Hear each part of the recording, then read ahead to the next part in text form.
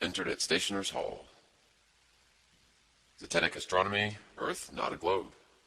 An experimental inquiry into the true figure of the Earth, proving it a plane, without axial or orbital motion, and the only material world in the universe. By Parallax. London, Simkin Marshall & Co., Stationer's Hall Court, Bath, Hayward Green Street, 1865. The right of translation is reserved by the author. Bath, printed at South Hayward Green Street. General contents. Section 1, Introduction, experiments proving the Earth to be a plane. Section 2, the Earth, no axial or orbital motion. Section 3, the true distance of the Sun and stars. Section 4, the Sun moves in a circle over the Earth, concentric with the North Pole.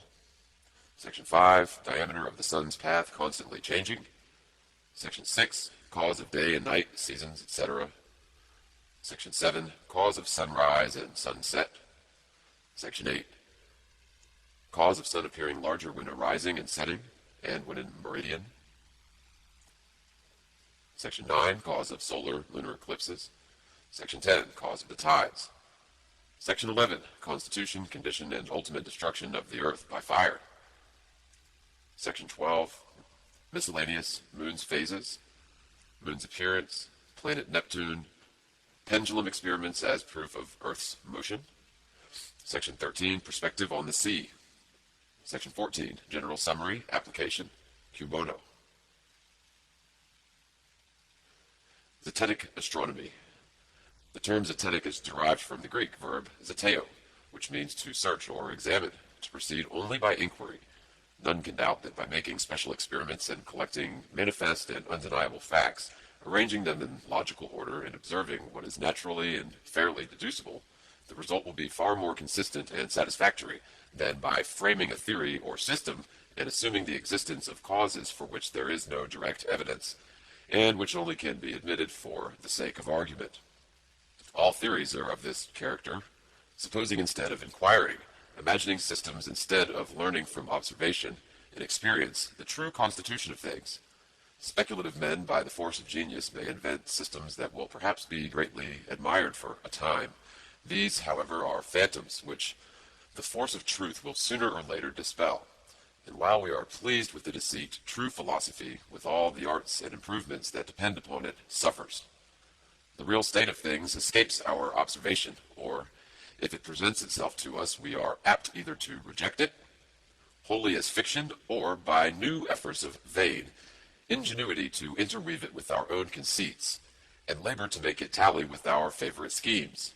Thus, by blending together all parts so ill-suited, the whole becomes forth an absurd composition of truth and error.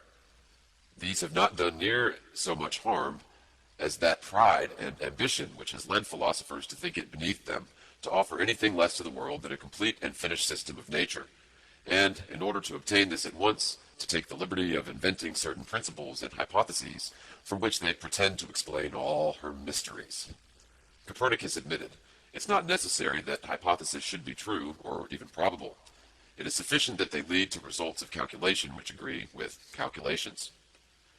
Neither let anyone, so far as hypotheses are concerned, expect anything certain from astronomy, since that science can afford nothing of the kind, lest in case he should adopt for truth things find for another purpose, he should leave this study more foolish than he came. The hypothesis of the terrestrial motion was nothing but an hypothesis, valuable only so far as it explained phenomena, and not considered with reference to absolute truth or falsehood. An account of Sir Isaac Newton's discoveries, by Professor Maclaurin, M.A., F.R.S., of the Chair, Mathematics at the University of Edinburgh. Newtonian and all other systems of nature are little better than the hypothesis of the terrestrial motion of Copernicus. These foundations, or premises, are always unproved. No proof is ever attempted. The necessity for it is denied. It is considered sufficient that the assumptions shall seem to explain the phenomena selected. In this way, it is that one theory supplants another. That system gives way to system as one failure after another compels opinions to change. This will ever be so. There will always exist in the mind a degree of uncertainty, a disposition to look upon philosophy as a vain pretension, a something almost antagonistic to the highest aspirations in which humanity can indulge, unless the practice of theorizing be given up, and the method of simple inquiry, the Zetetic process, be adopted. Nature speaks to us in peculiar language. In the language of phenomena, she answers at all times the questions which are put to her, and such questions are experiments. Not experiments only which corroborate what has previously been assumed to be true, but experiments in every form bearing on the subject of inquiry, before a conclusion is drawn or premise is affirmed. We have an excellent example of Zetetic reasoning in an arithmetical operation, more especially so in what is called the golden rule, or the rule of three. If 100 weight of any article is worth a given sum, what will some other weight of that article be worth? The separate figures may be considered as the elements or facts of the inquiry. The placing and working of these as the logical arrangement in the quotient or answer is the fair and natural deduction. Hence, in every Zetetic process, the conclusion is arrived at is essentially a quotient, which, if the details be correct, must be of necessity be true beyond the reach or power of constant contradiction. In our efforts of justice, we have also an example of the Zetetic process. A prisoner is placed at the bar. Evidence for and against him is advanced. It is carefully arranged and patently considered, and only such a verdict given us could not injustice be avoided. Society would not tolerate any other procedure. It would brand with infamy whomever should assume a prisoner to be guilty and prohibit all evidence, but such as would corroborate the assumption. Yet such is the character of theoretical philosophy. The Zetetic process is also the natural method of investigation. Nature herself teaches it. Children invariably seek information by asking questions, by earnestly inquiring from those around them. Question after question, in rapid and exciting succession, will often proceed from a child, until the most profound in learning philosophy will feel puzzled to reply. If both nature and justice, as well as the common sense and practical experience of mankind demand, it will not be content with less or other than the Zetetic process. Why should it be ignored and violated by the learned in philosophy? Let the practice of theorizing be cast aside as one fatal to the full development of truth, oppressive to the reasoning power, and in every sense inimical to the progress and permanent improvement of the human race. If then we adopt the Zetetic process to ascertain the true figure and condition of the earth, we shall find that instead of its being a globe and moving in space, it is the direct contrary, a plane without motion and unaccompanied by anything in the firmament analogous to itself. If the earth is a globe and 25,000 miles in circumference, the surface of all standing water must have a certain degree of convexivity. Every part must be an arc of a circle, curvating from the summit at the rate of 8 inches per mile multiplied by the square of the distance. That this may be sufficiently understood, the following quotation is given from the Encyclopedia Britannica, art, leveling. Quote, if a line which crosses the plumb line at right angles be continued for any considerable length, it will rise above the earth's surface, the earth being globular in this hypothesis, and this rising will be as the square of the distance to which the said right line is produced. So, that is to say, it's raised 8 inches, very nearly above the earth's surface, at 1 mile distance, 4 times as much, or 32 inches, at the distance of 2 miles, 9 times as much, or 72 inches, at the distance of 3 miles. This is owing to the globular figure of the earth, and this raising is the difference between the true and apparent levels, the curve of the earth being the true level, and the tangent to it the apparent level. So soon does the difference between the true and apparent levels become perceptible that it is unnecessary to make an allowance for it if the distance betwixt the two stations exceeds 2 chains. Picture 1. Let D be a small portion of the earth's circumference, whose center of curvature is A, and consequently all the points of this arc will be on a level. But a tangent BC, meeting the vertical line AD in C, will be the apparent level at the point B, and therefore DC is the difference between the apparent and the true level at point B. The distance CD must be deducted from the observed height to have the true difference of level, or the differences between the distances of 2 points from the surface of the earth, or from the center of curvature. But we shall afterwards see how this correction may be avoided altogether in certain cases. To find an expression for CD, we have Euclid, 3rd book, 36, prop, which proves that the BC squared equals CD 2AD times CD. But since in all cases of leveling CD is exceedingly small compared with 2AD, we may safely neglect CD and then BC equals 2AD times CD, or CD equals BC squared over 9AD. Hence, the depression of the true level is equal to the square of the distance divided by twice the radius of the curvature of the Earth. For example, taking a distance of 4 miles, the square of 4 equals 16, and putting down twice the radius of the Earth's curvature, as in round figures about 8,000 miles, we make the depression on 4 miles equals 16 over 8,000, of a mile equals 16 times 1760 over 8,000, and yards equals 176 over 50. Yards equals 528 over 50, feet, or rather better than 10.5 feet. Or if we take the mean radius of the Earth as the mean radius of its curvature, and consequently 2AD equals 7912 miles, then 5280 feet being 1 mile, we shall have the CD in the depression in inches, 5280 times 12 times BC squared over 7912 equals 8008 BC squared inches. The preceding remarks suppose the visual ray CB to be a straight line, whereas, on account of the unequal densities of the air at different distances from the Earth, the rays of light are incurvated by refraction. The effect of this is to lessen the difference between the true and apparent levels, but in such an extremely variable and uncertain manner that if any constant or fixed allowance is made for it in formula or tables, it will often lead to a greater error than what was intended to obviate. For though the effraction may at a mean compensate for about 1/7 of the curvature of the Earth, it sometimes exceeds 1/5, and at other times does not amount to 1/15.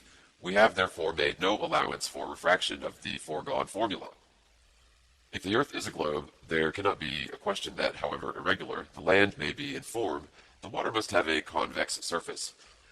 And as the difference between the true and apparent level, or the degree of curvature, would be 8 inches in 1 mile, and in every succeeding mile 8 inches multiplied by the square of the distance, there can be no difficulty in detecting either its actual existence or proportion. Experiments made up on the sea have been objected to on account of its constantly changing altitude, and the existence of banks and channels which produce a crowding of the water's currents and other irregularities. Standing water has therefore been selected, and many important experiments have been made, the most simple of which is the following. In the county of Cambridge there is an artificial river or canal called the Old Bedford. It is upwards of 20 miles long and passes straight, in a straight line, through that part of the fens called the Bedford Level. The water is nearly stationary, often entirely so, and throughout its entire length has no interruption from locks or water gates, so that it is in every respect well adapted for ascertaining whether any and what amount of convexivity really exists. A boat with a flag standing 3 feet above the water was directed to sail from a place called Welney Bridge to another place called Welch's Dam. These 2 points are 6 statute miles apart. The observer, with a good telescope, was seated in the water as a bather, it being the summer season, with the eye not exceeding 8 inches above the surface. The flag and the boat down to the water's edge were clearly visible throughout the whole distance.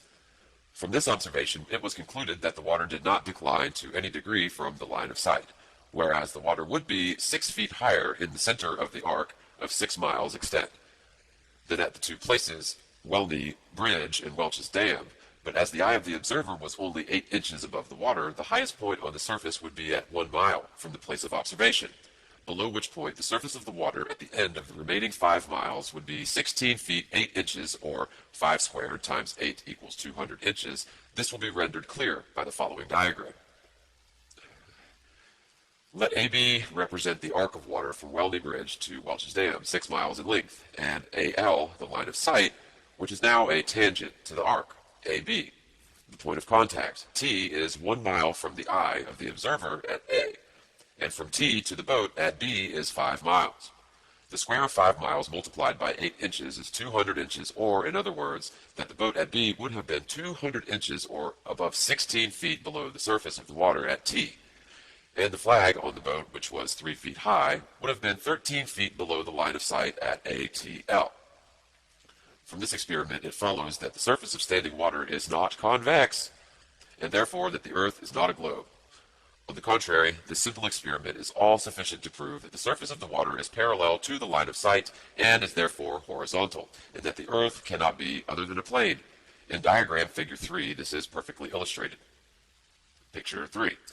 AB is the line of sight and CD the surface of the water equidistant from or parallel to it throughout the whole distance observed. Although, on account of the variable state of the water, objections have been raised to experiments made upon the seashore to test the convexivity of the flood or ebb tide level, none can be urged against observations made from higher altitudes. For example, the distance across the Irish Sea between Douglas Harbor in the Isle of Man and the Great Orme's Head in North Wales is 60 miles.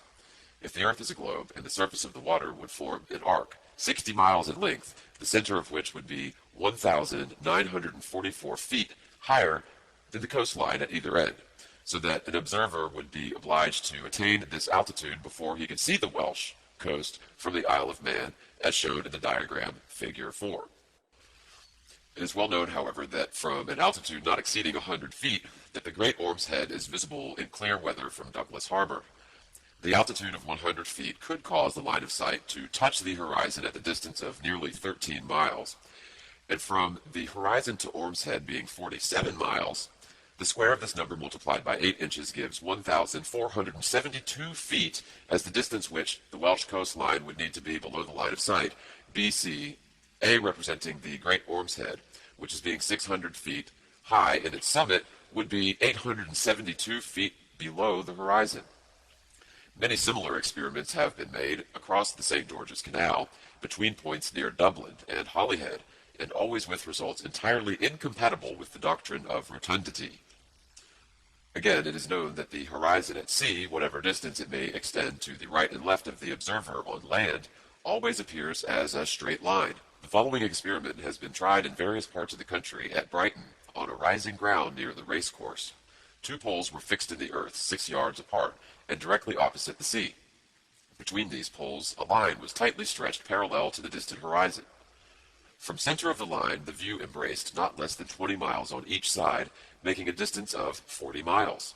A vessel was observed sailing directly westwards. The line cut the rigging a little above the bulwarks, which it did for several hours, or until the vessel had sailed at the whole distance of 40 miles. This will be understood by reference to the diagram figure 5. If the Earth were a globe, the appearance would be as represented in figure 6. The ship coming into view from the east would have to ascend an inclined plane for 20 miles until it arrived at the center of an arc AB, whence it would have to descend for the same distance. The square of 20 miles multiplied by 8 inches gives 266 feet, as the amount the vessel would be below the line CD at the beginning and at the end of the 40 miles. If we stand upon the deck of a ship, or mount to the mast ahead, or go to the top of a mountain, or ascend above the earth in a balloon, and look over the sea, the surface appears as a vast inclined plane raising up in the distance it intercepts the line of sight. If a good mirror can be held in the opposite direction, the horizon will be reflected as a well-defined mark, or line across the center, as represented in the diagram figure 7. Ascending or descending, the distant horizon does the same. It rises and falls with the observer, and is always on a level with his eye. If he takes a position where the water surrounds him, as at the masthead of a ship out of sight of land, or on the summit of a small island far from the mainland, the surface of the sea appears to rise up on all sides equally and to surround him like the walls of an immense amphitheater.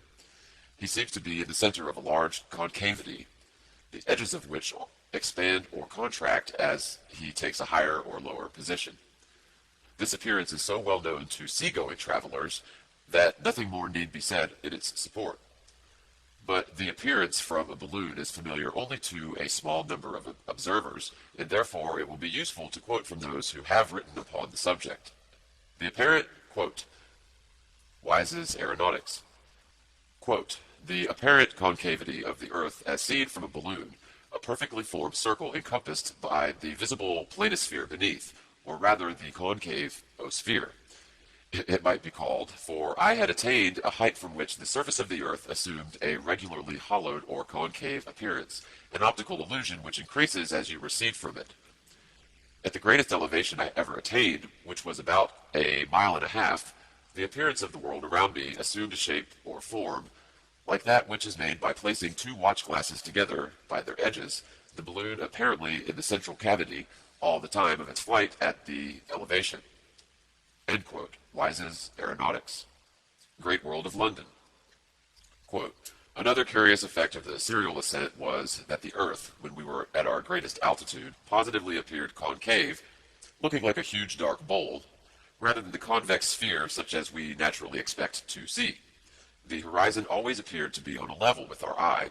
It seems to rise as we rise, until at length of the elevation of the circular boundary line of sight becomes so marked that the Earth assumes the anomalous appearance, as we have said, of a concave rather than a convex body. Mayhew's Great World of London, end quote.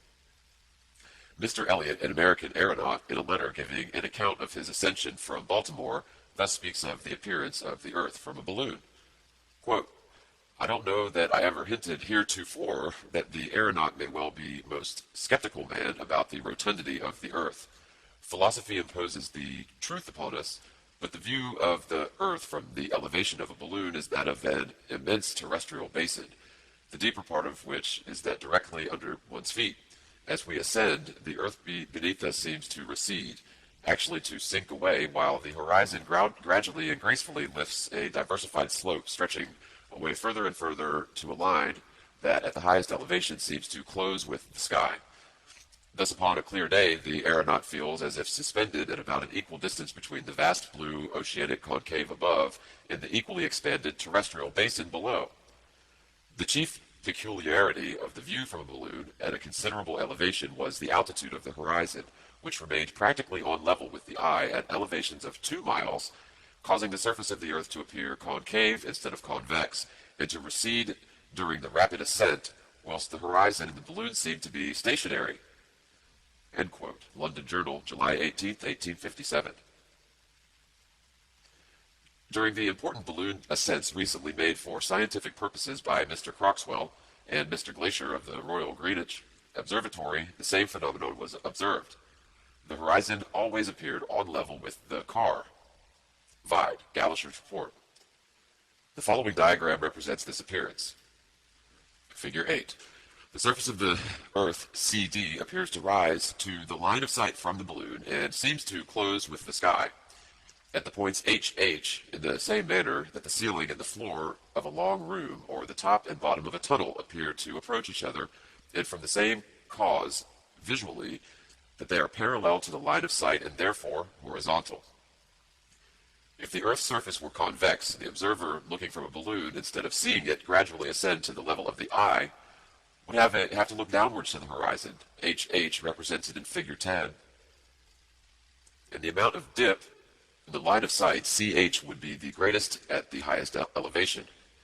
Many more experiments have been made that are here described, but the selection now given is amply sufficient to prove that the surface of water is horizontal, and that the Earth, taken as a whole, its land and water together, is not a globe, has really no degree of sphericity, but is to all intents and purposes a plane.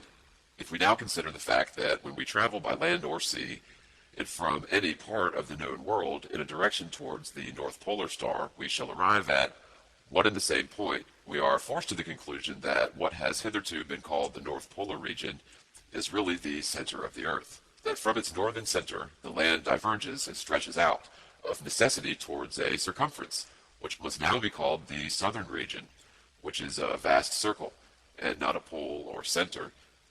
That there is one center, the north, and one circumference, the south. This language will be better understood by reference to the diagram in Figure 10. Figure 10. North represents the northern center, and SSS the southern circumference, both icy or frozen regions. That the south is an immense ring or glacial boundary is evident from the fact that within the Antarctic Circle, the most experienced, scientific, and daring navigators have failed in their attempts to sail in a direct manner completely around it. Lieutenant Wilkes of the American Navy, after great and prolonged efforts and much confusion in his reckoning, and seeing no prospect of success, was obliged to give up his attempt and return to the north. This he acknowledged in a letter to Captain Sir James Clark Ross. with whose intention to explore the South Seas he had become acquainted, in which the following words occur. Quote, I hope you intend to circumnavigate the Antarctic Circle. I made 70 degrees of it. End quote. Captain Ross, however, was himself greatly confused in his attempts to navigate the southern region. In his account of the voyage, he says at page 96, quote, we found ourselves every day from 12 to 6 miles by observation in advance of our reckoning. End quote. Quote, by our observations we found ourselves 58 miles to the eastward of our reckoning in 2 days. End quote. And in this and other ways, all the great navigators have been frustrated in their efforts, and have been more or less confounded in their attempts to sail around the earth, upon or beyond the Antarctic Circle. But if the southern region is a pole or center, like the north, there would be little difficulty in circumnavigating it, for the distance round would be comparatively small. When it is seen that the earth is not a sphere, but a plane having only one center, the north, and that the south is the vast icy boundary of the world, the difficulties experienced by circumnavigators can be easily understood. Having given a surface or bird's eye view of the earth, the following sectional representation will aid in completing the description. That's figure 11. EE represents the earth, WW the great deep, or the waters which surround the land, and N the northern center, and SS sections of the southern ice. At the present description is purely zetetic, and every fact must therefore have its fullest value assigned to it, and its consequences represented. A peculiarity must be pointed out in the foregoing diagram. It will be observed that from about points EE, the surface of the water rises towards the south, SS. It's clearly ascertained that the altitude of the water in various parts of the world is much influenced by the pressure of the atmosphere. However, this pressure is caused, and it is well known that the atmospheric pressure in the south is constantly less than it is in the north, and therefore the water in the southern region must always be considerably higher than it is in the northern. Hence the peculiarity referred to in the diagram. The following quotation from Sir James Ross's Voyages, page 483, will corroborate the above statements. Quote, our barometrical experiments appear to prove that a gradual diminution of atmospheric pressure occurs as we proceed southwards from the Tropic of Capricorn. It has hitherto been considered that the mean pressure of the atmosphere at the level of the sea was nearly the same in all parts of the world, as no material difference occurs between the equator and the highest northern latitudes. The causes of the atmospheric pressure being so very much less in the southern than in the northern hemispheres remains to be determined.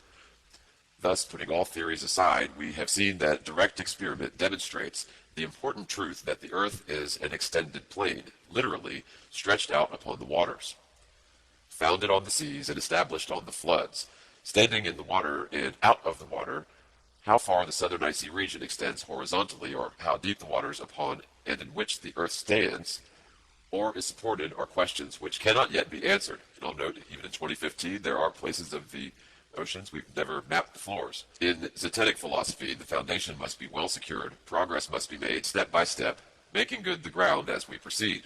And whenever a difficulty presents itself or evidence fails to carry us farther, we must promptly and candidly acknowledge it and prepare for future investigation, but never fill up the inquiry by theory and assumption. In the present instance, there is no practical evidence as to the extent of the southern ice and the, quote, great deep. Who shall say whether the depth and extent of the mighty waters have a limit, or constitute the world without an end? Having advanced direct and special evidence that the surface of the earth is not convex, but on the contrary, a vast and irregular plane, it now becomes important that the leading phenomena upon which the doctrine of rotundity has been founded should be carefully examined. First, it is contended that because of the hull of an outward-bound vessel disappears before the masthead, the water must be convex, and therefore the earth is a globe. In this conclusion, however, there is an assumption involved, visual, that such a phenomenon can only result from a convex surface. Inquiry will show that this is erroneous. If we select for observation a few miles of straight and level railway, we shall find that the rails, which are parallel, appear in the distance to approach each other.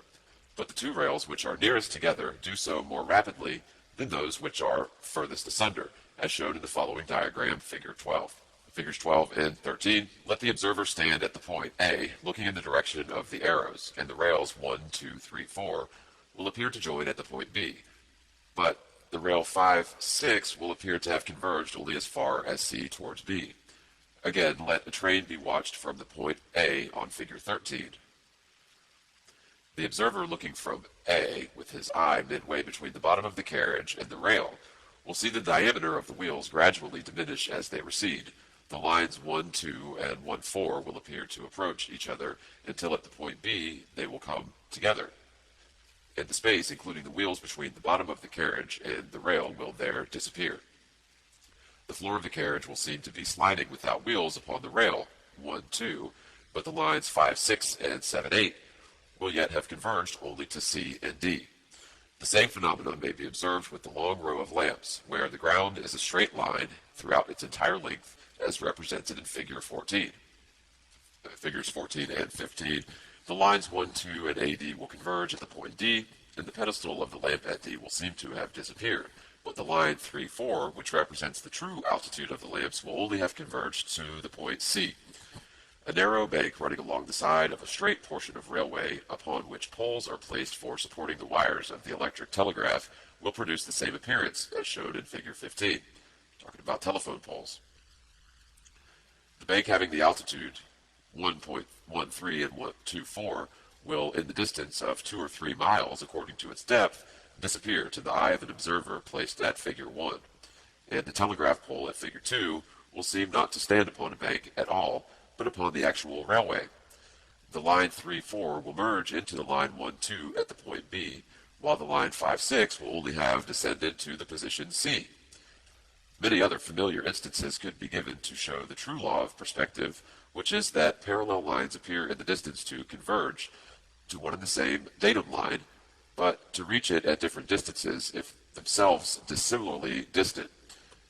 This law being remembered, it's easy to understand how the hull of an outward-bound ship, although sailing upon a plane surface, disappears before the masthead. On Figure 16, let AB represent the surface of the water, CH the line of sight, and ED the altitude of the masthead.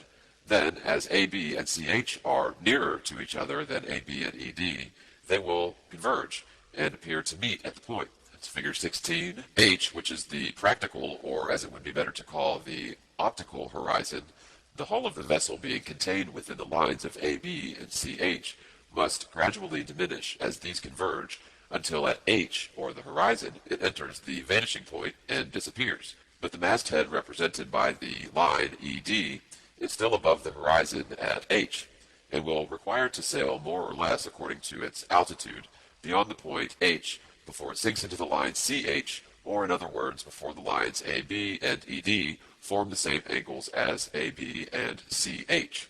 It will be evident that also that should the elevation of the observer be greater than C, the horizon or vanishing point would not be formed at H, but at a greater distance, and therefore the hull of the vessel would be longer visible. Or, if when the hull has disappeared at H, the observer ascends from the elevation at C to a higher position nearer to E, it will again be seen. Thus, all the phenomena which have so long been considered as proofs of the Earth's rotundity are really optical sequences of the contrary doctrine, to argue that because the lower part of an outward-bound ship disappears before the highest, the water must be round, is to assume that a round surface only can produce this effect! But it is now showed that a plane surface necessarily produces this effect, and therefore the assumption is not required, and the argument involved is fallacious! It may here be observed that no help can be given to this doctrine of rotundity by quoting the prevailing theory of perspective. The law represented in the foregoing diagrams is the law of nature. It may be seen in every layer of a long wall, in every hedge and bank of the roadside, and indeed in every direction where lines and objects run parallel to each other. But no illustration of the contrary perspective is ever to be seen, except in the distorted pictures, otherwise cleverly and beautifully drawn as they are, which abound in our public and private collections. I should mention that even in 2015, such things have gotten much, much worse than they were back in the late 1800s. The theory which affirms that parallel lines converge only to one and the same point upon the eye line is an error. It is true only of lines equidistant from the eye line. It is true that parallel lines converge to one and the same eye line, but meet it at different distances when more or less apart from one another. This is the true law of perspective as shown by nature herself. Any other idea is fallacious, and will deceive whoever may hold and apply it to practice. As it is of great importance that the difference should be clearly understood, the following diagram is given. Let EL in figure 17 represent the I line and C the vanishing point of the lines 1C, 2C, and the lines 3, 4, 5, 6, although converging somewhere to the line EL, will not do so to the point C, but 3, 4, and will proceed to D and 5 and 6 to H. It is repeated that lines equidistant from the datum will converge on the same point and at the same distance, but lines not equidistant will converge on the same datum, but at different distances. A very good illustration of the difference is given in figure 18. Theoretic perspective would bring the lines 1, 2, and 3 to the same datum line, EL, and to the same point, A. But the true or natural law would bring the lines 2 and 3 to the point A, because equidistant from the I line, EL, but the line 1 being further from EL than either 2 or 3, would be taken beyond the point A, on towards C, until it formed the same angle upon the line EL as 2 and 3 form at the point A. The subject of perspective will not be rendered sufficiently clear unless an explanation be given of the cause and character of what is technically called the, quote, vanishing point. Why do objects, even when raised above the earth, vanish at a great distance? It is known, and can only be easily proved by experiment, that the, quote, range of the eye, or diameter of the field of vision, is 110 degrees. Consequently, this is the largest angle under which an object can be seen. The range of vision is from 110 degrees to 1 degree. The smallest angle under which an object can be seen is upon an average for different sites, the 60th part of a degree, or 1 minute in space, so that when an object is removed from the eye 3,000 times its own diameter, it will only just be distinguishable. Consequently, the greatest distance at which we can behold an object like a shilling of an inch in diameter is 3,000 inches, or 250 feet.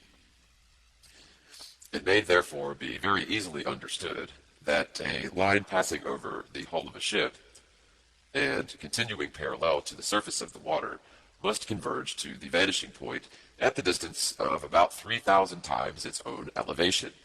In other words, if the surface of the hull be 10 feet above the water, it will vanish at 3,000 times 10 feet, or nearly 6 statute miles.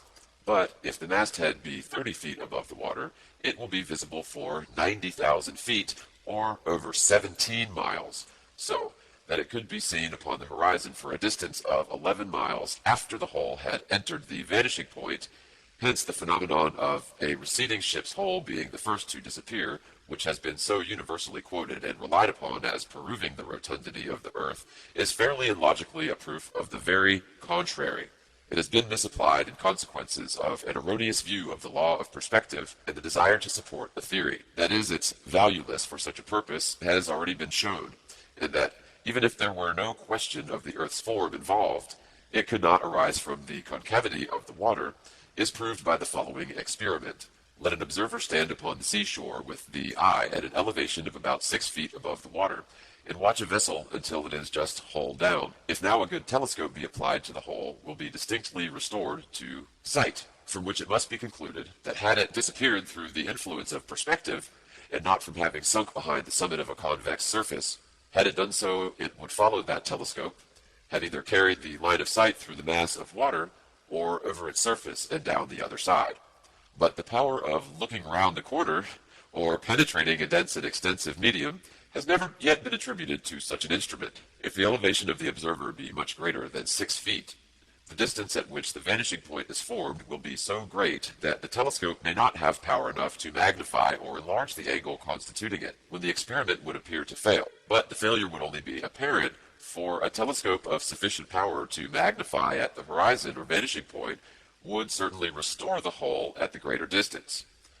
An illustration or proof of the Earth's rotundity is also supposed to be found in the fact that navigators, by sailing due east or west, return in the opposite direction. Here again, a supposition is involved, visual, that upon a globe only could this occur. But it is easy to prove that it could take place as perfectly upon a circular plane as upon a sphere.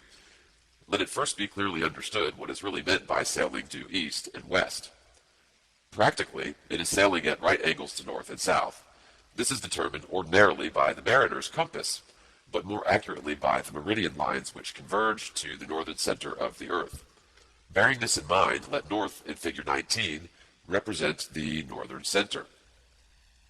So figure 19 represents the northern center, and the lines NS, the directions north and south. Then let the small arrow, figure 1, represent the vessel on the meridian of Greenwich, with its head W at right angles or due west, and the stern E due east. It is evident that in passing to the position of the arrow, figure 2, which is still due west or square to the meridian, the arc 1, 2 must be described, and in sailing still further under the same condition, the arcs 2, 3, 3, 4, and 4, 1 will be successfully passed over until the meridian of Greenwich, figure 1, is arrived at, which was the point of departure. Thus, a mariner, by keeping the head of his vessel due west or at right angles to the north and south, practically circumnavigates a plane surface, or, in other words, he describes a circle upon a plane, at a greater or lesser distance from the center north, and being at all times square to the radii north and south, he is compelled to do so, because the earth is a plane, having a central region towards which the compass and the meridian lines which guide him converge. So far, then, from the fact of a vessel sailing due west coming home from the east and vice versa, being a proof of the earth's rotundity, is simply a phenomenon consistent with and dependent upon its being a plane. The subject may be perfectly illustrated by the following simple experiment. Take a round table, fix a pin in the center, to this attach a thread, and extend it to the edge. Call the center north and the circumference the south. Then, at any distance between the center and the circumference, a direction at right angles to the thread will be due east and west, and a small object as a pencil placed across or square to the thread to represent a ship may be carried completely round the table with this right angled position being altered, or the right angled position firmly maintained. The vessel must of necessity describe a circle on being moved from right to left or left to right. Referring again to the diagram, figure 19, the vessel may sail from the north towards the south upon the meridian, figure 1, and there turning due west may pass Cape Horn, represented by D, and continues its westerly course until it passes the point C, or the Cape of Good Hope, and again reaches the meridian, figure 1, upon which it may return to the north. Those, then, who hold that the earth is a globe because it can be circumnavigated have an argument which is logically incomplete and fallacious. This will be seen at once by putting it in the syllogistic form. The globe only can be circumnavigated. The earth has been circumnavigated. Therefore, the earth is a globe. It has been shown that a plane can be circumnavigated, and therefore, the first or major proposition is false. And being so, the conclusion is false. This portion of the subject furnishes a striking instance of the necessity of, at all times, proving a proposition by direct and immediate evidence, instead of quoting a natural phenomenon as proof of what has previously been assumed. But the theory will not admit of this method, and therefore the zetetic process, or inquiry before conclusion, entirely eschewing assumptions, is the only course which can lead to simple and unalterable truth. Whoever creates or upholds a theory adopts a monster, which will sooner or later betray and enslave him, or make him ridiculous in the eyes of practical observers. Closely following the subject of circumnavigation, the gain and loss of time discovered on sailing east and west is referred to as another proof of rotundity. But this illustration is equally fallacious, with the last and from the same cause, viz., the assumption that a globe only could produce the effect observed. It will be seen by reference to diagram figure 19 that the effect must take place equally upon a plane as upon a globe. Let the ship WE, upon the meridian, figure 1, at 12 at noon, begin to sail towards the position, figure 2, which it will reach the next day at 12 or in 24 hours. The same 24 hours will have returned only to figure 1, and will require to move for another hour or more until it reaches the ship at figure 2, making 25 hours instead of 24, in which the sun would have returned to the ship if it had remained at figure 1. In this way, the sun is more and more behind the meridian time of the ship as it proceeds day after day upon its westerly course, so that on completing the circumnavigation, the ship's time is a day later than the solar time, reckoning to and from the meridian at Greenwich. But the contrary follows if the ship sails from figure 1 towards figure 4, or to the east, because it will meet the sun 1 hour earlier than the 24 hours which would be required for it to pass on to figure 1. Hence, on completing the circle 14321, the time at the ship would be 1 day in advance of the time at Greenwich, or the position figure 1. Captain Sir J.C. Ross at page 132, volume 2, says, November 25th, it's a quote, having by sailing to the eastward gained 12 hours, it became necessary on crossing the 180th degree and entering upon west longitude, in order to have our time correspond with that of England, to have 2 days following the same date, and by this means lose time we had gained, and still were gaining as we sailed to the eastward. End quote. In further illustration of this matter, and to impress the mind of the readers with its importance as an evidence in support of the theory of the Earth's sphericity, several authors have given the following story. 2 brothers, twins, born within a few minutes of each other, and therefore of the same age, on growing to manhood went to sea. They both circumnavigated the Earth, but in opposite directions, and when they again met, one was a day older than the other. Whatever the truth there may be in this account, it is here shown that be no more favorable to the idea of rotundity than it is to the opposite fact that the earth is a plane, as both forms will permit of the same effect.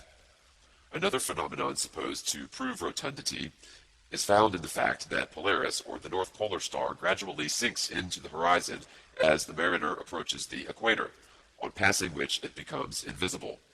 First, it is an ordinary effect of perspective for an object to appear lower and lower as the observer recedes. Let anyone try the experiment of looking at a lighthouse, church spire, monument, gas lamp, or other elevated object from the distance of a few yards, and notice the angle at which it is observed.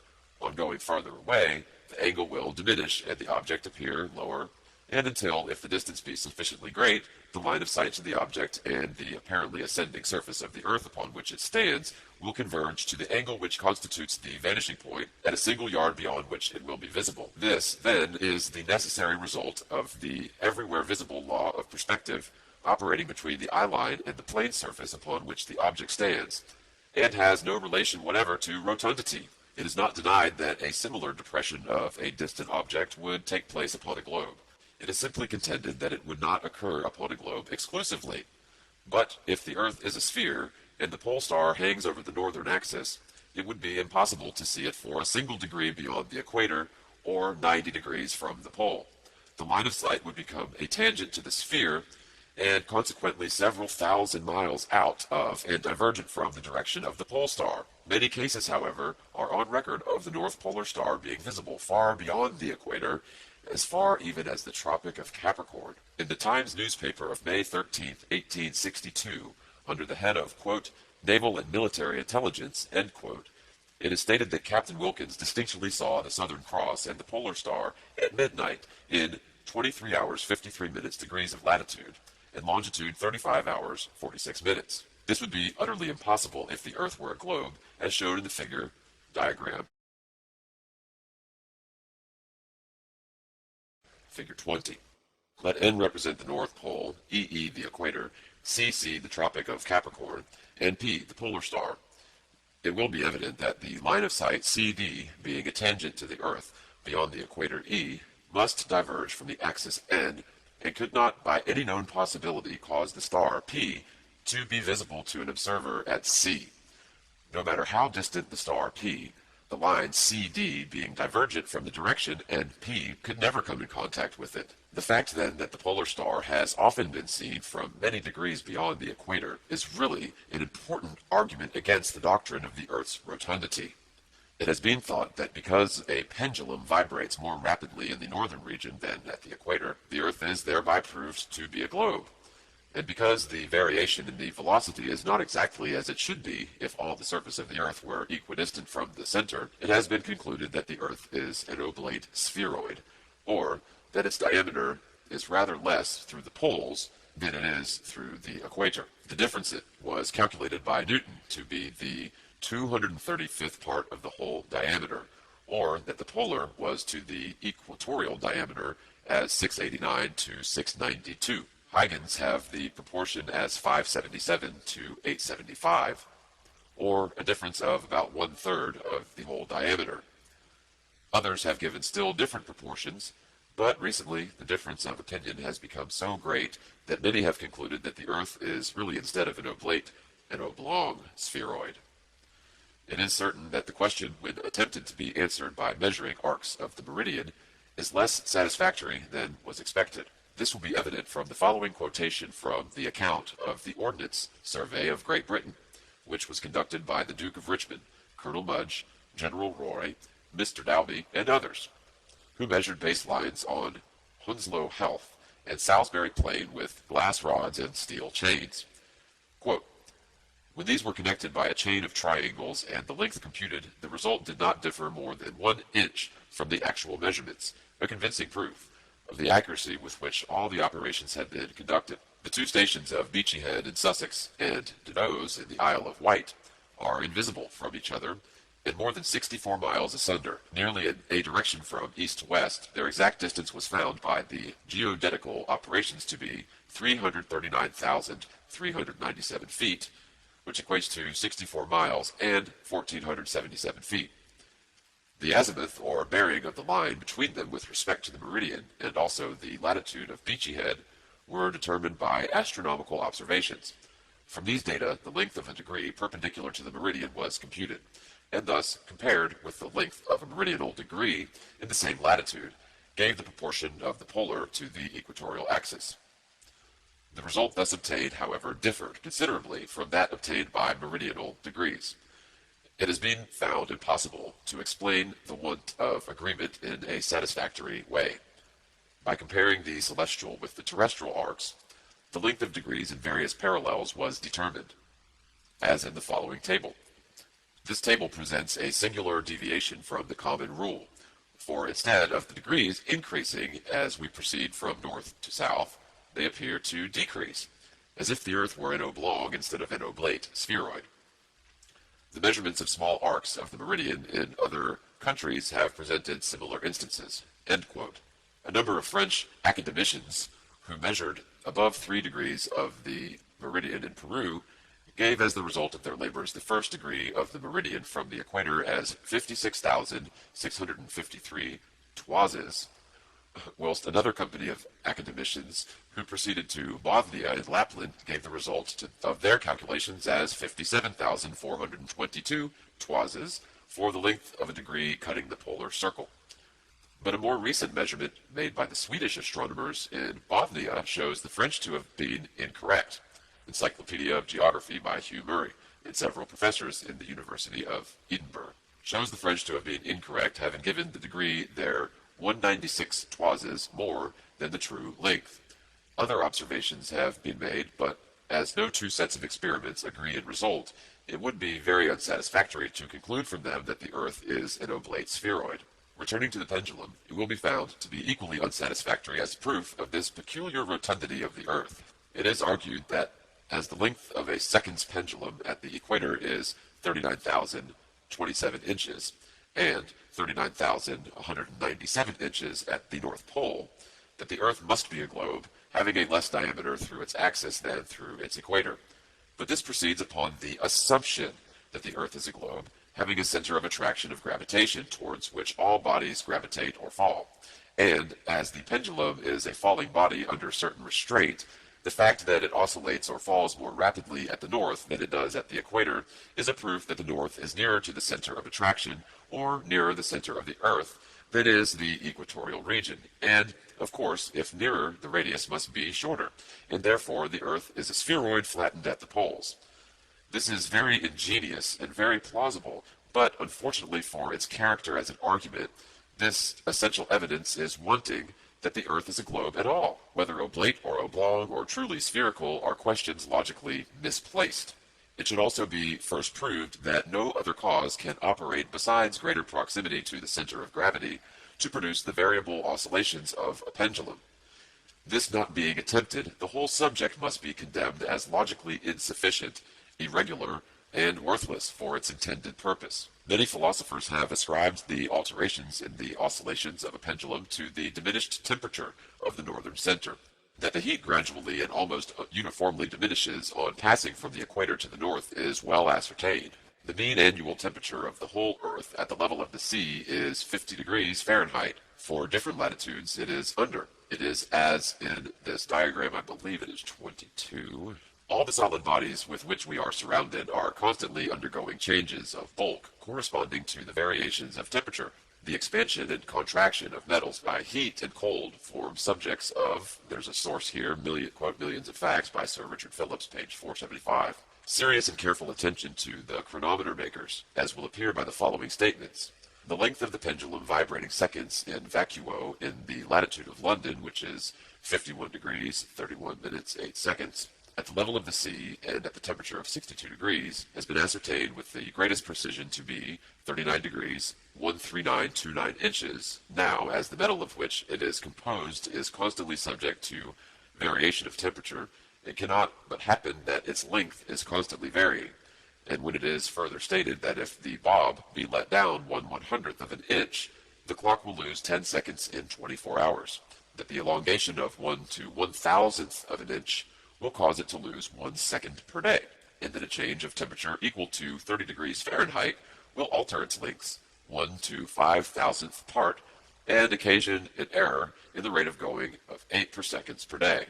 It will appear evident that some plan must be devised for obviating so serious an inconvenience. End quote. From these data, it is readily seen that the variations in the rate of a pendulum, as it is carried from the equator towards the north, are sufficiently explained without supposing that they arise from a peculiar spheroidal form of the earth. Others have attributed the variable motions of the pendulum to increased density of the air. That quote was from Noad's Lectures on Chemistry, page 41. Others have attributed the variable motions of the pendulum to increased density of the air on going northwards. That the condition of the air must have some influence in this respect will be seen from the following extract from Experiments on Pendulums by Dr. Durham, recorded in numbers 294 and 480 of the Philosophical Transactions. Quote, the arcs of vibration in vacuo were larger than in the open air, or in the receiver before it was exhausted. The enlargement or diminution of the arches of vibration were constantly proportional to the quantity of air, or rarity or density of it, which was left in the receiver of the air pump. And as the vibrations were larger or shorter, so the times were accordingly, viz.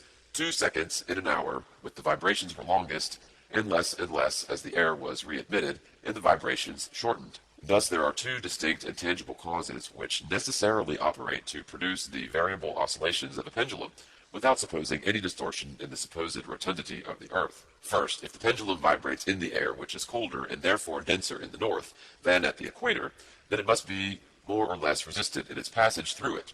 And secondly, if it vibrates in vacuo, the temperature being less, the length must be less, the arcs of vibration less, and the velocity greater. In going towards the equator, the temperature increases, the length becomes greater, and the arcs increase, and the times of vibration diminish.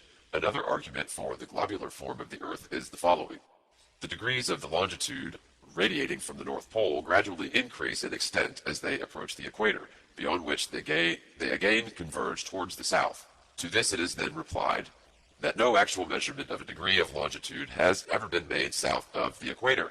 If it be said that mariners have sailed round the world in the southern region and have computed the length of the degrees, it is again replied that such evidence is unfavorable to the doctrine of rotundity. It will be seen from the following table of what degrees of longitude would be if the earth were a globe of 25,000 miles in circumference, and comparing these with the results of practical navigation, that the diminution of degrees of longitude beyond the equator is purely imaginary, latitudes at different longitudes.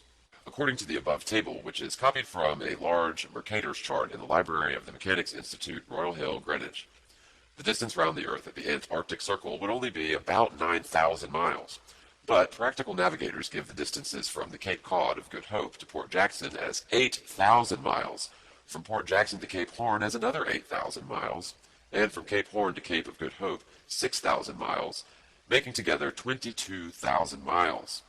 The average longitude of these places is 45 degrees, at which parallel the circuit of the Earth, if it be a globe, it should only be 14,282 miles. Here, then, is an error between the theory of rotundity and practical sailing of 7,718 miles. But there are several statements made by Sir James Clark Ross which tend to make the disparity even greater. At page 236, volume 2 of, quote, South Sea Voyages, it is said, from near Cape Horn to Port Phillip in Melbourne, Australia, the distance is 9,000 miles. These two places are 143 degrees of longitude from each other. Therefore, the whole extent of the Earth's circumference is a mere arithmetical question. If 143 degrees make 9,000 miles, what will be the distance made by the whole 360 degrees, into which the surface is divided? The answer is 22,657 miles, or 8,357 miles more than the theory of rotundity would permit. It must be borne in mind, however, that the Aboye distances are nautical measure, which is reduced to statute miles, gives the actual distance round the southern region at a given latitude as 26,433 statute miles, or nearly 1,500 miles more than the largest circumference ever assigned to the Earth at the equator. But actual measurement of a degree of longitude in Australia or some other land far south of the equator can alone place this matter beyond dispute. The problem to be solved might be given as the following. A degree of longitude in England at the latitude of 50 degrees north is 38 degrees 57 minutes nautical, or 45 statute miles at the latitude of Port Jackson in Australia, which is 45 degrees south.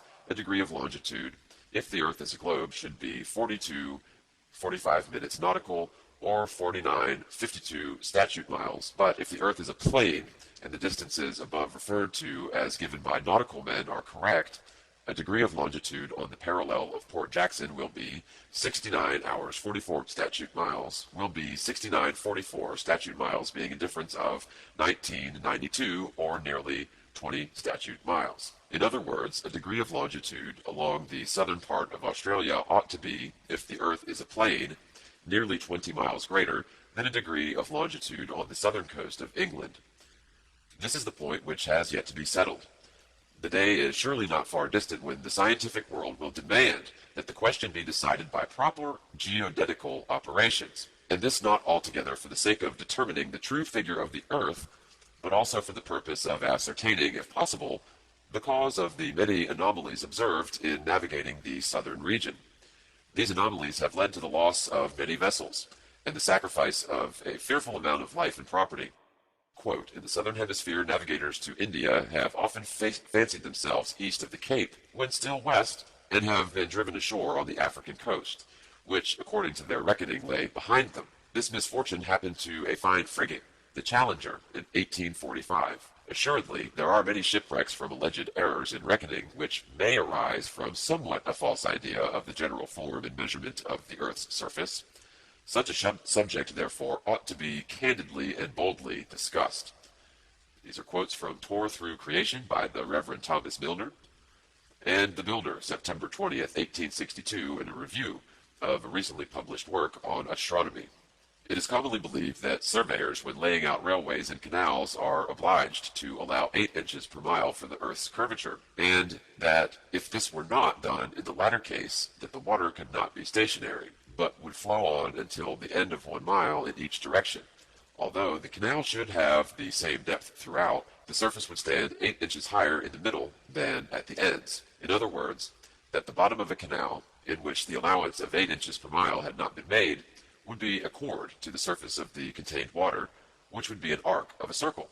To this it is replied that both in regard to railways and canals, wherever an allowance has been attempted, the work has not been satisfactory, and is so irregular where the results in the earlier days of railway, canal, and other surveying that the most eminent engineers abandoned the practice of the old forward leveling and allowing for convexivity, and adopted what is now called the double sight, or back and foresight method.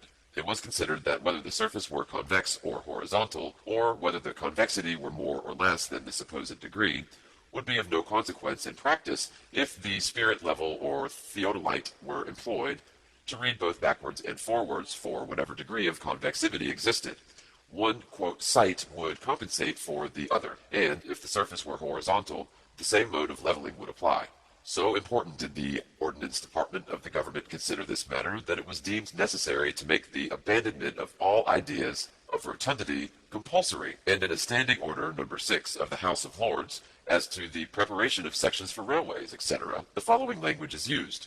Quote, that the section be drawn to the same horizontal scale as the plan, and to a vertical scale of not less than 1 inch to every 100 feet, and shall show the surface of the ground marked upon the plan, the intended level of the proposed work, the height of every embankment, and the depth of every cutting, and a datum horizontal line which shall be the same throughout the whole length of the work, or any branch thereof respectively, and shall be referred to some fixed point, stated in writing on the section, near some portion of such work. And in the case of a canal, cut, navigation, turnpike, or other carriage road, or railway, near either of the termini, end quote. Number 44 of the Standing Orders of the House of Commons is similar to the above, number 6 of the House of Lords. Thus it is evident that the doctrine of the earth's rotundity cannot be mixed up with the practical operations of civil engineers and surveyors, and to prevent the waste of time and the destruction of property which necessarily followed the doings of some who were determined to involve the convexity of the earth's surface into their calculations,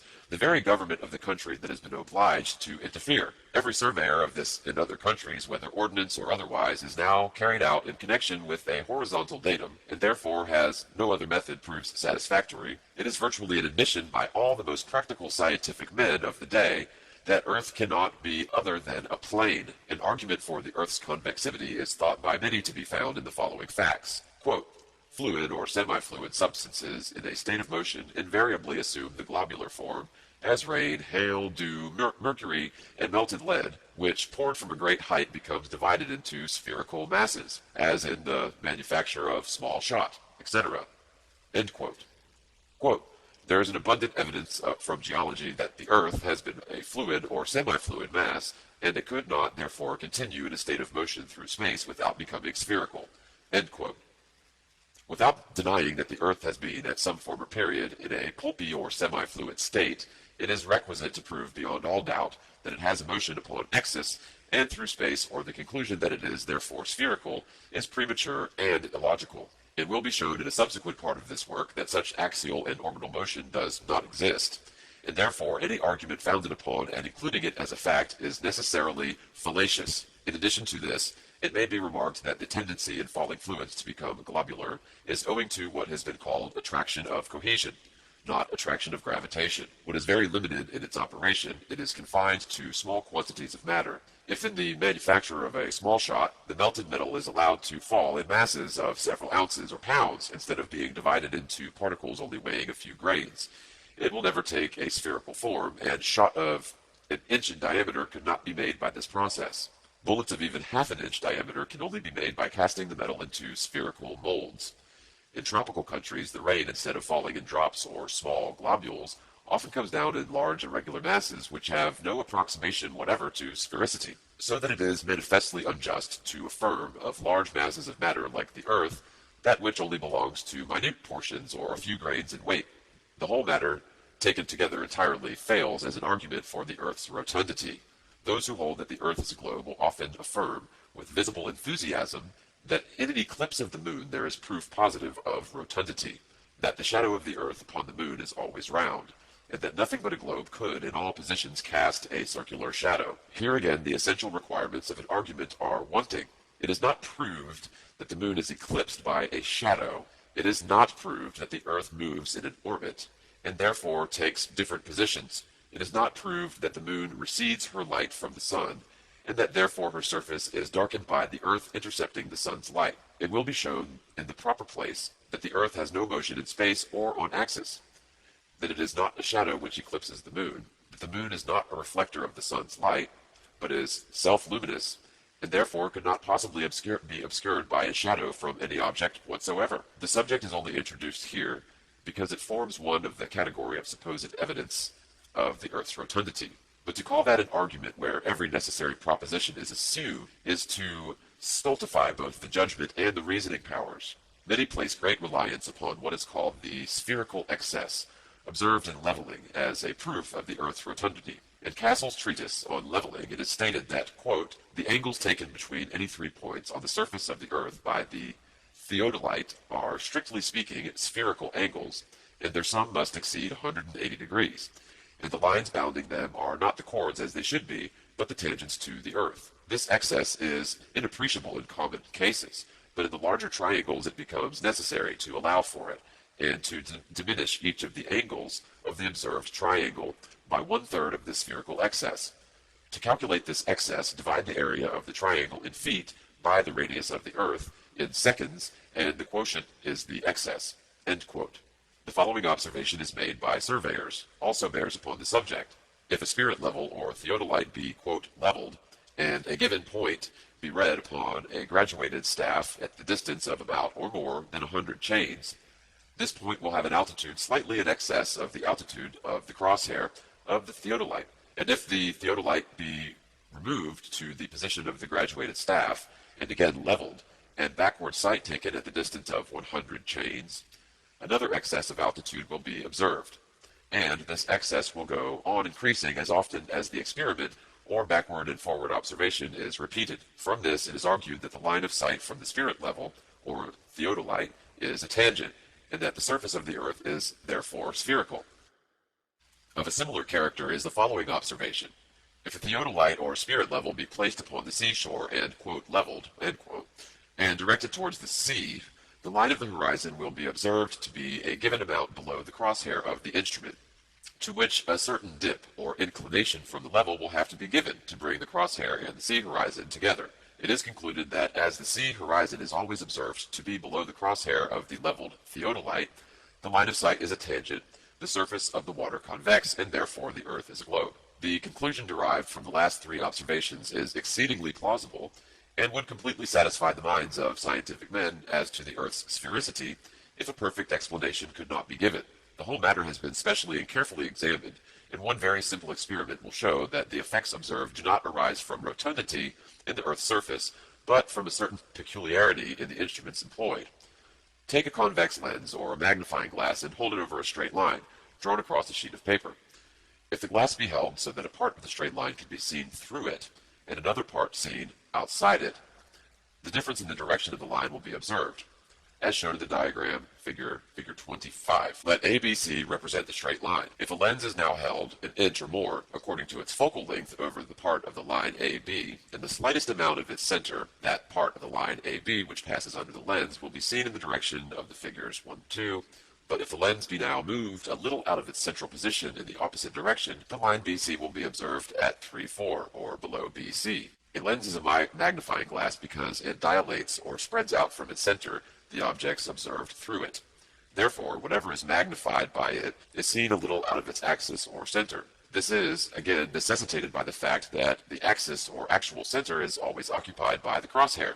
Thus, the line of sight in theodolite or spirit level, not being axial or absolutely central, reads upon a graduated staff a position which is necessarily slightly divergent from the axis of vision, and this is the source of that spherical excess which has so long been considered by surveyors as an important part of the Earth's rotundity. In this instance, as indeed in all others given as evidence that the Earth is a globe, the premises do not fully warrant the conclusion which is premature, drawn before the whole subject is fairly examined, and when other causes are simply sufficient to explain the effects observed. Zetetic Astronomy, Earth not a globe. Section 2. The Earth no axial or orbital motion. If a ball be allowed to drop from the masthead of a ship at rest, it will strike the deck at the foot of the mast. If the same experiment be tried with a ship in motion, the same result will be observed, because in the latter case the ball is acted upon simultaneously by two forces at right angles to each other. One, the momentum given to it by the moving ship in the direction of its own motion, and the other, the force of gravity, the direction of which is square to that of the momentum. The ball being acted upon by the two forces together will not go in the direction of either, but will take a diagonal course as shown in the following diagram. Figure 22, this is figure 1 for section 2.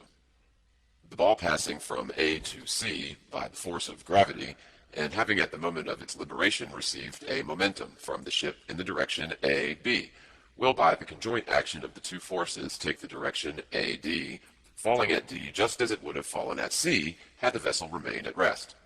In this way it is contended by those who hold that the Earth is a moving sphere, a ball allowed to fall from the mouth of a deep mine reaches the bottom in an apparently vertical direction, the same as it would if the Earth were motionless. So far, there need be no discussion. The explanation is granted. But now let the experiment be modified in the following way. Let the ball be thrown upwards from the masthead of a moving vessel, and it will take as before of 2 modified in the following way. Let the ball be thrown upwards from the masthead of a moving vessel. It will partake as before of 2 motions, the upward and the horizontal, and will take a diagonal course upwards and with the vessel, until the 2 forces expend themselves, when it will begin to fall by the force of gravity only, and drop into the water far behind the ship, which is still moving horizontally. Diagram figure 23 will illustrate this effect. Section 2, figure 2. The ball being thrown upwards in the direction AC, and the vessel moving from A to B, will cause it to pass in the direction AD, arriving at D when the vessel reaches B. The 2 forces have expended themselves when the ball arrives at D, and will begin to descend by the force of gravity in the direction DBH. But during its fall, the vessel will have reached the position S, so that the ball will drop far behind it at the point H. To bring the ball from D to S, 2 forces would be required as DH and DW, but as DW does not exist, the force of gravity operates alone, and the ball necessarily falls behind the vessel at a distance proportionate to the altitude attained at D and the time occupied in falling from D to H. The same result will be observed on throwing a ball directly upwards from a railway carriage when in rapid motion, as shown in the following figure 24. Figure 24. While the carriage or tender passes from A to B, the ball thrown from A to C will reach position D, but while the ball then comes down by the force of gravity operating alone to the point H, the carriage will have advanced to W, so that the ball will always drop more or less behind the carriage according to the force first given to it in the direction AC and the time occupied in ascending to D, and thence descending to H. It is therefore demanded that if the Earth had a motion upon axis from west to east, and a ball, instead of being dropped down a mine or allowed to fall from the masthead of a ship, be shot upwards into the air, from the moment of its beginning to descend the surface of the Earth would turn from under its direction and would fall behind or to the west of its line of descent. On making the experiment, no such effort is observed, and therefore the conclusion is unavoidable, that the Earth does not move upon axis. The following experiment has been tried with the object of obtaining definite results. If the Earth is a globe, having a circumference of 25,000 miles at the equator, the circumference at the latitude of London, or 51 degrees, will be about 16,000 statute miles, so that the motion of the Earth's surface, if 25,000 miles in 24 hours at the equator, in England would be more than 700 feet per second. An airgun was firmly fixed to a strong post, as shown at A in figure 25, and carefully adjusted by a plumb line, so that it was perfectly vertical. This is figure 25. Section 2, figure 4. On discharging the gun, the ball ascended in the direction AC. On discharging the gun, the ball ascended in the direction AC, and invariably during several trials descended within a few inches of the gun at A. Twice it fell back upon the very mouth of the barrel. The average time that the ball was in the atmosphere was 16 seconds, and as half the time would be required for the ascent and half for the descent, it is evident that if the Earth had a motion once round its axis in 24 hours, the ball would have passed in 8 seconds to the point D, while the airgun would have reached the position BH, the ball then commencing its descent, requiring also 8 seconds, would in that time have fallen to the point H, while the Earth and gun would have advanced as far as W.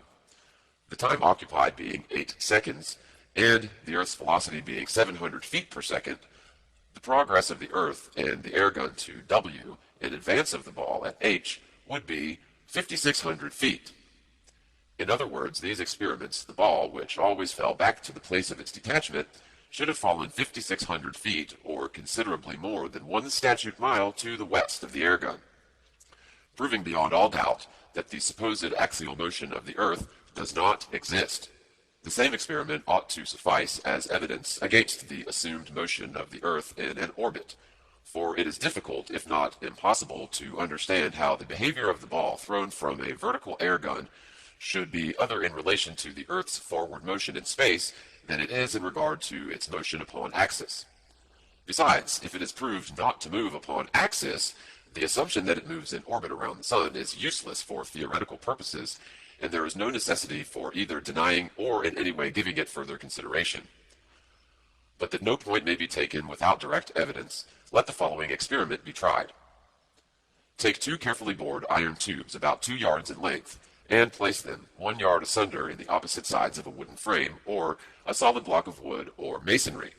So adjust them that their axis of vision shall be perfectly parallel to each other, and direct them to the plane of some notable fixed star, a few seconds previous to its meridian time. Let an observer be stationed at each tube, and the moment the star appears in the first tube, let a knock or other signal be given to be repeated by the observer at the second tube when he first sees the star. A distinct period of time will elapse between the signals given, showing that the same star is not visible at the same moment by two lines of sight parallel to each other and only 1 yard asunder. A slight inclination of the second tube towards the first would be required for the star to be seen at the same moment. If now the tubes be left in their position for 6 months, the same star will be visible at the same meridian time without the slightest alteration being required in the direction of the tubes.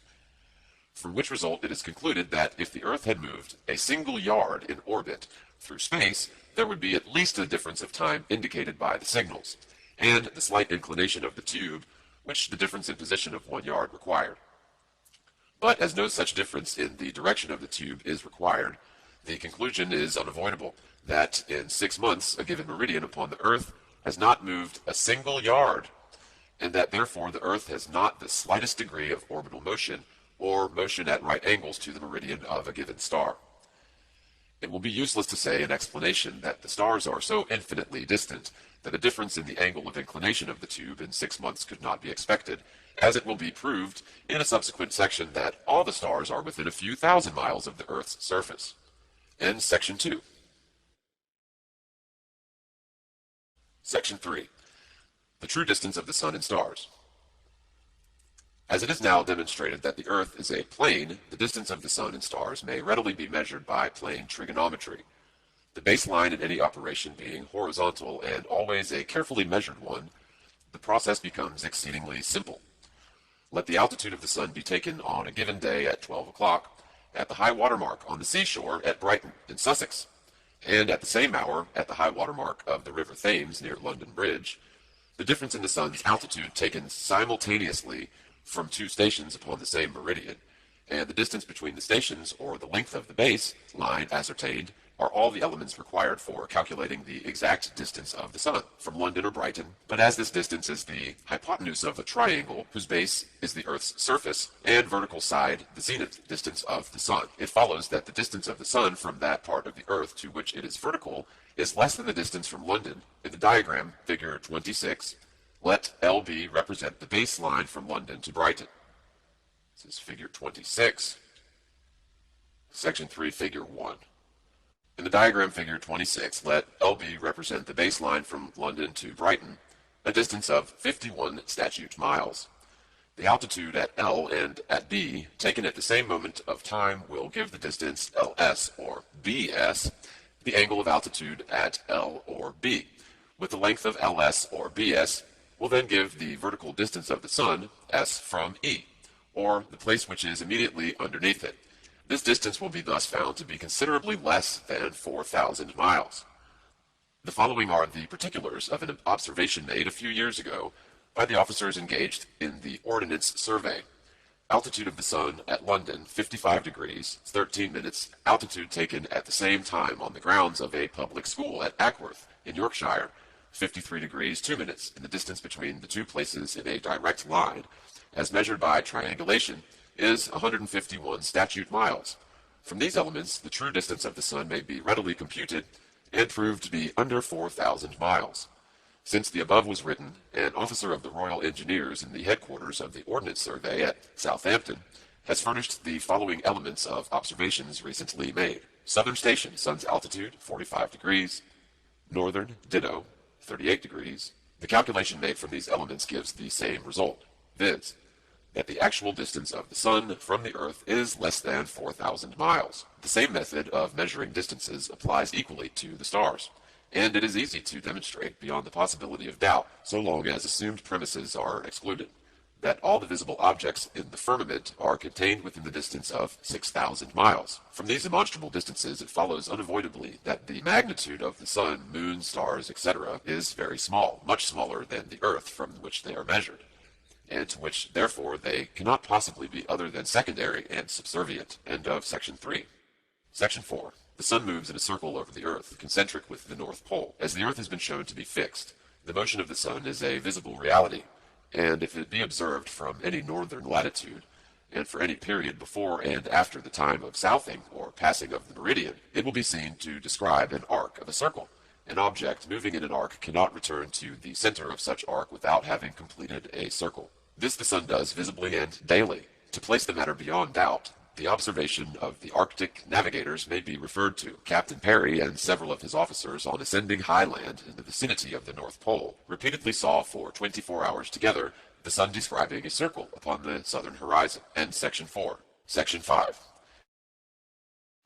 The diameter of the sun's path is constantly changing, diminishing from December 21st to June 15th, and enlarging from June to December.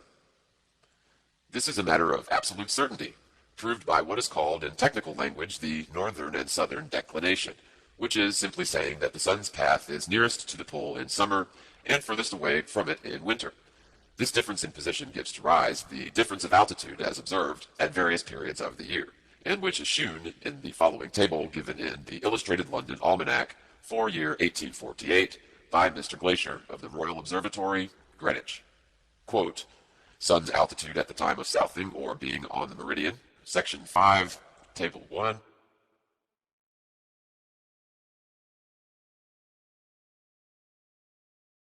Section 6, Cause of day and night, seasons, etc. Still looking at figure 27, the sun S describes the circle AAA on the 21st of December once in 24 hours. Hence, in that period, day and night occur to every part of the earth, except within the Arctic Circle. The light of the sun gradually diminishing from S to the Arctic Circle 1, 2, 3, where it becomes twilight, does so accordingly to the well-known law of radiation, equally in all directions. Hence, the circle 4, 5, 6 represents the whole extent of the sun's light at any given time. The arc 4E is the advancing or morning twilight, and 6E the receding or evening twilight. To every place underneath a line drawn across the circle through S to N is noonday. It will now be easily understood that as the sun S moves in the direction of the arrows, or from right to left, and completes the circle AAA in 24 hours, it will produce in that period morning, noon, evening, and night to all parts of the earth in succession.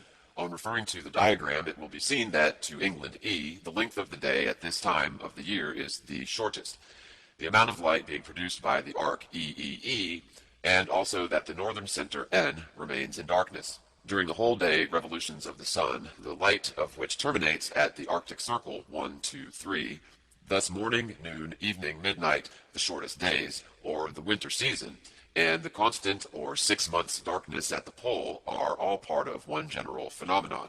As the sun's path begins now to diminish every day until 6 months, or on the 15th of June, it describes the circles BBB.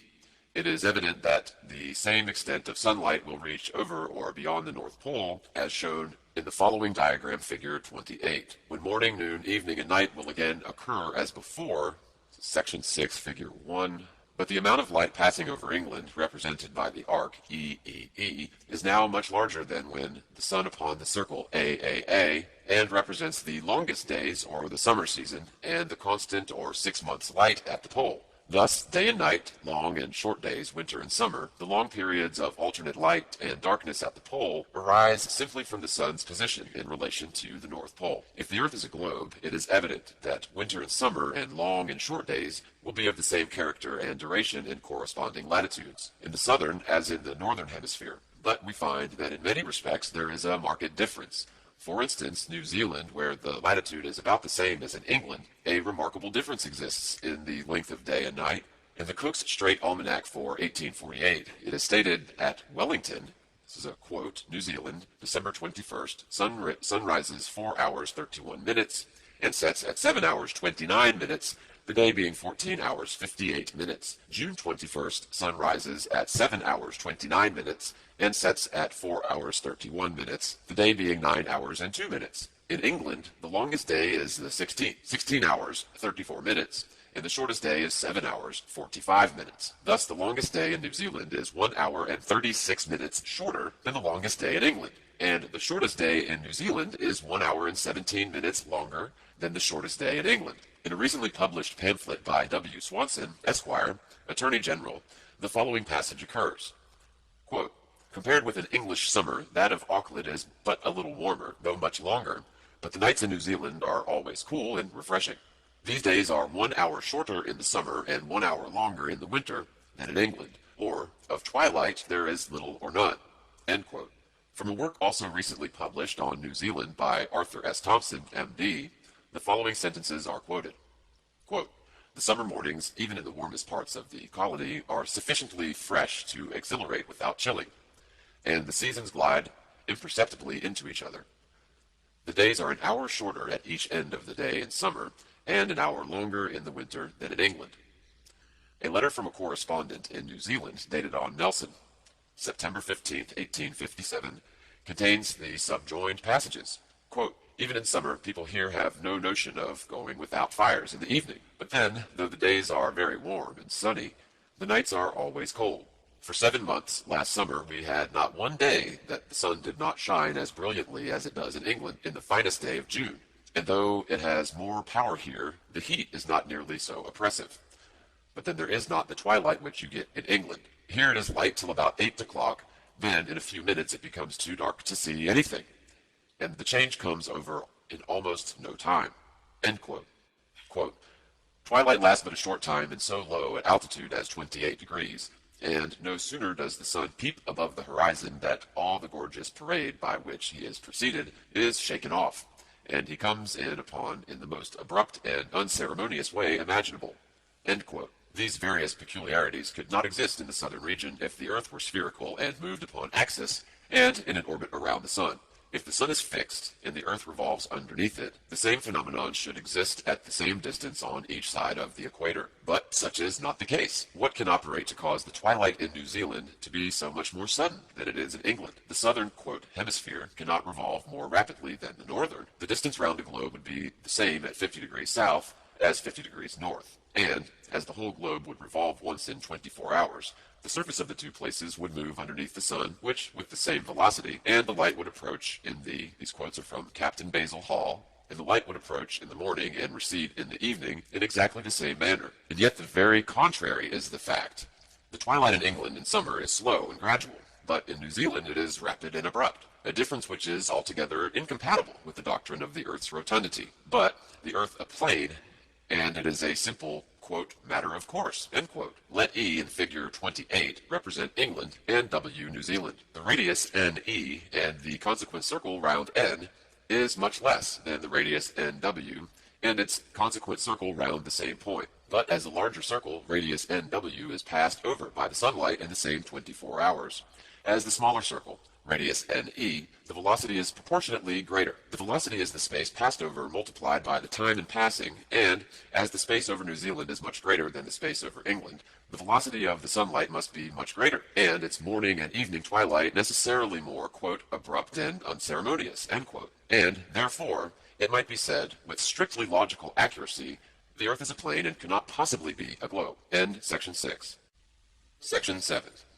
Cause of, quote, sunrise and sunset, end quote. Although the sun is at all times above and parallel to the Earth's surface, he appears to ascend the firmament from morning till noon, and to descend and sink below the horizon in the evening. This arises from a simple and everywhere visible law of perspective.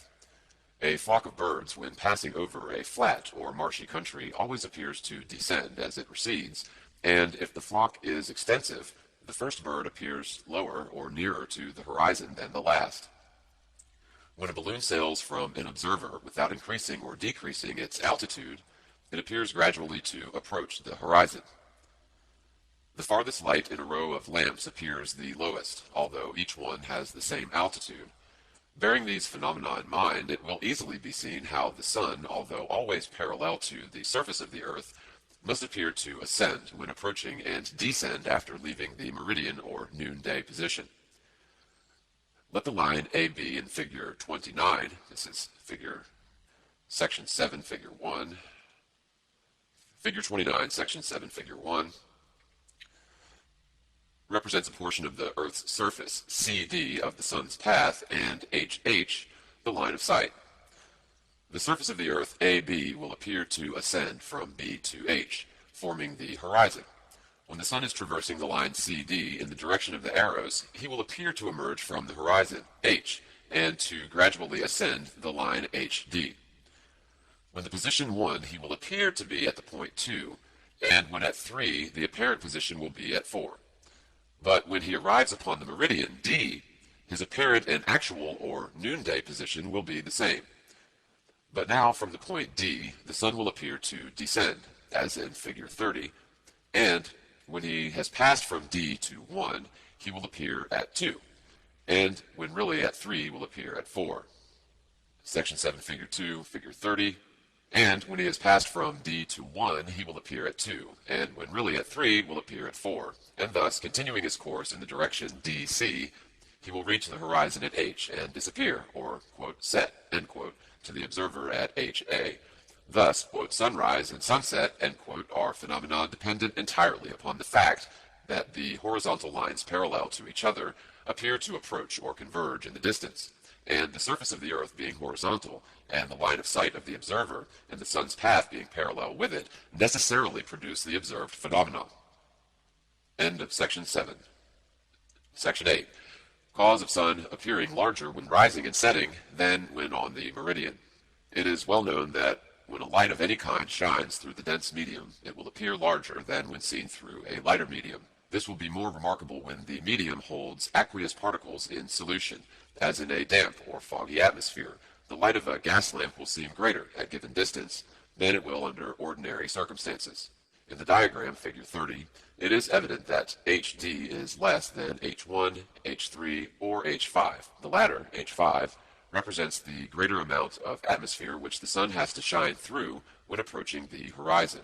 And as the air near the Earth is both more dense and more damp, or holds more watery particles in solution, the light of the sun must be dilated or enlarged, as well as modified in color. But the enlarged appearance of the sun when rising and setting is only an optical impression, as proved by actual measurement. If the angle in the sun or moon must be taken either with a tube or micrometer when they appear so large to the eye in the horizon, the measure is identical when they are in the meridian and appear to the eye and mind but half the size. The apparent distance of the horizon is 3 or 4 times greater than the zenith. Hence, the mental mistake of horizontal size for the angular dimensions are equal. The first 5 degrees is apparently to the eye equal to 10 degrees or 15 degrees at 50 degrees or 60 degrees of elevation, and the first 15 degrees fill a space to the eye equal to a third of the quadrant. This is evidently owing to the, quote, habit of sight, end quote, for with an accurate instrument of the measure of 5 degrees near the horizon is equal to 5 degrees in the zenith, end quote. Those quotes are from Millions of Facts by Sir Richard Phillips, page 537. End of section 8. Section 9. Cause of solar and lunar eclipses. An eclipse of the sun is caused simply by the moon passing before it, or between it and the observer on the earth. Of this, no question has been raised, but that an eclipse of the moon arises from a shadow of the earth is in every respect unsatisfactory. The earth has been proved to have no motion, either upon axis or in an orbit around the sun, and therefore it could never come between the sun and the moon. The earth is proved to be a plane always underneath the sun and moon, and therefore to speak of its intercepting the light of the sun and thus casting its own shadow upon the moon is to say that which is impossible. Besides this, cases are on record of the sun and eclipsed moon being above the horizon altogether. Quote, the full moon has sometimes been seen above the horizon before the sun was set. A remarkable instance of this kind was observed at Paris on the 19th of July, 1750. When the moon appeared visibly eclipsed while the sun was distinctly to be seen above the horizon. End quote. Quote, on the 20th of April, 1837, the moon appeared to rise eclipsed before the sun had set. The same phenomenon was observed on the 20th of September, 1717. End quote. Quote, in the lunar eclipses of July 17th, 1590, November 3rd, 1648, June 16th, 1666, and May 26th, 1668, the moon rose eclipsed whilst the sun was still apparently above the horizon. These horizontal eclipses were noticed as early as the time of Pliny. End quote. The moon's entire surface, or that portion presented to the Earth, has also been distinctly seen during the whole time of a total eclipse, a phenomenon utterly incompatible with the doctrine that the Earth's shadow is the cause of it. Quote, the moon has sometimes shown during a total eclipse with an almost unaccountable distinctness. On December 22nd, 1703, the moon, when totally immersed in the Earth's shadow, was visible at Avignon by a ruddy light of such brilliancy that one might have imagined her body to be transparent and to the enlightened from behind. On March 19th, 1848, the above quotes were Astronomy and Astronomical Instruments, page 105, by Geo.G. Carey, also McCulloch's Geography, page 85, and Illustrated London Almanac for 1864, the astronomical part in which is by James Glaisher, Esquire of the Greenwich Observatory. And so, on March 19, 1848, it is stated that so bright was the moon's surface during its total immersion that many persons could not be persuaded that it was eclipsed. Mr. Forster of Bruges states in an account of that eclipse that the light and dark places on the moon's surface could almost be well made out as an ordinary dull moonlit night. Quote, sometimes in a total lunar eclipse, the moon will appear quite obscure in some parts of its surface, and in other parts will exhibit a high degree of illumination. To a certain extent, I witnessed some of these phenomena during the merely partial eclipse of February 7, 1860. Returning to quote, I prepared during the afternoon of February 6 for witnessing the eclipse without any distinct expectation of seeing much worthy of note. I knew, however, that upwards of 8/10 of the disk would be covered, and I was anxious to observe with what degree of distinctness the eclipsed portion could be viewed, partly as an interesting fact, and partly with a view of verifying or discovering the weak points of an engraving in which I am concerned of a lunar eclipse.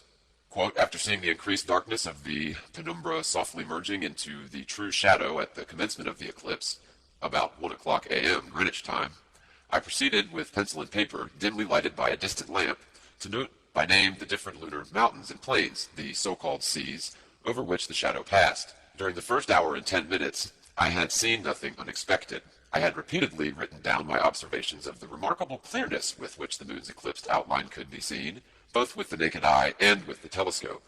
At 1 hour 58 minutes, however, I suddenly noted the ruddy color of a portion of the moon. I may well have give my notes in the original words as copied next day in a more connected form. 1 hour 58 minutes Greenwich time. I am suddenly struck by the fact that the whole of the western seas of the moon are showing through the shadow with singular sharpness, and that the whole region where they lie has assumed a decidedly reddish tinge, attaining its greatest brightness at a sort of temporary polar region, having admired about the position of its imaginary pole. I particularly notice the Lake of Sleep has disappeared in this brightness instead of standing out in darker shade. And I notice that this so-called polar region is not parallel with the rim of the shadow, but is rather west of it. 2 hours 15 minutes, some clouds through very thin and transparent now intervene. 2 hours 20 minutes, the sky is now cleared. How extraordinary is the appearance of the moon. Reddish is not the word to express it. It is red and red hot. I endeavor to think of various red objects with which to compare it, and nothing seems so like as red-hot penny. A red-hot penny with a little white-hot piece at its lower edge, standing out against the dark blue background. Only it is evidently not a mere disk, but beautifully rounded by shading.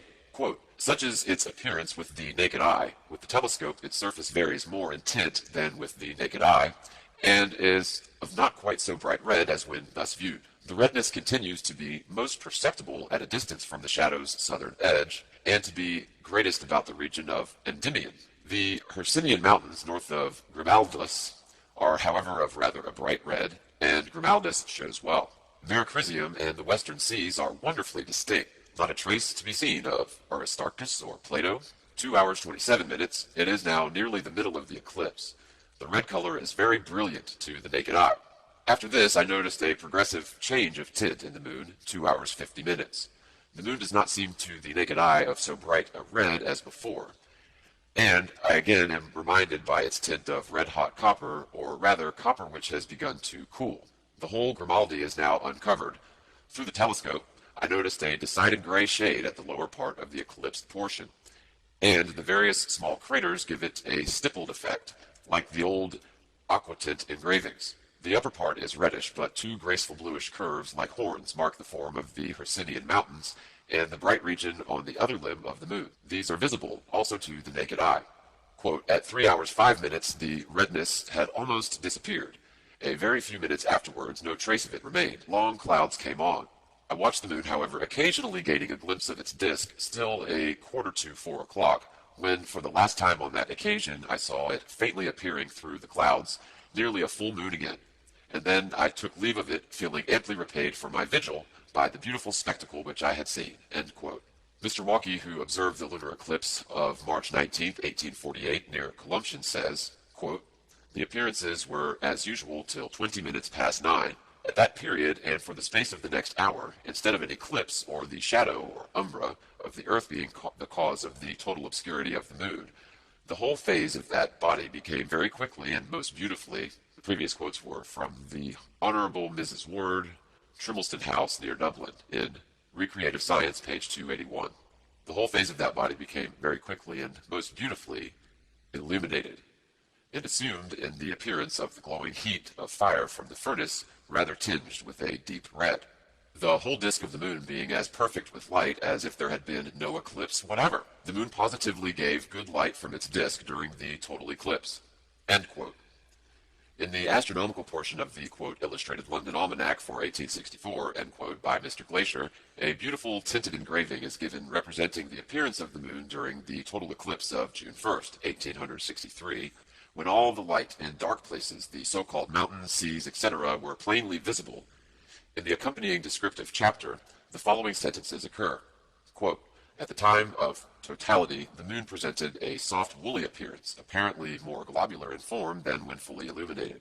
Traces of the larger and brighter mountains were visible at the time of totality, and particularly the bright rays proceeding from the Tycho, Kepler, and Aristarchus. At first, when the obscured part was of small dimensions, it was of an iron-gray tint, but as it approached totality, the reddish light became so apparent that it was remarked that the moon seemed to be on fire, and when the totality had commenced, it certainly looked like a fire. Previous quotes from Philosophical Magazine, number 220, for August of 1848. Certainly looked like a fire smoldering in its ashes and almost going out. End quote. If then, the sun and moon have many times been seen over the horizon, when the latter was eclipsed, so how can it be said that the earth's shadow was the cause of a lunar eclipse, when the earth was not between or in line with the sun and moon? And how can the moon's non-luminous surface be distinctly visible and illuminated during the very totality of an eclipse if all the light of the sun is intercepted by the earth? Question mark. Again, if the moon is a sphere, which it is declared to be, how can its surface reflect the light of the sun? If her surface was a mass of polished silver, it could not reflect from more than a mere point. Let a silvered glass ball or a globe of considerable size be held before a lamp of fire or any magnitude, it will be seen that instead of the whole surface reflecting light, there will be a very small portion only illuminated. But the moon's whole surface is brilliantly illuminated, a condition or effect utterly impossible if it be spherical. The surface might be illuminated from the sun or any other source if opaque, instead of polished like an ordinary silvered mirror, but it could not shine intensively from every part of it, and brightly illuminate the objects before it, as the moon does so beautifully when full and in clear firmament. If the earth were admitted to be globular, and to move, and to be capable of throwing a shadow by intercepting the light of the sun, it would be impossible for a lunar eclipse to occur thereby, unless at the same time the moon be proved to be non-luminous, and to shine only by reflection. But this is not proved. It is only assumed as an essential part of a theory. The contrary is capable of proof, and proof beyond the power of doubt, visually, that the moon is self-luminous or shines with a light peculiar to herself, and therefore independently of the sun. A reflector necessarily gives off what it receives. If a mass of red-hot metal be placed before a plane or concave surface, heat will be reflected. If snow or ice be similarly placed, cold will be reflected. If light or ordinary color be presented, the same will be reflected.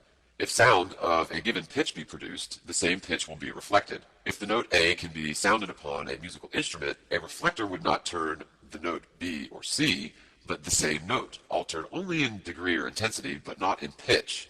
A reflector receiving a red light would not return a blue or yellow light. A reflector collecting the cold from a mass of ice would not throw off heat, nor the contrary.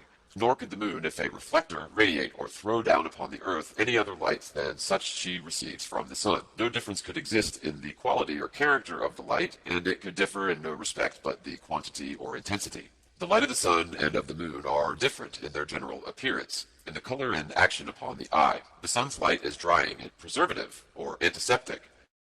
The moon's light is damp and putrefactive. The sun's rays will put out a common fire. The moon's light will increase the combustion. The light of the sun falling upon certain chemical substances produces a change of color, as in photographic and other processes. The light of the moon fails to produce the same effect. Dr. Lardner, at page 121 of his excellent work, quote, The Museum of Science, end quote, says, quote, the most striking instance of the effect of certain rays of solar light in blackening a light-colored substance is afforded by chloride or silver,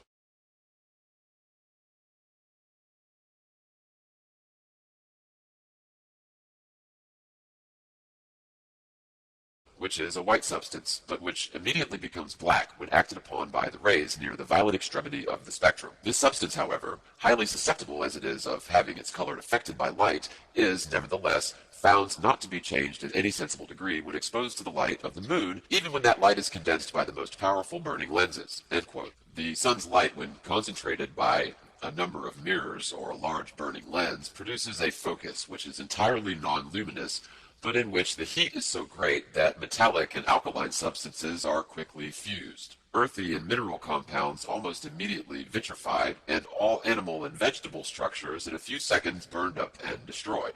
But the moon's light is so concentrated, produces a brilliant focus, so luminous that it's difficult to look upon it, and yet there is no increase of temperature. Quote, if the most delicate thermometer be exposed to the full light of the moon, shining with its greatest luster, the mercury is not elevated a hair's breadth. Neither would it be if exposed to the focus of her rays concentrated by the most powerful lenses. This has been proved by actual experiment. End quote. Quote, this question has been submitted to the test of direct experiment. The bulb of a thermometer sufficiently sensitive to render apparent change of temperature amounting to the thousandth part of a degree was placed in the focus of a concave reflector of vast dimensions, which being directed to the moon, the lunar rays were collected with great power upon it. These quotes are from All the Year Round by Dickens. Not the slightest change, however, was produced in the thermometric column, proving that a concentration of rays sufficient to fuse gold if they proceeded from the sun does not produce a change of temperature so great as the thousandth part of a degree when they proceed from the moon. End quote. Quote, the light from the moon, though concentrated by the most powerful burning lens available at the time, is incapable of raising the temperature of the most delicate thermometer. M. de la Hire collected the rays of the full moon when on the meridian by means of burning glass 35 inches in diameter and made them fall on the bulb of a delicate air thermometer. No effect was produced, though the lunar rays by this glass were concentrated 300 times. End quote. Quote, Professor Forbes concentrated the moon's light by a lens 30 inches in diameter, its focal distance being about 41 inches, and having a power of concentration exceeding 6,000 times.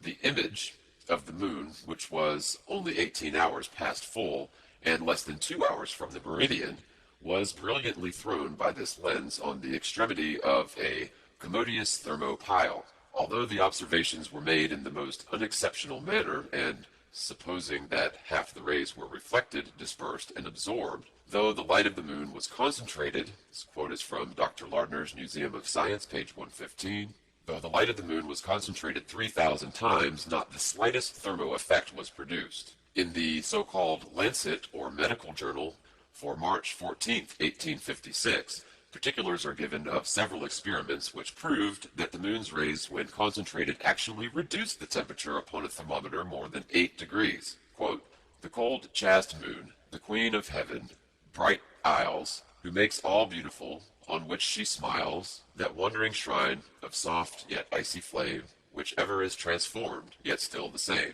and warms but not illumes. Shelley. The so-called pale, cold moon is an expression not only beautifully poetic, but evidently true philosophically.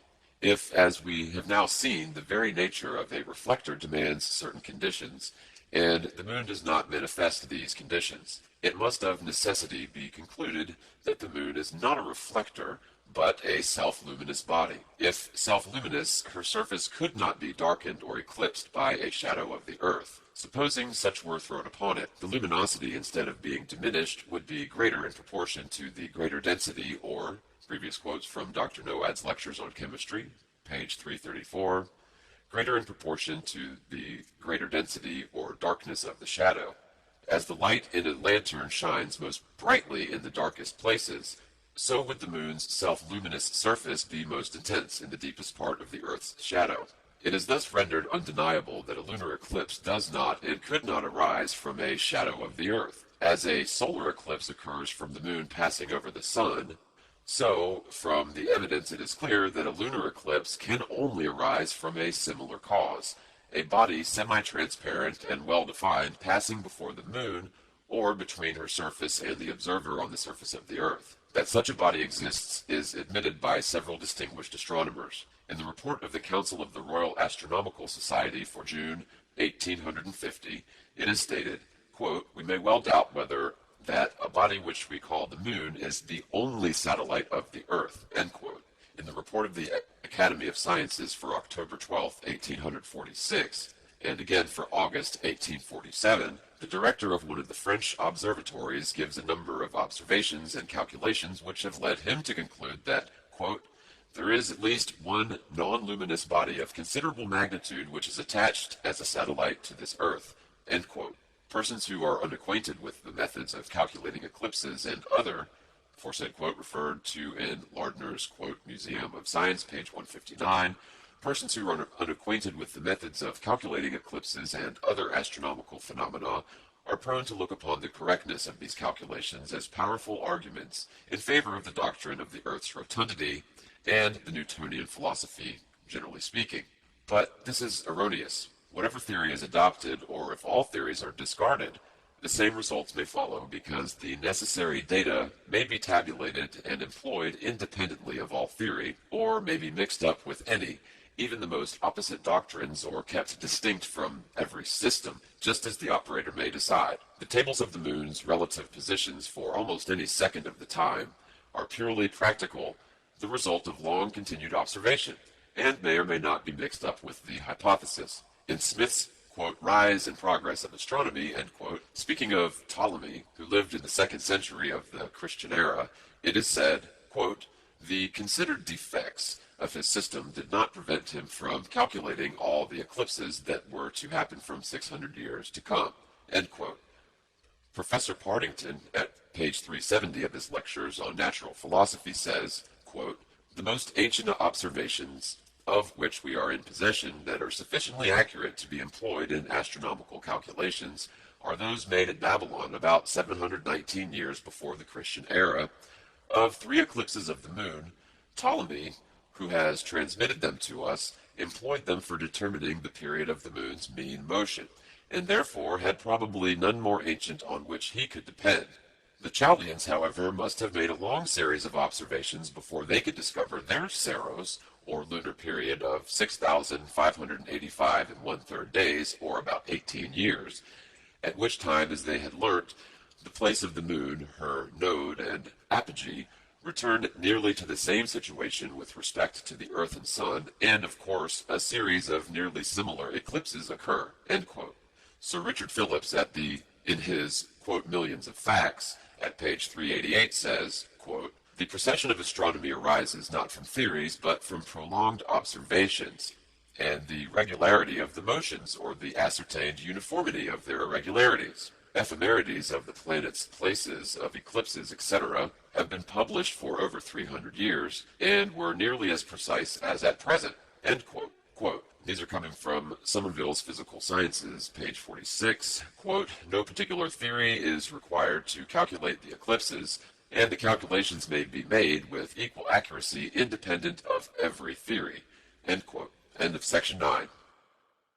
Section 10. The doctrine of the Earth's rotundity being fallacious, all ideas of, quote, center of attraction of gravitation, or mutual attraction of Earth and Moon, etc., etc., must be given up. And the cause of tides in the ocean must be sought for in another direction. It is certain that there is a constant pressure of the atmosphere upon the surface of the earth and ocean. This is proved by ordinary barometrical observations, many pneumatic experiments, and by the fact that during the most fearful storms at sea, the surface only is disturbed. At the depth of 100 feet, the water is always calm, except in the path of well-marked currents and local submarine phenomena. The following quotations gathered from casual reading fully corroborate this statement. Quote, "It is amazing how superficial is the most terrible tempest. Divers assure us that the greatest storms calmer water is found at the depths of 90 feet. End quote. Chambers Journal, number 100, page 379. Quote, "This motion of the surface of the sea is not perceptible to a great depth. In the strongest gale, it is supposed not to extend beyond 72 feet below the surface, and at the depth of 90 feet, the sea is perfectly still." End quote. Quote, "The people are under great mistake who believe that the substance of the water moves to any considerable depth in a storm at sea. It is only the form or shadow which hurries along like a spirit or like a thought over the countenance of the great deep at the rate of some 40 miles an hour. Even when the Flying Dutchman is abroad, the great mass of water continues undisturbed and nearly motionless a few feet below the surface." End quote. The unabraded appearance of the shells brought up from great depths, and the almost total absence of the mixture of any detritus form of the sea or foreign matter suggest most forcibly the idea of a perfect repose at the bottom of the deep sea. End quote. Bearing this fact in mind, that there exists a continual pressure of the atmosphere upon the earth, and associating it with the fact that the earth is a vast plain, quote, "stretched out upon the waters," end quote, and it will be seen that it must of necessity slightly fluctuate, or slowly rise and fall in the water, as by the action of the, quotes coming from Penny Cyclopedia, Article C, that's SEA, London Saturday Journal, August 8, 1840, page 71, Physical Geography of the Sea by Lieutenant Maury, page 265. As by the action of the atmosphere, the earth is slowly depressed, the water moves towards the receding shores and produces the flood tide, and when by the reaction of the resisting oceanic medium, the earth gradually ascends, the waters recede, and the ebb tide is produced. This is the general cause of the tides. Whatever peculiarities are observable, they may be traced to the reaction of channels, bays, headlands, and other local causes. If a raft or ship or any other structure floating upon water be carefully observed, it will be seen to have a gentle fluctuating motion. However calm the water and the atmosphere may be, this gradual rising and falling of the floating mass is always more or less observable. If vessels of different sizes are floating near each other, they will be seen to fluctuate with different velocities. The largest and heaviest will move the least rapidly. This motion will be observable whether the vessels be held by their anchors, or moored to buoys, or freely floating in the still water. A large and heavily laden vessel will make several fluctuations in a minute of time, the earth once only in about 12 hours, because it is proportionately larger. To this simple condition of the earth, the action or pressure upon it of the atmosphere, and the reaction or resistance to it of the water, may be traced all the leading peculiarities of the tides. The simultaneous ebb and flow upon the meridians 180 degrees apart, the absence of high and low water in large inland seas and lakes, which being contained within and fluctuating with the earth cannot therefore show a relative change in the altitude of the surface. The flux and reflux observed in several inland wells and basins, though far from the sea but being connected with it by subterranean passages, necessarily shows a relative difference in the surface levels of the earth and water, and the regular ebb and flood of the water in the great polar sea recently discovered by Dr. Kane, although it is separated from the great tidal current of the Atlantic Ocean by deep barriers of ice, as will be seen in the following quotation. Quote, "Dr. Kane reported an open sea north of the parallel of 82 degrees. To reach it, his party crossed a barrier of ice 80 or 100 miles abroad. Before gaining this open water, he found the thermometer to show the extreme temperature of negative 60 degrees. Passing this icebound region of traveling north, he stood on the shores of an iceless sea extending in an unbroken sheet of water as far as the eye could reach towards the pole. Its waves were dashing on the beach with swell of a boundless ocean. The tides ebbed and flowed in it, and I apprehend that the tidal wave from the Atlantic can no more pass under this icy barrier to be propagated in seas beyond than the vibrations of a musical string can pass with its notes of fret above which the musician has placed his finger. These tides, therefore, must have been born in that cold sea, having their cradle about the North Pole, and we infer that most, if not all, the unexplored regions about the pole are covered with deep water. For were this unexpected area mostly land or shallow water, it could not give birth to the regular tides. End quote. That the Earth has a vibratory or tremulous motion such as must necessarily belong to a floating and fluctuating structure is abundantly proved by the experience of astronomers and surveyors. If a delicate spirit level be firmly placed upon a rock, or upon the most solid foundation which it is possible to construct, the very curious phenomenon will be observed of constant change in the position of the air bubble. However carefully the level may be adjusted, and the instrument protected from the atmosphere, the bubble will not maintain its position many seconds together. A somewhat similar influence has been noticed in astronomical observatories, where instruments of the best construction and placed in the most approved positions cannot always be relied upon without occasional readjustment. Quotes coming from Physical Geography of the Sea, Lieutenant Maury, page 176. End of section 10.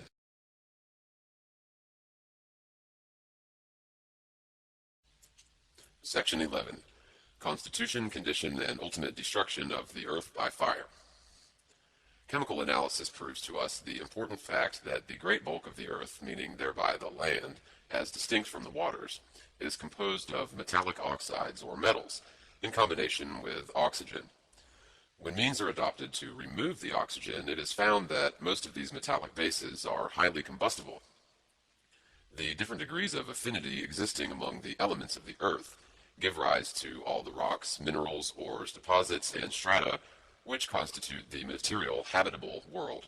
The different specific gravities or relative densities which these substances are found to possess, and the numerous evidences which exist of their former plastic or semi-fluid condition, afford positive proof that from a once commingled or chaotic state regular but rapid precipitation, stratification, crystallization, and concrete successively occurred, and that in some way not yet clear to us sufficient chemical action was produced to ignite a great portion of the Earth, and to reduce it to a molten incandescent state, the volatile products of which, being forcibly eliminated, have broken up the stratified formations and produced the irregular confusion condition which we now observe. That such the incandescent molten state of a great portion of the lower parts of the Earth still exists is a matter of certainty, and there is evidence that the heat thus internally generated by is gradually increasing.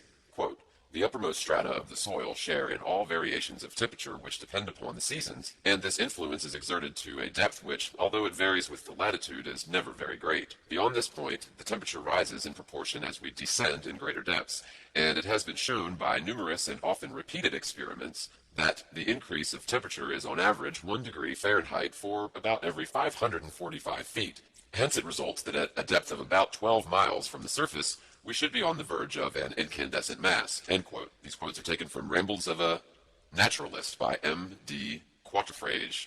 Quote, so great is the heat within the earth that in Switzerland and other countries where the springs of water are very deep, they bring to the surface the warm mineral waters so much used for baths and medicine for the sick, and it is said that if you were to dig up very deep down into the earth, the temperature would increase at the rate of 1 degree of the thermometer for every 100 feet, so that at the depth of 7,000 feet, or 1 mile and a half, all the water that you found would be boiling, and at the depth of about 10 miles, all the rocks would be melted. A day will yet come when this earth will be burned up by the fire. There is fire, as you have heard, within it, ready to burst forth at any moment. End quote. Quote, this earth, although covered all round with a solid crust, is all on fire within. Its interior is supposed to be a burning mass of melted glowing metals, fiery gas, and boiling lava. Note, the solid crust which covers this inward fire is supposed not to be much more than from 9 to 12 miles in thickness.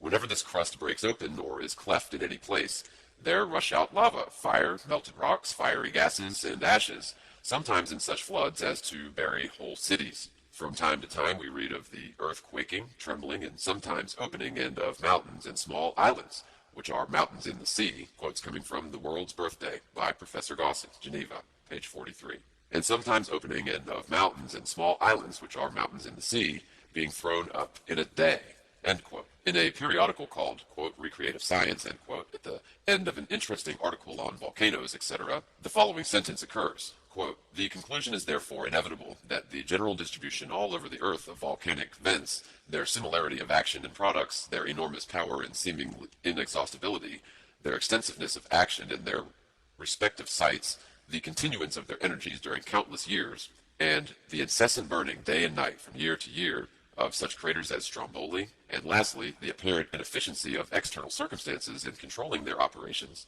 eruptions happening beneath the sea as beneath the land, in the frigid as the torrid zone.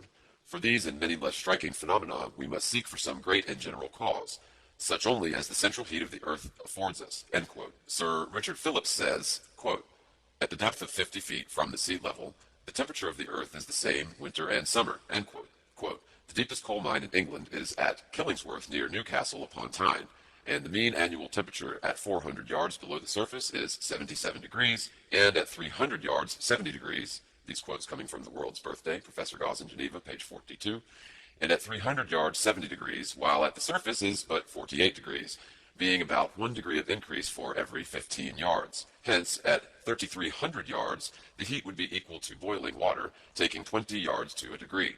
This explains the origin of hot springs. The heat of the bath waters is 116 degrees. Hence, they would appear to rise from a depth of 1,320 yards.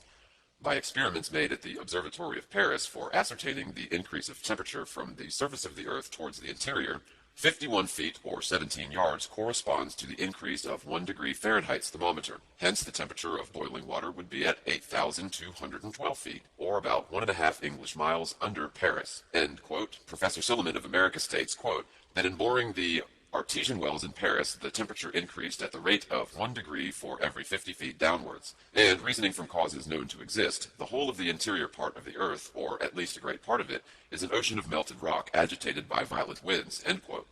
Sir Charles Lyell, in his address to the British Association, assembled at Bath, September 1864, speaking of hot springs generally said, quote, an increase of heat is always experienced as we ascend to the interior of the earth. Note, the estimate deduced by Mr. Hopkins from an accurate series of observations made in the Monkwearmouth shaft near Durham and the Dukenfield shaft near Manchester, each of them 2,000 feet in depth. In these shafts, the temperature was found to rise at the rate of 1 degree Fahrenheit for every increase in depth from 65 to 70 feet. The observations made by M. Arago in 1821 that the deepest artesian wells are the warmest threw great light on the origin of the thermal springs and on the establishment of the law that terrestrial heat increases with increasing depth. It is a remarkable fact, which has but recently been noticed, that the close of the 3rd century, St. Patricius, probably Bishop of Partusia, was led to adopt very correct views regarding the phenomenon of the hot springs at Carthage. On being asked what was the cause of boiling water bursting from the earth, he replied, quote, fire is nourished in the clouds, and in the interior of the earth.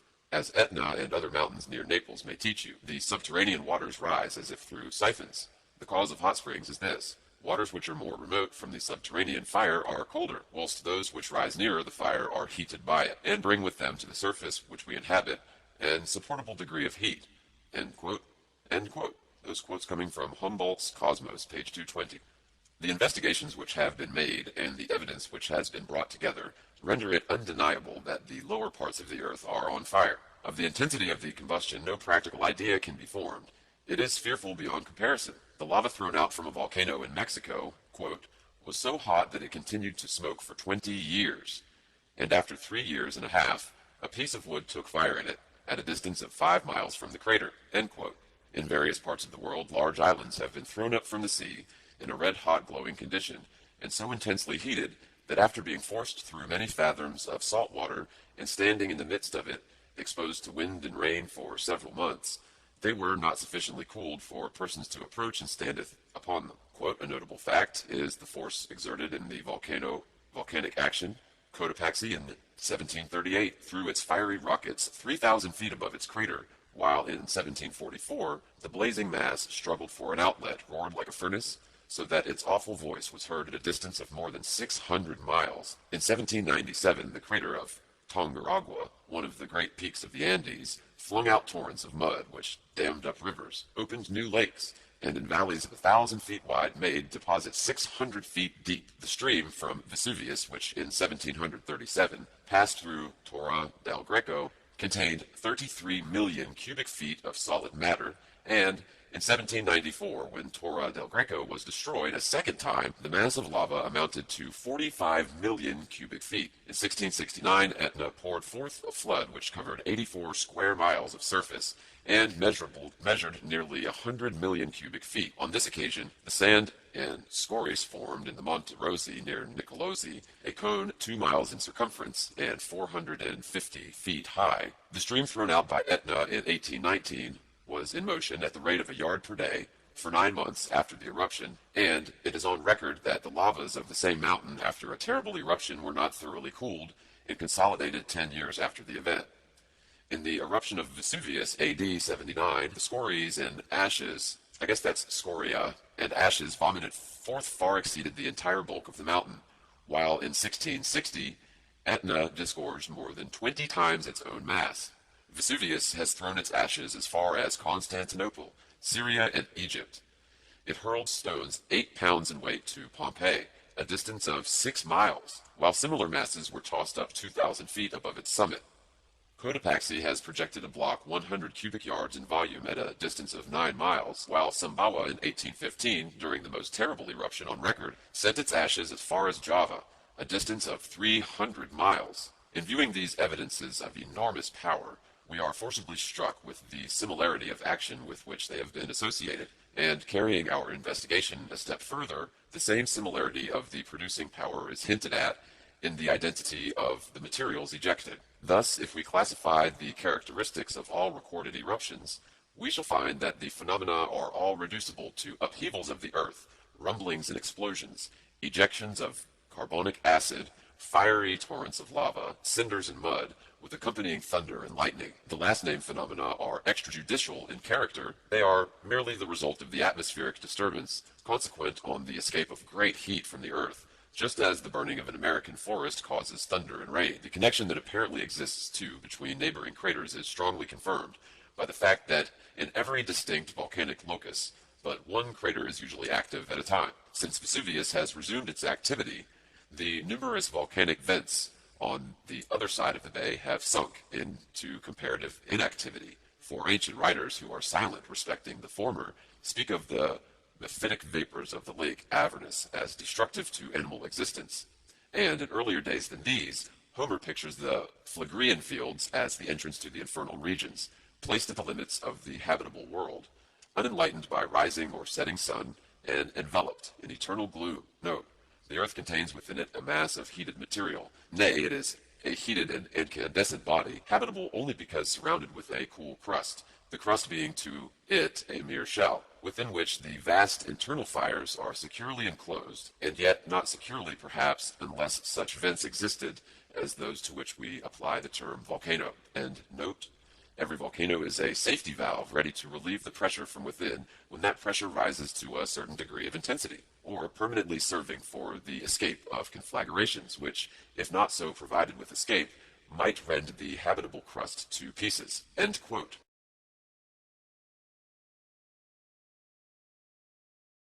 Thus it is certain from the phenomena of earthquakes, submarine and inland volcanoes which exist in every part of the earth, from the frozen to the tropical regions, hot and boiling springs, fountains of mud and steam, lakes of burning sulfur, jets and blasts of destructive gases, and the choke and fire damps of our coal mines, that a few miles of only below the surface of the earth there exists a vast region of, these quotes were from Recreative Sciences, pages 257 to 260, of the earth there exists a vast region of combustion, the intensity and power of which are indescribable and cannot be compared with anything within the range of human experience.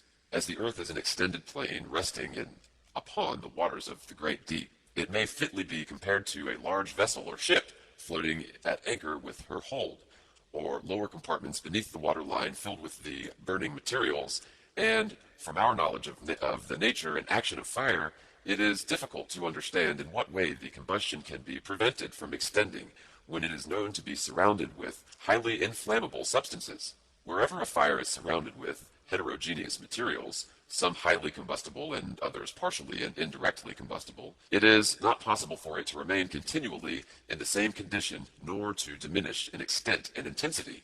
It must increase and extend itself. That the fire in the earth is so surrounded with inflammable materials is matter of certainty. The millions of tons of coals, peat, turf, mineral oils, rock tar, pitch, asphalt, bitumen, petroleum, mineral naphtha, and numerous other hydrocarbons which exist in various parts of the Earth, and much of these far down below the surface, prove this condition to exist. The products of volcanic action, being chiefly carbon in combination with hydrogen and oxygen, prove also that these carbon compounds already exist in a state of combustion, and that as much immense quantities of the same fuel still exist, it is quite within the range of possibility that some of the lower strata of combustible matter may take fire and the action rapidly extend itself through the various and innumerable veins which ramify in every direction throughout the whole earth. Should such an action commence, knowing as we do that the rocks and minerals of the earth are but oxides of inflammable bases, and that the affinities to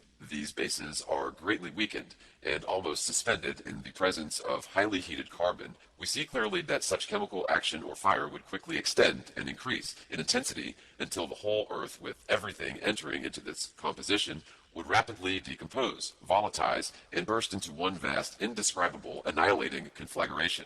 End of section 11. Zetetic Astronomy, Earth Not a Globe, section 12.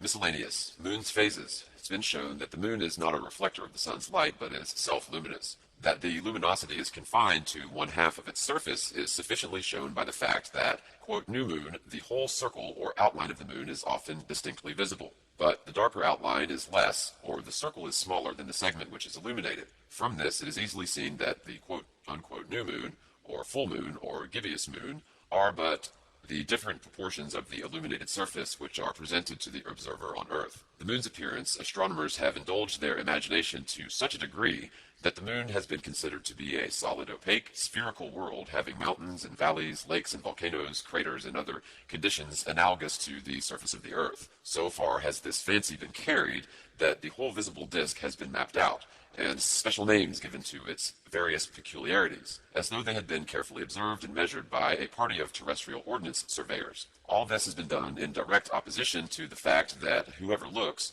without previous bias through a powerful telescope at the moon's surface will be puzzled to say what is really like or how to compare it with anything known.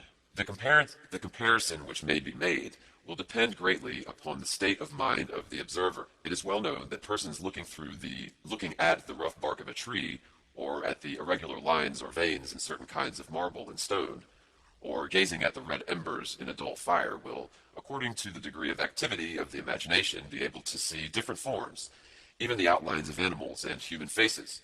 It is in this way that persons may fancy that the moon's surface is broken up into hills and valleys, and other arrangements such as are found on the earth. But anything really similar to the surface of our own world is anywhere visible upon the moon is altogether fallacious. This is admitted by some of those who have written upon the subject. Quote, some persons, when they look into a telescope for the first time, having heard that mountains are to be seen and discovering nothing but these previously described unmeaning figures, break off in disappointment, and have their faith in these things rather diminished than increased. I would advise, therefore, before the student takes even his first view of the moon through a telescope, to form as clear an idea as he can how mountains and valleys and caverns situated at such a distance ought to look, and by what marks they may be recognized. Let him seize, if possible, the most favorable periods about the time of the first quarter, and previously learn from drawings and explanations how to interpret everything he sees. End quote. Quote, whenever we exhibit celestial objects to inexperienced observers, it is usual to precede the view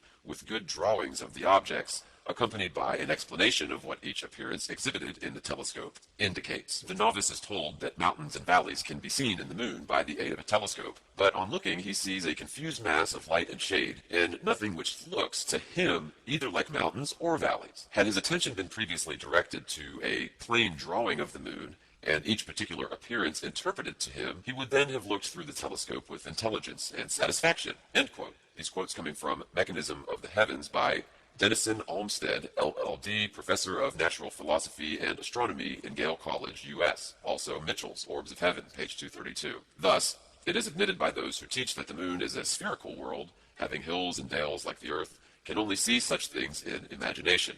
Quote, nothing but unmeaning figures, end quote, are really visible, and, quote, the students break off in disappointment, and have their faith in such things rather diminished than increased, until they previously learned from drawings and explanations how to interpret everything seen, end quote. But who first made such drawings? Who first interpreted the, quote, unmeaning figures and the confused mass of light and shade, end quote. Who first declared them to indicate mountains and valleys, and ventured to make drawings and give explanations and interpretations for the purpose of biasing the minds and fixing or guiding the imaginations of subsequent observers. Whoever they were, they at least had given the reins to fancy and afterwards took upon themselves to dogmatize and teach their crude and unwarranted imaginings to succeeding investigators. And this is the kind of evidence and reasoning which is obtruded in our seats of learning and spread out in the numerous works which are published for the edification of society.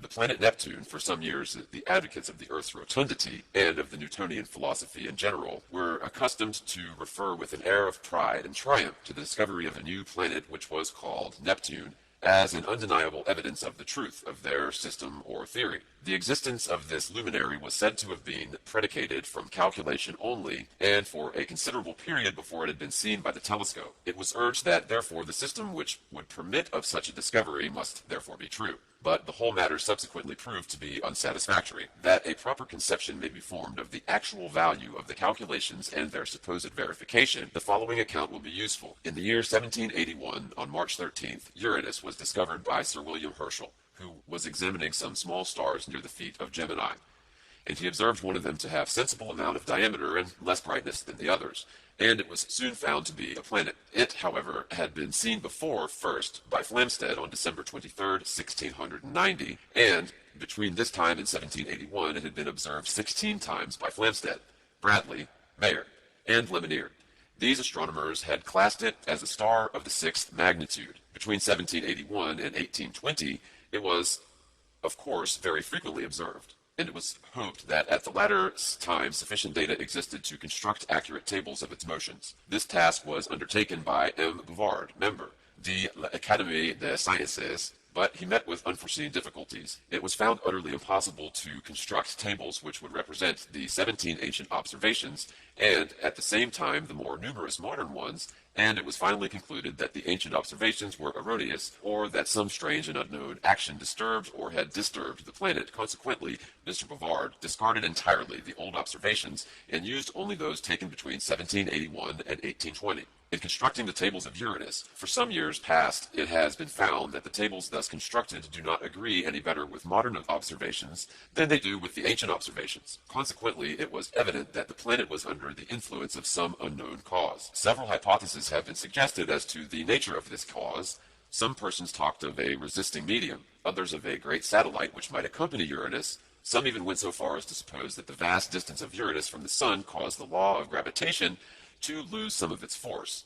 Others thought that the rapid flight of a comet had disturbed the regular movements. Others thought of the existence of a planet beyond Uranus, whose disturbing force caused the anomalous motions of the planet. But no one did otherwise than follow the bent of his inclination, and did not support his assertion by any positive considerations. Quote, thus was the theory of Uranus surrounded with difficulties when M. Leverrier, an eminent French mathematician, undertook to investigate the irregularities in its motions. His first paper appeared on the 10th of November, 1845, and second on June 1st, 1846, published in the Compte Rendois. In his second paper, after a most elaborate and careful investigation, he proves the utter incompatibility of any of the preceding hypotheses to account for the planet's motions, except only that of the last one, viz., that of a new planet. He then successfully proves that this planet cannot be situated either between the Sun and Saturn, or between Saturn and Uranus, but that it must be beyond Uranus. And in this paper he asks the following questions. Quote, is it possible that the irregularities of Uranus can be owing to the action of a planet situated in the ecliptic at a distance of twice the mean distance of Uranus from the Sun? If so, where is it actually situated? What is its mass? What are the elements of the orbit it describes? End quote. This was the problem he set himself to work upon by means of solving the inverse problem of the perturbations. For instead of having to measure the action of a determined planet, he had to deduce the elements of the orbit of the disturbing planet and its place in the heavens from the recognized inequalities of Uranus. And this problem M. Leverrier has successfully solved. In his second paper, he deduces the place in the heavens, that the body must be at as 325 degrees of the heliocentric longitude. On the 31st August, he published his third paper.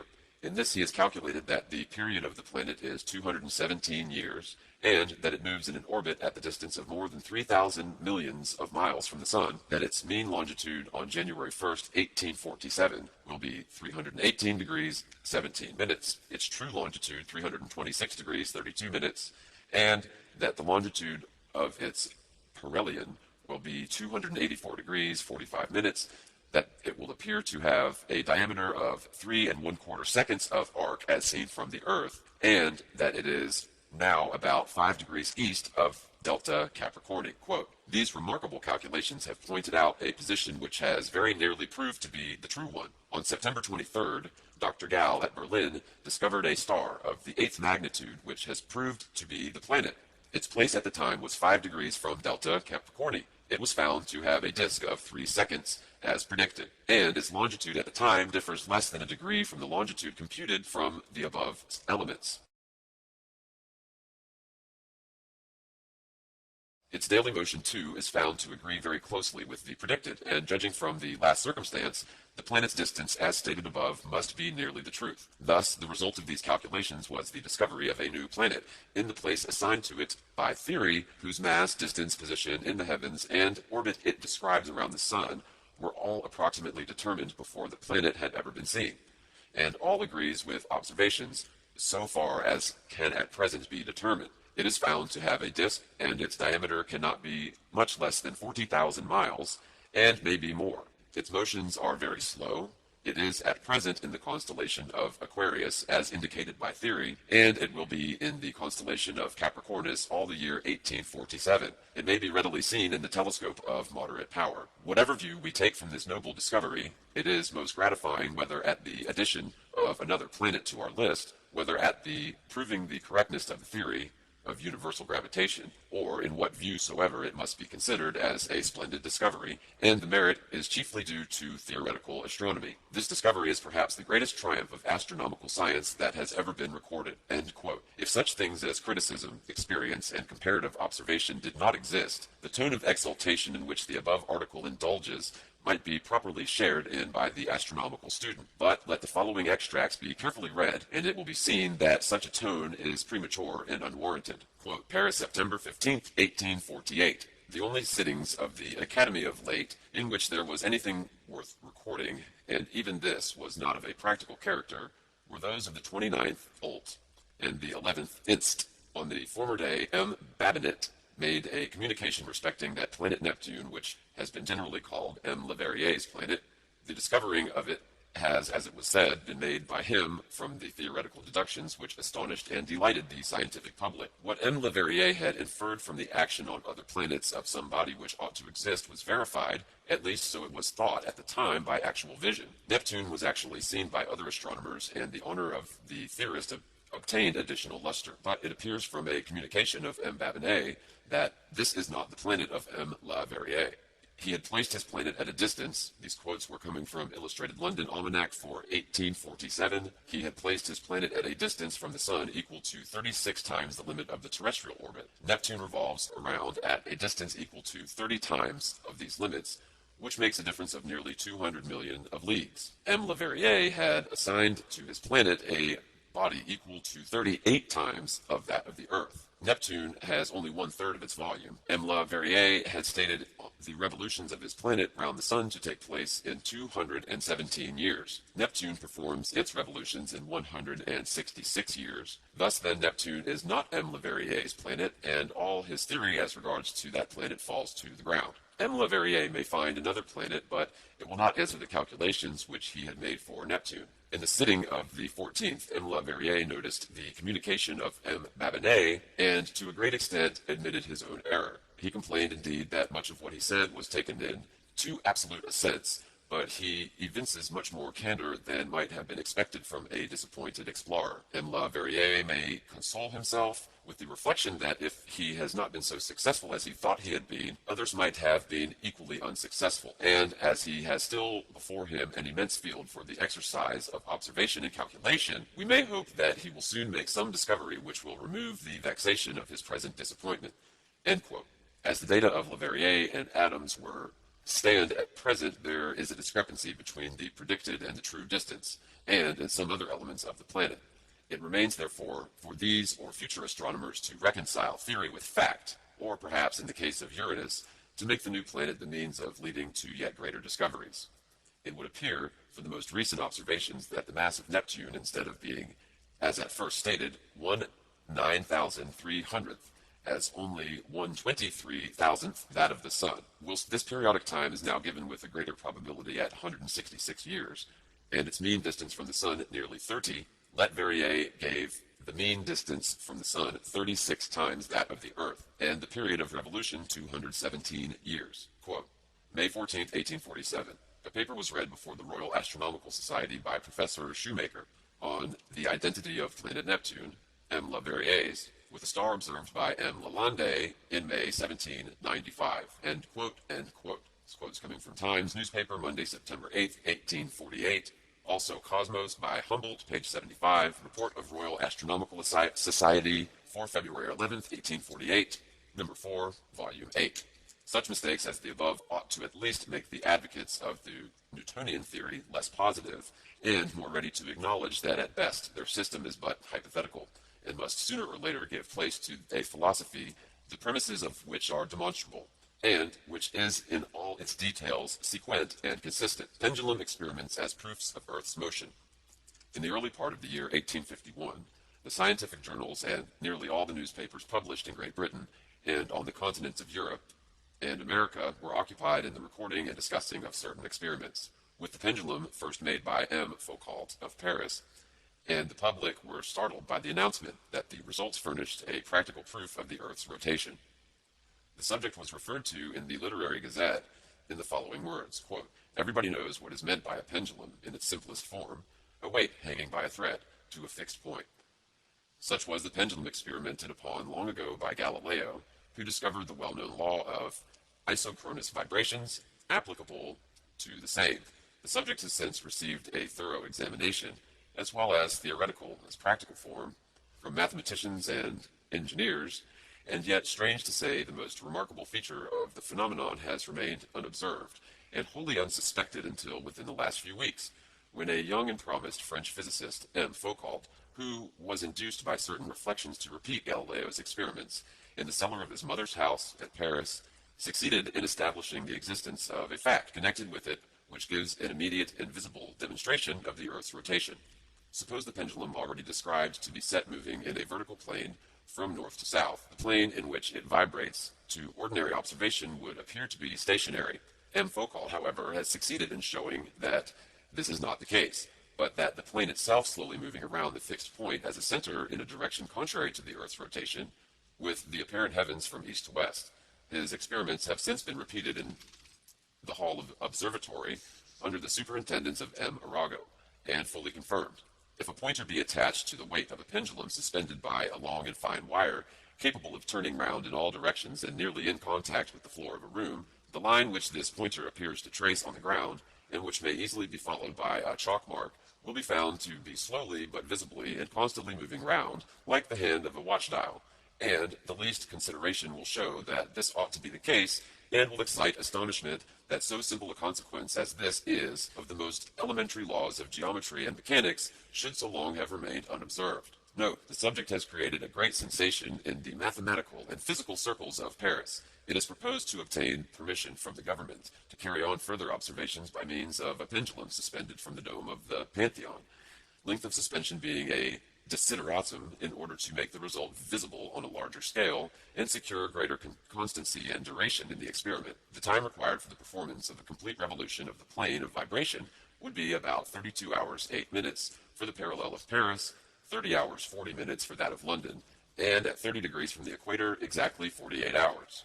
Certainly anyone who should have proposed not many weeks back to prove the rotation of the earth upon which we stand by means of direct experiment made upon its surface would have run the risk, with the mob of gentlemen who wrote upon mechanics, of being thought as mad, as if he were to have proposed reviving Bishop Wilkins's notable plan for going to the North American colonies in a few hours, by rising in a balloon from the earth and gently floating in the air until the earth in its diurnal rotation have turned the desired quarter towards the suspended aeronaut, whereupon as gently to descend. So necessary and wholesome is it occasionally to reconsider the apparently simplest and best established conclusions of science. End quote. The following is seen from Scotsman, which has always been distinguished for the accuracy of its scientific papers.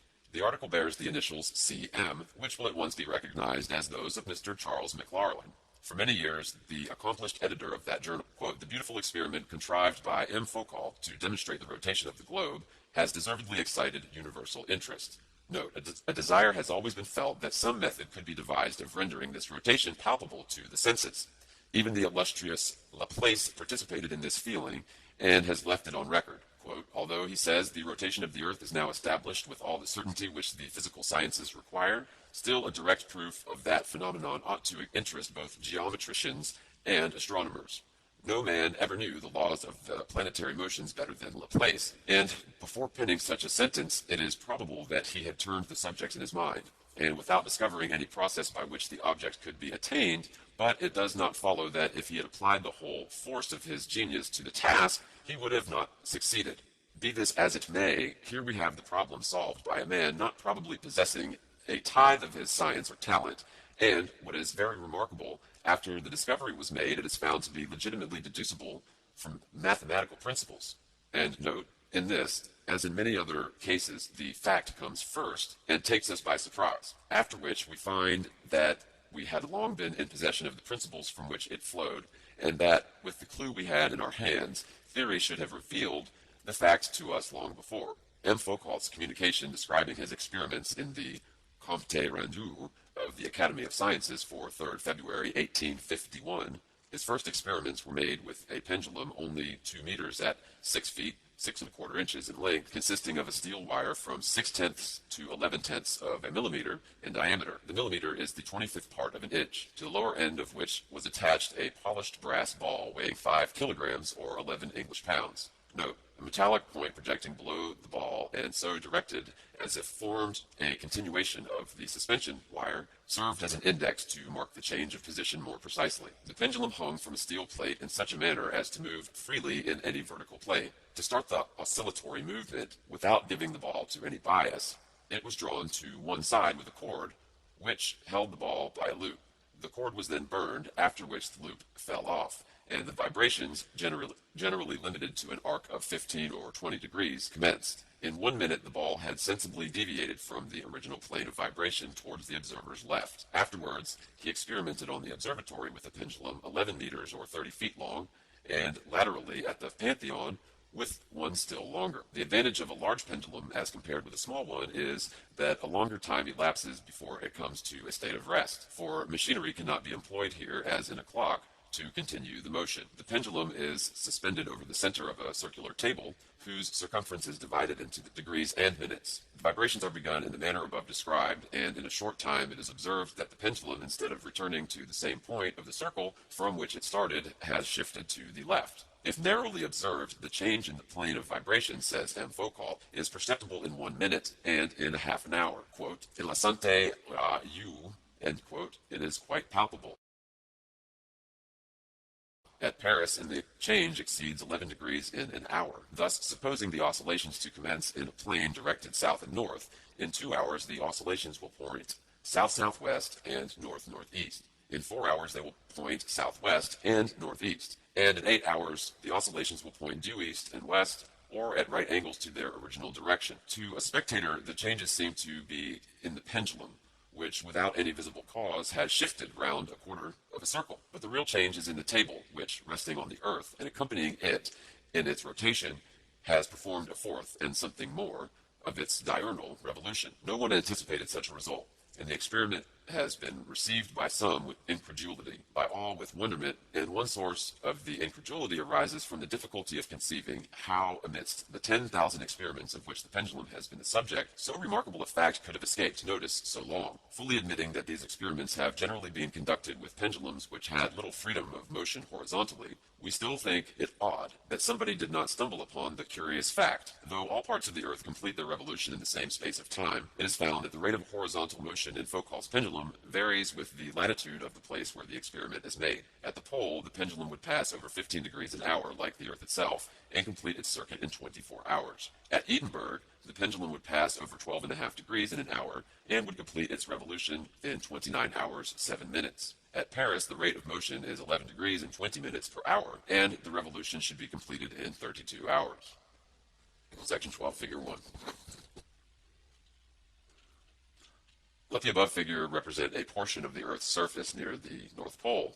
N supposes the pendulum to be set in motion at M so as to vibrate in the direction of XY, which coincides with that of the meridian line MN has come in 6 hours into the position NN. It has been hitherto supposed that the pendulum would now vibrate in the new direction of NN, assumed by the meridian, but thanks to M. Foucault, we now know that this is a mistake. The pendulum will vibrate in a plane XNY parallel to its original plane at M, as will be manifest if the plane of vibration points comes to some object in absolute space, such as a star, while the meridian line MN will, in the course of 24 hours, range round the whole circle of the heavens and point successively in the direction of NN, or ON, or PN, then RN, SN, TN, and finally UN. The pendulum's plane of vibration XY, whether at M, at N, at O, at P, R, S, T, or at U, will always be parallel to itself, pointing invariably to the same star. And where a circular table placed under the pendulum, its plane of vibration, while really stationary, would appear to perform a complete revolution. This stationary position of the plane of vibration at the pole seems to present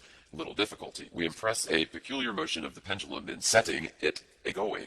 The Earth is at the same time carrying the pendulum eastward, but at the pole, the one motion will not interfere with the other. The only action of the Earth on the pendulum there is that of attracting it towards its own, the Earth's center. But this attraction is exactly in the plane of vibration and merely tends to continue with the oscillatory motion without disturbing it. It is otherwise if the experiment is made at some other point, say 20 degrees distant from the pole. Supposing the vibrations to commence in the plane of the meridian, then as the tendency of the pendulum is to continue its vibrations in planes absolutely parallel to the original plane, it will be seen, if we trace both motions, that while it is carried eastward with the Earth along a parallel of latitude, this tendency will operate to draw the plane of vibration away from a, quote, great circle into a small circle, that is, from a circle dividing the globe into two equal parts into one dividing it into two unequal parts. But the pendulum must necessarily move in a great circle, and hence to counteract its tendency to deviate into a small circle, a correctory movement is constantly going on, to which the lengthening of the period necessary to complete a revolution must be ascribed. At Edinburgh, the period is about 29 hours.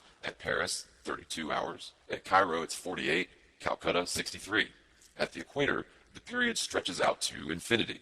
M. Foucault's rule is that the angular space passed over by the pendulum at any latitude in a given time is equal to the angular motion of the Earth in the period, multiplied by the sine of the latitude. The angular motion of the Earth is 15 degrees per hour, and the latitude of 30, for example, the sine being the radius as 500 to 1000. The angular motion of the pendulum will consequently be 7.5 degrees per hour. It is therefore easily found. It follows that the motions of the pendulum may be employed in a rough way to indicate the latitude of a place.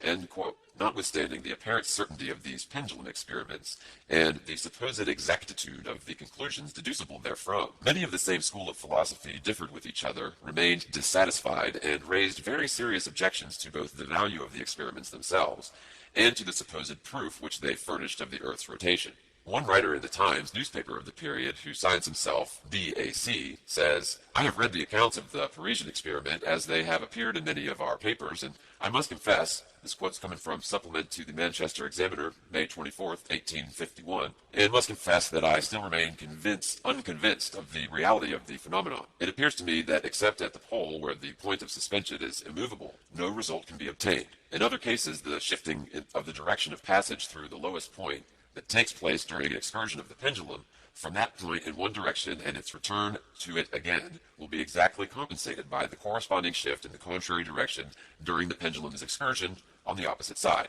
To take a particular case, suppose the pendulum in any latitude to be set oscillating in the meridian plane and to be started from the vertical towards the south. It is obvious that the wire by which it is suspended does not continue to describe a plane, but a species of conoidal surface, that when the pendulum has reached its extreme point in direction is to the southwest, and that as the tangent plane to the described surface through the point of suspension necessarily contains the normal to the Earth at the same point, the pendulum on its return passes through the same point in the direction northeast. Now, starting again from this point, we have exactly the circumstances of the last case, the primary plane being shifted slightly out of the meridian, when, therefore, the pendulum has reached its extreme point of excursion. The direction of the wire is to the west of this plane, and when it returns to the vertical, the direction of passage through the lowest point is as much to the west of this plane as it was in the former case to the west of the meridian plane. But since it is now moving from north to south instead of south to north, as in the former case, its former deviation receives complete compensation, and the primary plane returns again to the meridian when the whole process recurs. End quote. In Liverpool Mercury of May 23, 1851, the following letter appeared, quote, "The supposed manifestation of the rotation of the Earth. The French, English, and European continental journals have given publicity to an experiment made in Paris with a pendulum, which experiment is said to have had the same results when made elsewhere. To the facts set forth, no contradiction has been given, and it is therefore to be hopeful that they are true. The correctness of the inferences drawn from the facts is another matter. The first position of these theorists is that in a complete vacuum beyond the sphere of the Earth's atmosphere, a pendulum will continue to oscillate in one and the same original plane. On that supposition, their whole theory is founded. In making this supposition, the fact is overlooked that there is no vibratory motion, unless through atmospheric resistance or by force opposing impulse. Perpetual progress in rectilinear motion may be imagined, as in the corpuscular theory of light. Circular motion may also be found in the planetary systems, and parabolic and hyperbolic motions in those of comets. But vibration is artificial and of limited duration. No body in nature returns to the same road it went, unless artificially constrained to do so. The supposition of a permanent vibratory motion such as presumed in the theory advanced is unfounded in fact and absurd in idea, and the whole affair of this proclaimed discovery falls to the ground. It is what the French call a mystification, Anglais a humbug. End quote. Liverpool, 22nd May, 1851. Another writer declared that he and others had made many experiments and had discovered that the plane of vibration had nothing whatever to do with the meridian longitude, nor with the Earth's motion, but followed the plane of the magnetic meridian. Quote, "A scientific gentleman in Dundee recently tried a pendulum experiment, and he says that the pendulum is capable of showing the Earth's motion I regard as a gross delusion, but that it tends to the magnetic meridian I have found to be a fact." End quote. Liverpool Journal, May 17, 1851. In many cases, the experiments have not shown a change at all in the plane of oscillation of the pendulum. In others, the alteration in the plane of vibration has been the wrong direction, and very often the rate of variation has been altogether different to that which theory indicated. The following is a case in illustration. Quote, "On Wednesday evening, the Reverend H. H. Jones, F.R.A.S., exhibited to the apparatus of Foucault to illustrate the diurnal rotation of the Earth in the library hall of the Manchester Athenaeum. The preparations were simple. A circle of chalk was drawn into the center of the floor, immediately under the arched skylight. The circle was exactly 360 inches in its circumference, every inch being intended to represent 1 degree according to a calculation Mr. Jones had made, and which he produced at the Philosophical Society 6 weeks ago. The plane of oscillation of the pendulum would, at Manchester, diverge about 1 degree in 5 minutes, or perhaps very little less. He therefore drew his circle exactly 360 inches around, and marked the inches on its circumference. The pendulum was hung from the skylight immediately over the center of the circle, at the point of suspension being 25 feet high. At that length of wire, it should require 2.5 seconds to make each oscillation across the circle. The brazen ball, which at the end of a fine wire constituted the pendulum, was furnished with a point to enable the spectator to observe the more easily its course. A long line was drawn through the diameter of the circle, due north and south, and the pendulum started so as to swing exactly along this line, to the westward of which, at intervals of 3 inches at the circumference, 2 other lines were drawn, passing through the center. According to the theory, the pendulum should diverge from its original line towards the west, and at the rate of 1 inch or degree in 5 minutes. This, however, Mr. Jones explained, was a perfection of accuracy only attainable in a vacuum, and really could be approached where the pendulum had to pass through an atmosphere subject to disturbances. Besides, it was difficult to avoid giving it some slight lateral bias at starting. In order to obviate this as much as possible, the steel wire was as fine as would bear the weight, 1/30th of an inch thick, and the point of suspension was adjusted with delicate nicety. An iron bolt was screwed into the framework of the skylight. Into it a brass nut was inserted.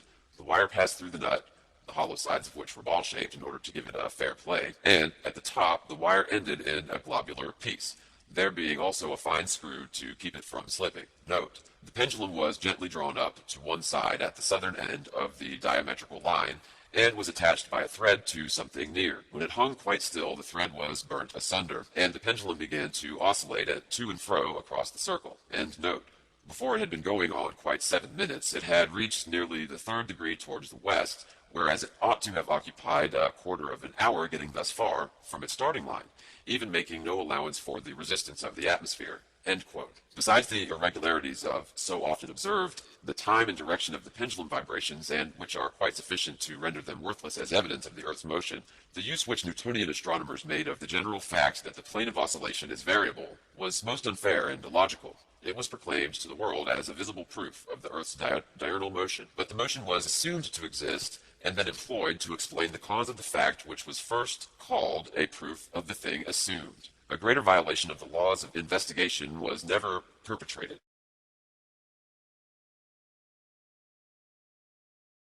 A greater violation of the laws of investigation has never been perpetrated. The whole subject as developed and applied by the theoretical philosophers is to the fullest degree unreasonable and absurd, not a jot or tittle better than the reasoning contained in the following letter. Previous quotes. Manchester and Examiner Supplement, May 24th, 1851. Better than the reasoning contained in the following letter. Sir, allow me to call your serious and polite attention to the extraordinary phenomenon demonstrating the rotation of the earth, which I at this present moment experience, and you yourself or anybody else, I have not the slightest doubt would be satisfied of under similar circumstances. Some skeptical and obstinate individuals may doubt that the earth's motion is visible, but I say from personal observation it is a positive fact. I don't care about latitude or longitude or vibratory pendulum revolving around the sine of a tangent on a spherical surface, nor axes, nor apsides, nor anything of the sort. That is all rubbish. All I know is I see the ceiling of this coffee room going round. I perceive this distinctly with the naked eye, only my sight has been sharpened by a slight stimulant. I write after my 6th go of brandy and water, whereof witness my hand, Swiggins, Goose and Gridhorn, May 5th, 1851. P.S. Why do 2 waiters come when I only call 1? End quote. The whole matter is handled by the astronomical theorists is fully deserving of the ridicule implied in the above quotation from Punch. But because great ingenuity has been shewn, and much thought and devotion manifested in connection with it, and the general public thereby greatly deceived, it is necessary that the subject should be fairly and seriously examined. What are the facts? The above quote was from Punch, May 10th, 1851. What are the facts? First, when a pendulum constructed according to the plan of M. Foucault is allowed to vibrate, its plane of vibration is often variable, but not always. The variation, when it does occur, is not uniform. It is not always the same in the same place, nor always the same either in its rate or velocity or in its direction. It cannot therefore be taken as evidence, for that which is inconstant cannot be used in favor or against any given proposition. It therefore is not evidence and proves nothing. Secondly, if the plane of vibration is observed to change, where is the connection between such change and the supposed motion of the earth? What principle of reasoning guides the experimenter to the conclusion that it is the earth which moves underneath the pendulum, and not the pendulum which moves over the earth? What logical right or necessity forces one conclusion in preference of the other? Thirdly, why was not the peculiar arrangement of the point of suspension of the pendulum specially considered in regard to its possible influence upon the plane of oscillation? Was it not known, or was it overlooked, or was it in the climax of theoretical revelry ignored that a quote ball and socket joint is one which facilitates circular motion more readily than any other, and that a pendulum so suspended as was M. Foucault's could not, after passing over one arc of vibration, return to the same arc without there being many chances to one that its globular point of suspension would slightly turn or twist its bed, and therefore give the return or backward oscillation in a slight change of direction? Let the immediate cause of pendulum's liability to change its plane of vibration be traced, and it will be found not to have the slightest connection with the motion or non-motion of the surface over which it vibrates. At a recent meeting of the French Academy of Sciences, M. de Haut sent in a note stating that M. Foucault, whose experiments on the pendulum effected a few years ago at the Pantheon are of European notoriety, quote, is not the first discoverer of the fact that a plane of oscillation of the free pendulum is invariable, but that the honor of the discovery is due to Poinçonnet de Sivry, who in 1718 stated, in a note to his translation of Pliny, that a mariner's compass might be constructed without a magnet, by making a pendulum and setting it in motion in a given direction, because, provided the motion were continually kept up, the pendulum would continue to oscillate in the same direction, no matter how many points or how often the ship might happen to change her course. End of section 12. Section 13. Perspective on the sea. It has been shown in Section 1, pages 25 to 34, that the law of perspective, as commonly taught in our schools of art, is fallacious and contrary to everything seen in nature. If an object be held up in the air and gradually carried away from an observer who maintains his position, it is true that all its parts will converge to one and the same point. But if the same object be placed upon the ground and similarly moved away from a fixed observer, the same predicate is false. In the first case, the center of an object is the datum to which every point of the exterior converges. But in the second case, the ground becomes the datum, in and towards which every part of the object converges in succession, beginning with the lowest, or that nearest to it. Instances: a man with light trousers and black boots walking along a level path will appear at a certain distance as though the boots had been removed and the trousers brought in contact with the ground. A young girl with short garments terminating 10 or 12 inches above the feet will, in walking forward, appear to sink towards the earth, the space between which and the bottom of the clothes will appear to gradually diminish. And in the distance of half a mile, the limbs, which were first seen for 10 or 12 inches, will be invisible. The bottom of the garment will seem to touch the ground.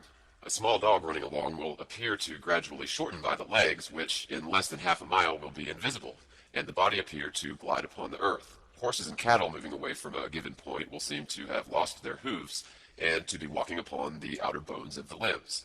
Carriages similarly receding will seem to lose that portion of the rim of the wheels which touches the earth.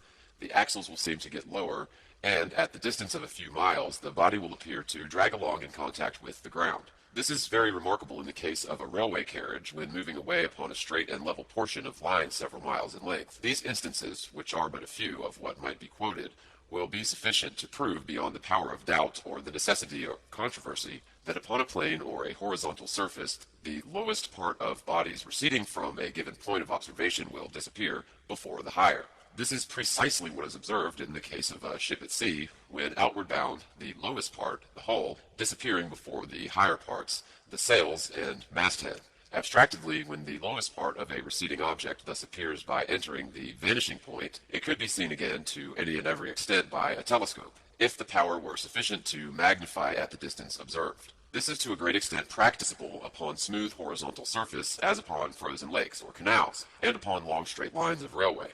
But the power of restoring such objects is greatly modified and diminished, where the surface is undulating or otherwise movable, as in large and level meadows and pasture lands generally, in the vast prairies and grassy plains of America, and especially so upon the ocean, where the surface is always more or less an undulating condition. In Holland and other level countries, persons have seen in winter skating upon the ice at distances varying from 10 to 20 miles.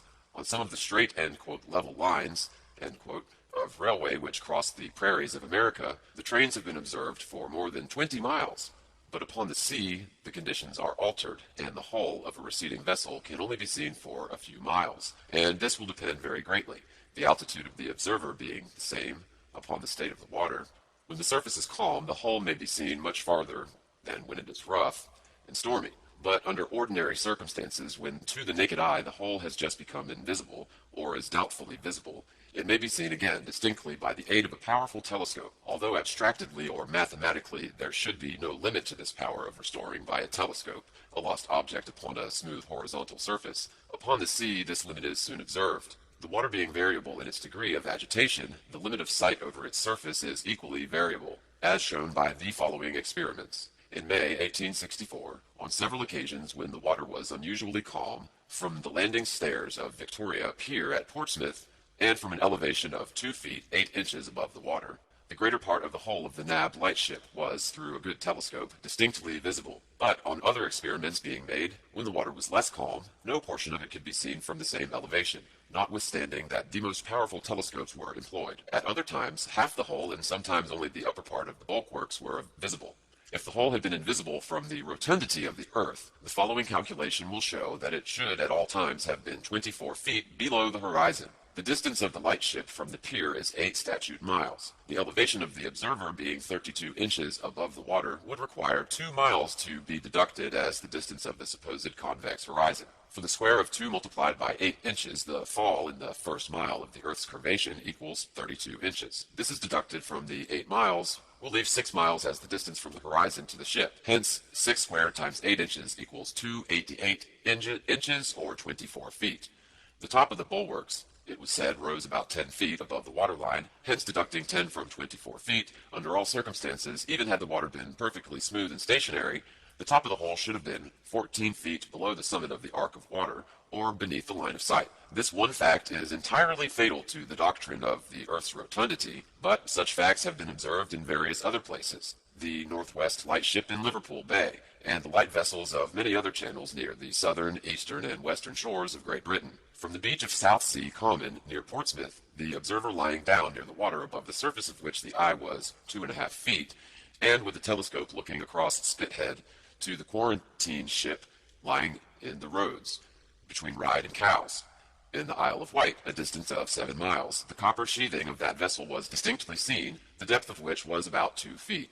Making the usual calculation in accordance with the doctrine of the Earth's convexity, it will be seen that an arc of water ought to have existed between the 2 points, the summit of which arc should have been 16 feet above the copper sheathing of the vessel. From an elevation of 2.5 feet above the water, opposite the Royal Yacht Clubhouse in West Cowes, Isle of Wight, the pilework and promenade of the pier at Stokes Bay near Gosport, and nearly opposite Osborne House were easily distinguished through various telescopes. At the distance is 7 miles, the altitude of the promenade 10 feet, and the usual calculation will show that this pier ought to have been many feet below the horizon.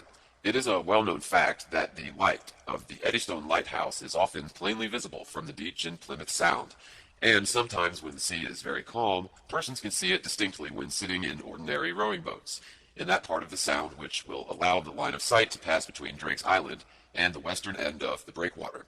The distance is 14 statute miles. In a list of lighthouses in a work called The Lighthouses of the World by A.G. Findlay, FRGS, published in 1862 by Richard H. Lowry, 53 Flat Street, London, it said at page 28, quote, "In the tables, the height of the flame above the highest tide high water level is given, so that it is the minimum range of the light. To this elevation 10 feet is added for the height of the deck of the ship above the sea. Besides the increased distance to which low water will cause the light to be seen, the effect of refraction will also sometimes increase their range. In the tables above referred to, at page 36, the Eddystone light is said to be visible 13 miles. But these 13 miles are nautical measure, and as 3 nautical miles equal 3.5 statute miles, the distance at which the Eddystone light is visible is over 15 statute miles. Notwithstanding that the Eddystone light is actually visible at a distance of 15 statute miles, and admitted to be so both by the Admiralty authorities and by calculation according to the doctrine of rotundity, very often at the same distance, the lantern is not visible at an elevation of 4 feet from the water, showing that the law of perspective previously referred to is greatly influenced by the state of the surface water over which the line of sight is directed. A remarkable illustration of this influence was given in the Western Daily Mercury, published in Plymouth of October 25, 1864. Several discussions had previously taken place at the Plymouth Athenaeum and the Davenport Mechanics Institute on the true figure of the Earth, subsequent to which a committee was formed for the purpose of making experiments bearing on the question at issue. The names of the gentlemen as given in the above-named journal were, quote, Parallax, the author of this work, Theta, Mr. Henry, a teacher in Her Majesty's Dockyard, Devonport, and Monsignor Osborne Richards, Ricard, Mogg, Evers, and Pierce, all of Plymouth. From the report published as above stated, the following quotation is made. Observation 6, quote, on the beach at 5 feet from the water, the Eddystone was entirely out of sight, end quote. The matter may be summarized as follows. At any time, when the sea is calm and the weather clear, the light of the Eddystone, which is 89 feet above the foundation on the rock, may be distinctly seen from an elevation of 5 feet above the water level. According to the Admiralty directions, it, quote, may be seen 13 nautical or 15 statute miles, end quote, or 1 mile still further away than the position of the observers on the above-named occasion. And yet, on that occasion, and at a distance of only 14 statute miles, quotes coming from Lighthouses of the World, page 36, and at a distance of only 14 statute miles, notwithstanding that it was a very fine autumn day, and a clear background existed, not only was the lantern, which is 89 feet high, not visible, but the top of the vane, which is 100 feet above the foundation, was, as stated in the report, entirely out of sight. That vessels and lighthouses are sometimes more distinctly seen than at others, and that the lower parts of such objects are sooner lost sight of when the sea is rough than when it is calm, Are items in the experience of seafaring people as common as their knowledge of the changes in the weather? And prominence is only given here to the above case because it was verified by persons of different opinions upon the subject of the Earth's form, and in the presence of several hundreds of the most learned and respectable inhabitants of the Plymouth and the neighborhood. The conclusion which such observations necessitate and force upon us is that the law of perspective, which is everywhere visible on land, is modified when observed in connection with objects upon or near the sea. But how modified? If the water of the ocean were frozen and at perfect rest, any object upon its surface would be seen as far as a telescope or magnifying power could be brought to bear upon it. But because this is not the case, because the water is always more or less in motion, not only of progression but of fluctuation, the swells and waves into which the surface is broken operate to prevent the line of sight from passing parallel to the horizontal surface of the water. It has been shown at pages 16 to 20, also 25 to 33, section 1, that the surface of the earth and sea appears to rise up to the level or altitude of the eye, and that at a certain distance the line of sight and the surface which is parallel to it appear to converge to a vanishing point, which is the horizon. If this horizon or vanishing point were formed by the apparent junction of two perfectly stationary parallel lines, it could be penetrated by a telescope of sufficient power to magnify at the distance, but because upon the sea the surface of the water is not stationary, the line of sight at the vanishing point becomes angular instead of parallel, and telescopic power is of little avail in restoring objects beyond this point. The following diagram will render this clear. Section 13, figure 1. So the following diagram will render this clear. The horizontal line CDE and the line of sight AB are parallel to each other and appear to meet at the vanishing point B. But at and about this point, the line AB is intercepted by the undulating or fluctuating surface of the water, the degree of which is variable, being sometimes very great and other times inconsiderable, and having to pass over the crest of the waves, as at H, is obliged to become AH instead of AB, and will therefore fall upon a ship, lighthouse, or other object at the point S, or higher or lower as such objects are more or less beyond the point H.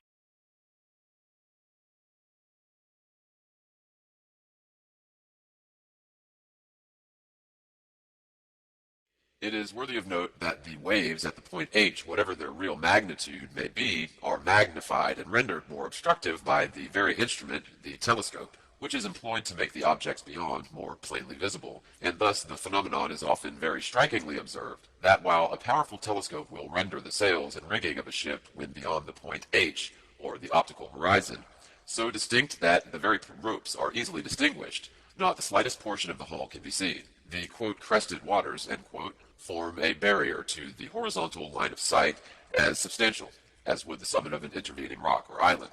In the report which appeared in the Western Daily Mercury of October 25, 1864, the following observations were also recorded. Quote, on the seafront of the Camera House, and at an elevation of 110 feet from the mean level of the sea, a plane mirror was fixed by the aid of a plumb line in a true vertical position. In this mirror, the distant horizon was distinctly visible on a level with the eye of the observer. This was the simple fact as observed by the several members of the committee which had been appointed. But some of the observers remarked that the line of the horizon in the mirror rose and fell with the eye, as also did everything else which was reflected, and that this ought to be recorded as an addendum. Granted, the surface of the sea appeared to regularly ascend from the base of the Hoe to the distant horizon.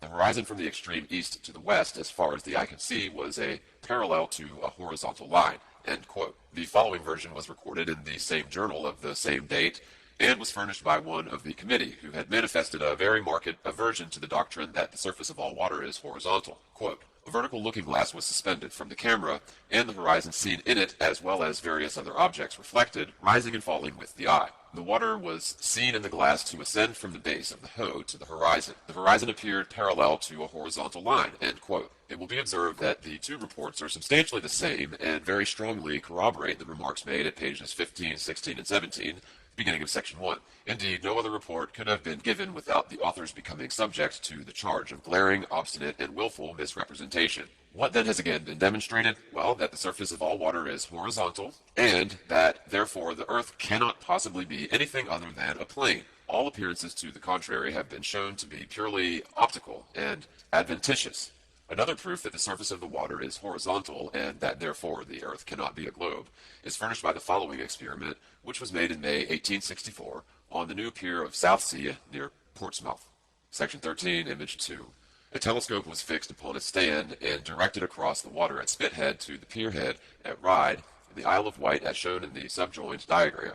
The line of sight crossed a certain part of the funnel of one of the regular streamers trading between Portsmouth and the Isle of Wight, and it was observed to cut or fall upon the same part during the whole of the passage to Ryde Pier, thus proving that the water between the two piers is horizontal, because it was parallel to the line of sight from the telescope fixed at Southsea. If the Earth were a globe, the channel between Ryde and Southsea would be an arc of a circle, and, as the distance across is 4.5 statute miles, the center of the arc would be 40 inches higher than the two sides, and the steamer would have ascended an inclined plane for 2.25 miles, or to the center of the channel, and afterwards descended for the same distance towards Ryde. This ascent and descent would have been marked by the line of sight falling 40 inches nearer to the deck of the streamer when on the center of the arc of water, as represented in the following diagram. This is section 13, number 3.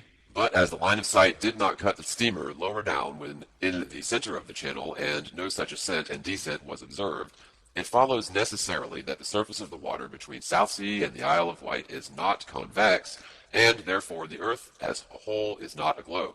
The evidence against the doctrine of the Earth's rotundity is so clear and perfect, and so completely fulfills the conditions required in special and independent investigations, that it is impossible for any person who can put aside the bias of previous education to avoid the opposite conclusion that the Earth is a plane.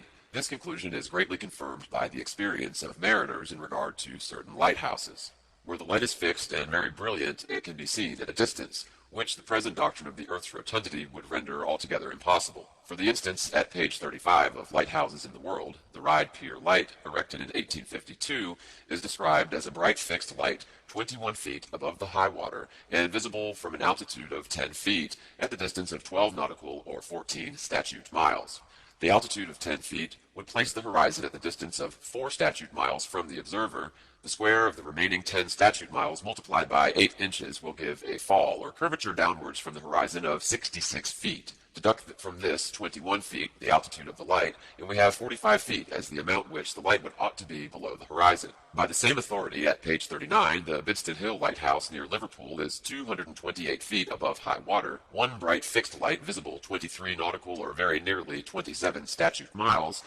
Deducting 4 miles for the height of the observer, squaring the remaining 23 miles, and multiplying that product by 8 inches, we have a downward curvature of 352 feet. From this, deduct the altitude of the light to 28 feet, and there remains 124 feet as the distance which the light should be below the horizon. Again, at page 40, quote, the lower light on the calf of man is 282 feet above the high water, and is visible 23 nautical miles, end quote. The usual calculation will show that it ought to be 70 feet below the horizon. At page 41, the Cromer light is described as having an altitude of 274 feet above high water, and is visible 23 nautical miles, whereas it ought to be, at that distance, 78 feet below the horizon. At page 9 it said, quote, the coal fire, which once was used on the Spurn Point Lighthouse at the mouth of the Humber, which was constructed on a good principle for burning, has been seen 30 miles off. If the miles here given are nautical measure, they would be equal to 35 statute miles. Deducting 4 miles as the usual amount for the distance of the horizon, there will remain 31 miles, which is squared and multiplied by 8 inches, and will give 640 feet as the declination of the water from the horizon to the base of the lighthouse, the altitude of which is given at page 42 as 93 feet above high water. This amount deducted from the above 640 feet would still leave 547 feet as the distance at which the Spurn light ought to have been below the horizon. The two high Whitby lights are 240 feet above high water, see page 42, and are visible 23 nautical miles at sea. The proper calculation will be 102 feet below the horizon. At page 43, it is said that the lower Farne Island light is visible for 12 nautical or 14 statute miles, and the height above high water is 45 feet. The actual calculation will show that this light ought to be 67 feet below the horizon. The Heckingen light on the west coast of Norway, see page 54, is 66 feet above high water and visible 16 statute miles. It ought to be sunk beneath the horizon 30 feet. The Todgen light, see page 55, on the Ringham Rock, west coast of Norway, is 51 feet high and is visible at 16 statute miles, but ought to be 45 feet below the horizon. The Rondo light, also on the west coast of Norway, see page 55, is 161 feet high and is visible for 25 statute miles, The proper calculation will prove that it ought to be above 130 feet below the horizon. The Egero light on west point of island, south coast of Norway, see page 56, and which is fitted up with the first order of the dioptric lights, is visible for 28 statute miles, and the altitude above high water is at 154 feet. Making the usual calculation, we find this light ought to be depressed or sunk below the horizon 230 feet. The Dunkirk light on the north coast of France, see page 71, is 194 feet high and visible to 28 statute miles.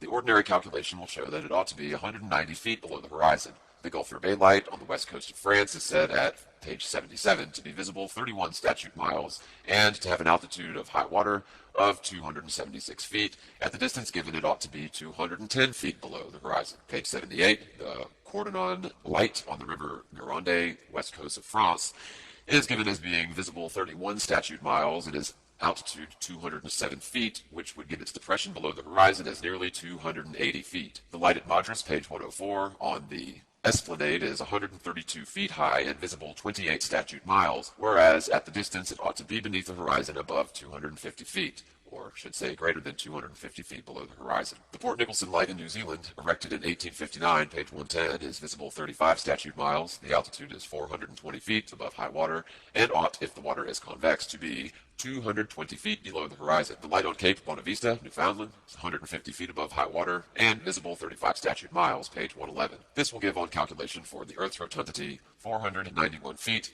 that the light should be below the horizon. Many other cases could be given from the same work, shewing that the practical observations of mariners, engineers, and surveyors entirely ignore the doctrine that the earth is a globe. The following cases taken from miscellaneous sources will be interesting, as bearing upon and leading to the same conclusion. In the Illustrated London News of October 20th, 1849, engraving is given of a new lighthouse erected on the Irish coast. The accompanying descriptive matter contains the following sentence: Ballycotton Island rises 170 feet above the level of the sea. The height of the lighthouse is 60 feet, including the lantern, giving the light an elevation of 230 feet, which is visible upwards of 35 miles to sea. If the 35 miles are nautical measure, the distance in statute miles would be over 40 miles, and allowing the usual distance for the horizon, there would be 36 miles from thence to the lighthouse. The square of 36 multiplied by 8 inches amounts to 864 feet. Deduct the total altitude of the lantern, 230 feet, and the remainder, 634 feet, is the distance which the light of Ballycotton ought to be below the horizon. In the Times newspaper of Monday, October 16th, 1854, in an account of Her Majesty's visit to Great Grimsby from Hull, the following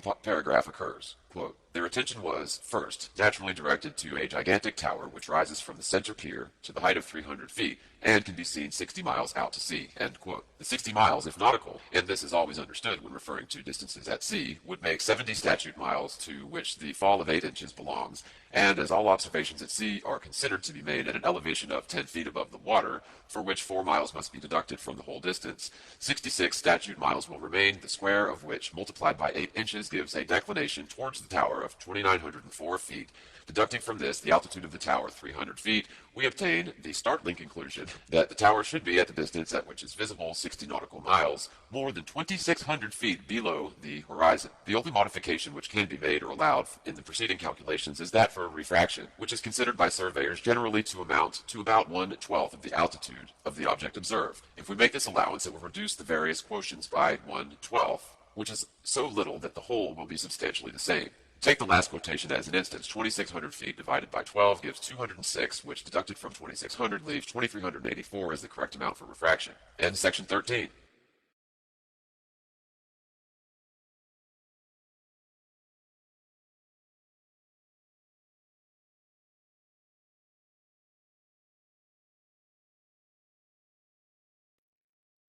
Section 14. General Summary. Application.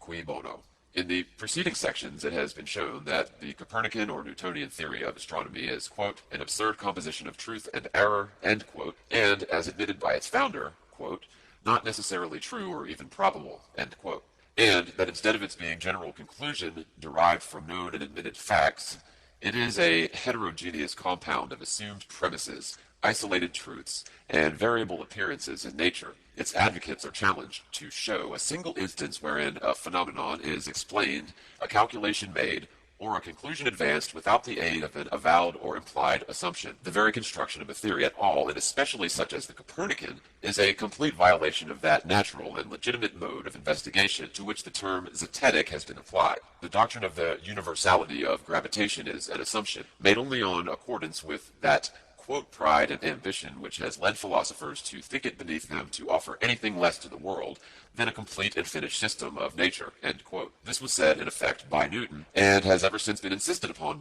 by his disciples. Quote, allow us, without proof, the existence of two universal forces, centrifugal and centripetal, or attraction and repulsion, and we will construct a system which shall explain all the leading mysteries of nature, an apple falling from a tree, or a stone rolling downwards, and a pail of water tied to a string set in rapid motion, were assumed to be types of the relations existing among all the bodies in the universe. The moon was assumed to have a tendency to fall towards the earth, and the earth and moon together towards the sun. The same relation was assumed to exist between all the smaller and larger luminaries in the firmament, and it soon became necessary to extend this assumption to infinity. The universe was parceled out into systems, coexistent and illimitable. Suns, planets, satellites, and comets were assumed to exist, infinite in number and boundless in extent, and to enable the theorists to explain the alternating and constantly recurring phenomena which were everywhere observable. These numberless and forever extending objects were assumed to be spheres. The earth we inhabit is called a planet,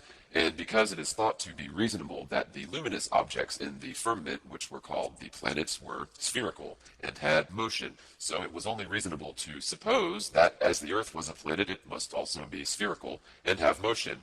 Ergo, the earth is a globe, and moves upon axes and in an orbit around the sun. And as the earth is a globe, and is inhabited, so again it is only reasonable to conclude that the planets are worlds like the earth and are inhabited by sentient beings. What reasoning!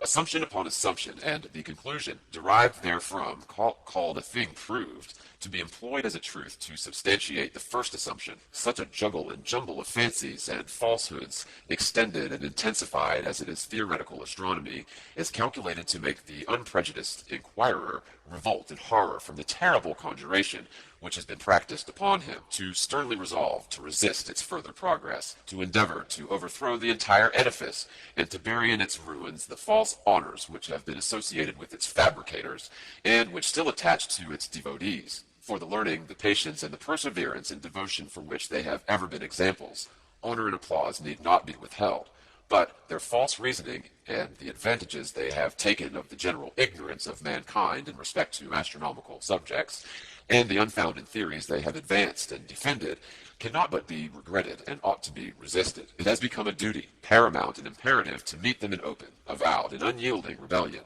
to declare that their unopposed reign of error and confusion is over, and that henceforth, like a falling dynasty, they must shrink and disappear, leaving the throne and the kingdom to those awakening intellects whose numbers are constantly increasing, and whose march is rapid and irresistible. The sword, and ere another generation has been educated, will have forced the usurper to abdicate. The axe is lifted, it is falling, and in a very few years we will have, quote, cut the cucumber down, end quote. The earth a globe, and it is necessarily demanded that it has diurnal and annual and various other motions, for a globular world without motion would be useless. Day and night, winter and summer, the half-year's light and the darkness at the, quote, North Pole, end quote, and other phenomena could not be explained by the supposition of rotundity without the assumption also of rapid and constant motion.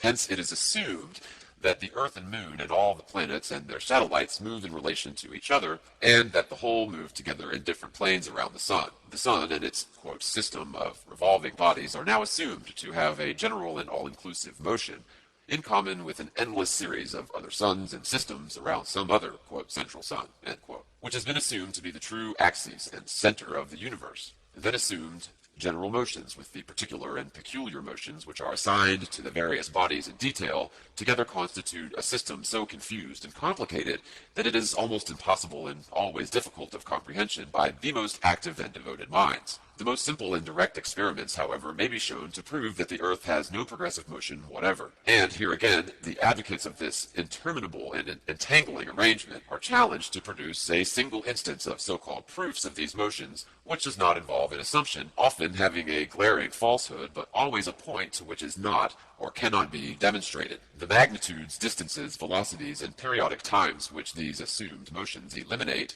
are all glaringly fictitious, because they are all only such a false theory creates a necessity for. It is geometrically demonstrable that all the visible luminaries in the firmament are within the distance of a few thousand miles, not more than a space which stretches between the North Pole and the Cape of Good Hope, and the principle of measurement, that of the plane of triangulation, which demonstrates this important fact, is one which no mathematician demanding to be considered a master in the science dare for a moment deny. All these luminaries, then, and the sun itself being so near to us, cannot be other than very small as compared with the earth we inhabit. They are all in motion over the earth, which is alone immovable, and therefore they cannot be anything more than a secondary and subservient structures ministering to this fixed material world and to its inhabitants.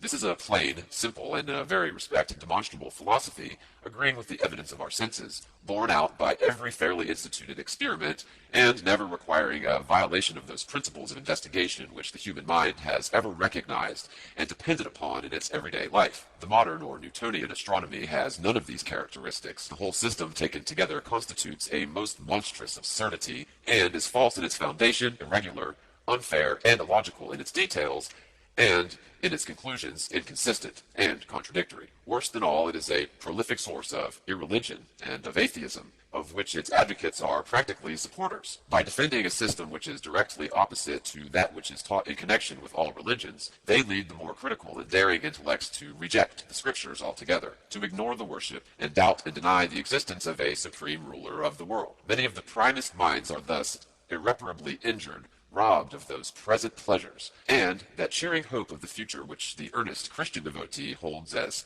of far greater value than earthly wealth and grandeur, or than the mastery of all philosophical complications which the human mind ever invented. The doctrine of the earth's rotundity and motion is now shown to be unconditionally false, and therefore the scriptures which assert the contrary are, in their philosophical teachings at least, literally true. In practical science, therefore, atheism and denial of scriptural authority have no foundation. If human theories are cast aside and the facts of nature and legitimate reasoning alone depended upon, it will be seen that religion and true philosophy are not antagonistic, and that the hopes which both encourage may be fully relied upon. To the religious mind, this matter is most important. It is indeed no less than a sacred question, for it renders complete the evidence that the Jewish and Christian scriptures are true, and must have been communicated to mankind by an anterior and supernal being. For if after so many ages of mental struggling, of speculation and trial and change and counterchange, we have at length discovered that all astronomical theories are false, that the earth is a plane and motionless, and that the various luminaries above it are lights only and not worlds, and that these very doctrines have been taught and recorded in a work which has been handed down to us from the earliest times, from a time in fact when mankind could not have had sufficient experience to enable them to criticize and doubt, much less invent, it follows that whoever dictated and caused such doctrines to be recorded and preserved to all future generations must have been superhuman, omniscient, and to the earth and its inhabitants pre-existent. To the dogged atheist whose, quote, mind is made up, end quote, not to enter into any further investigation, and not to admit of possible error in this past conclusions, this question is of no more account than it is to an ox. He who cares not to re-examine from time to time his state of mind and the result of his accumulated experience is in no single respect better than the lowest animal in creation. He may see nothing higher, more noble, more intelligent, or beautiful than himself, and in this pride, conceit, and vanity find an incarnation. To such a creature there is no God, for he himself, an equal with the highest being he has ever recognized. Such atheism exists to an alarming extent among the philosophers of Europe and America, and it has been mainly fostered by the astronomical and geological theories of the day, besides which, in consequence of the differences between the language of Scripture and the teachings of modern astronomy, there is to be found in the very hearts of Christian and Jewish congregations a sort of smoldering skepticism. a kind of faint suspicion which causes great numbers to manifest a cold and visible indifference to religious requirements. It is this which has led thousands to desert the cause of earnest, active Christianity, and which has forced the majority of those who still remain in the ranks of religion to declare, quote, that the scriptures were not intended to teach correctly other than moral and religious doctrines, that the references so often made to the physical world and so to natural phenomenon generally are given in language to suit the prevailing notions and the ignorance of the people, end quote. A Christian philosopher who wrote almost a century ago in reference to remarks similar to the above says, quote, why should we suspect that Moses, Joshua, David, Solomon, and the later prophets and inspired writers have counterfeited their sentiments concerning the order of the universe from pure complacence or being in any way obliged to dissemble, with a view to gratify the prepossessions of the populace? These eminent men, being kings, lawgivers, and generals themselves, or always privileged with the access to the courts of sovereign princes, besides the reverence and awful dignity which the power of divination and working of miracles procured to them, had great worldly and spiritual authority. They had often in charge to command, suspend, revert, and otherwise interfere with the course and laws of nature, and were never daunted to speak out the truth before the most mighty potentates on earth, much less would they be overawed with the vox populi. To say that the scriptures were not intended to teach science truthfully is in substance to declare that God himself has stated and commissioned his prophets to teach things which are utterly false. Those Newtonian philosophers who still hold that the sacred volume is the word of God are thus placed in a fearful dilemma. How can the two systems so directly opposite in character be reconciled? Oil and water alone will not combine. Mix them by violence as we may, they will again separate when allowed to rest. Call oil oil and water water, and acknowledge them to be distinct in nature and value, but let no hodgepodge be attempted and passed off as a genuine compound of oil and water. Call Scripture the Word of God, call the Creator and the ruler of all things, and the fountain of all truth, and call the Newtonian or Copernican astronomy the word and work of man, of men, too, in his vainest mood, so vain and conceited as not to be content with the direct and simple teachings of his Maker, but who must rise up in rebellion and conjure into existence a fanciful, complicated fabric, which, being insisted upon as true, creates and necessitates the dark and horrible and interrogatives. Is God a deceiver? Has he spoken direct and unequivocal falsehood? Can we no longer indulge in the beautiful and consoling thought that God's justice and love and truth are unchanging and reliable forever? Let Christians, for skeptics and atheists may be left out of the question, to whatever division of the church they belong, look at this matter calmly and earnestly. Let them determine to uproot the deception which has led them to think that they can altogether ignore the plainest astronomical teaching of Scripture and endorse a system to which it is in every sense opposed. The following language is quoted as instance of the manner in which the doctrine of the earth's rotundity and the plurality of worlds interferes with scriptural teachings. The theory of original sin is confuted by our astronomical and geological knowledge, and I cannot permit the belief when I know that our world is but a mere speck in a perishable atom, the vast space of creation, that God should just select this little spot to descend upon and assume our form and clothe himself in our flesh to become visible to human eyes to the tiny beings of this comparatively insignificant world.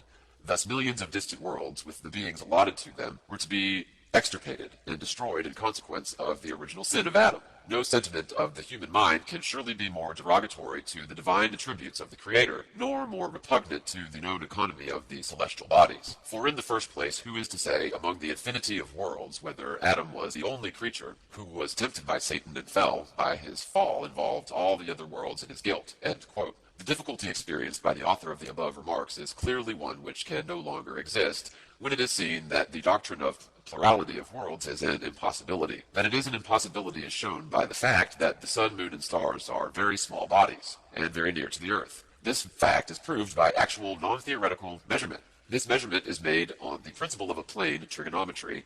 This principle of plane trigonometry is adopted because the Earth is a plane, and all the base lines employed in the triangulation are horizontal. By the same practical method of reasoning, all the difficulties which, upon geological and astronomical grounds, have been raised to the literal teachings of the Scriptures may be completely destroyed. Instances: the Scriptures repeatedly declare that the sun moves over the earth. Quote, his going forth is from the end of the heaven, and his circuit unto the ends of it. He ariseth and goeth down, and hasteth to his place whence he rose. The sun stood still in the midst of heaven. Great is the earth, high is the heaven, swift is the sun in his course.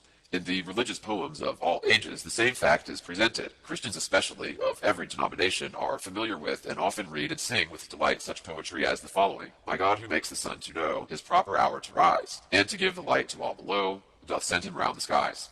When from the chambers of the east his morning race begins, he never tires nor stops to rest, but round the world he shines. A god of the morning, at whose voice the cheerful sun makes haste to rise, and, like a giant, doth rejoice to run his journey through the skies. All of the expressions of Scripture are consistent with the fact of the sun's motion. They never declare anything to the contrary. Whenever they speak of the subject, it is in the same manner. The direct evidence of our senses confirms it, and actual and special observations, as well as the most practical scientific experiments, declare the same thing. The progressive and concentric motion of the sun over the earth is in every sense demonstrable. Yet the Newtonian astronomers insist upon it that the sun does not actually move, that it really only appears to move, and that this appearance arises from the motion of the earth. That when, as the scriptures affirm, the, quote, sun stood still in the midst of heaven, it was the earth which stood still and not the sun. That the scriptures therefore speak falsely, and the experiments of science and the observations and applications of our senses are never to be relied upon. Whence comes this bold and arrogant denial of the value of our senses of judgment and the authority of Scripture?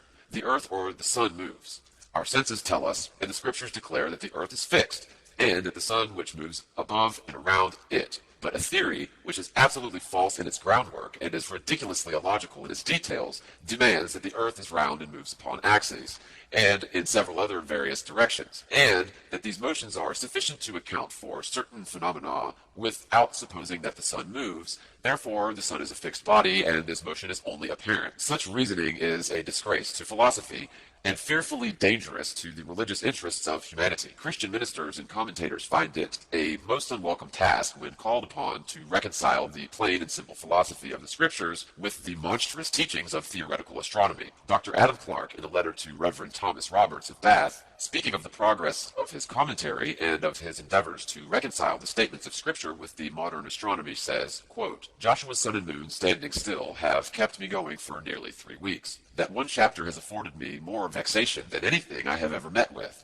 and even now I am but, quotes coming from Life of Adam Clarke, 8th volume edition, and even now I am but half satisfied with my own solution of all the difficulties, though I am confident that I have removed mountains that were never touched before. Shall I say that I am heartily weary of my work, so weary that I have 1,000 times wished I had never written 1 page of it, and am repeatedly proposing to give it up, end quote. The Reverend John Wesley in his journal writes as follows, quote, the more I consider them, the more I doubt all systems of astronomy.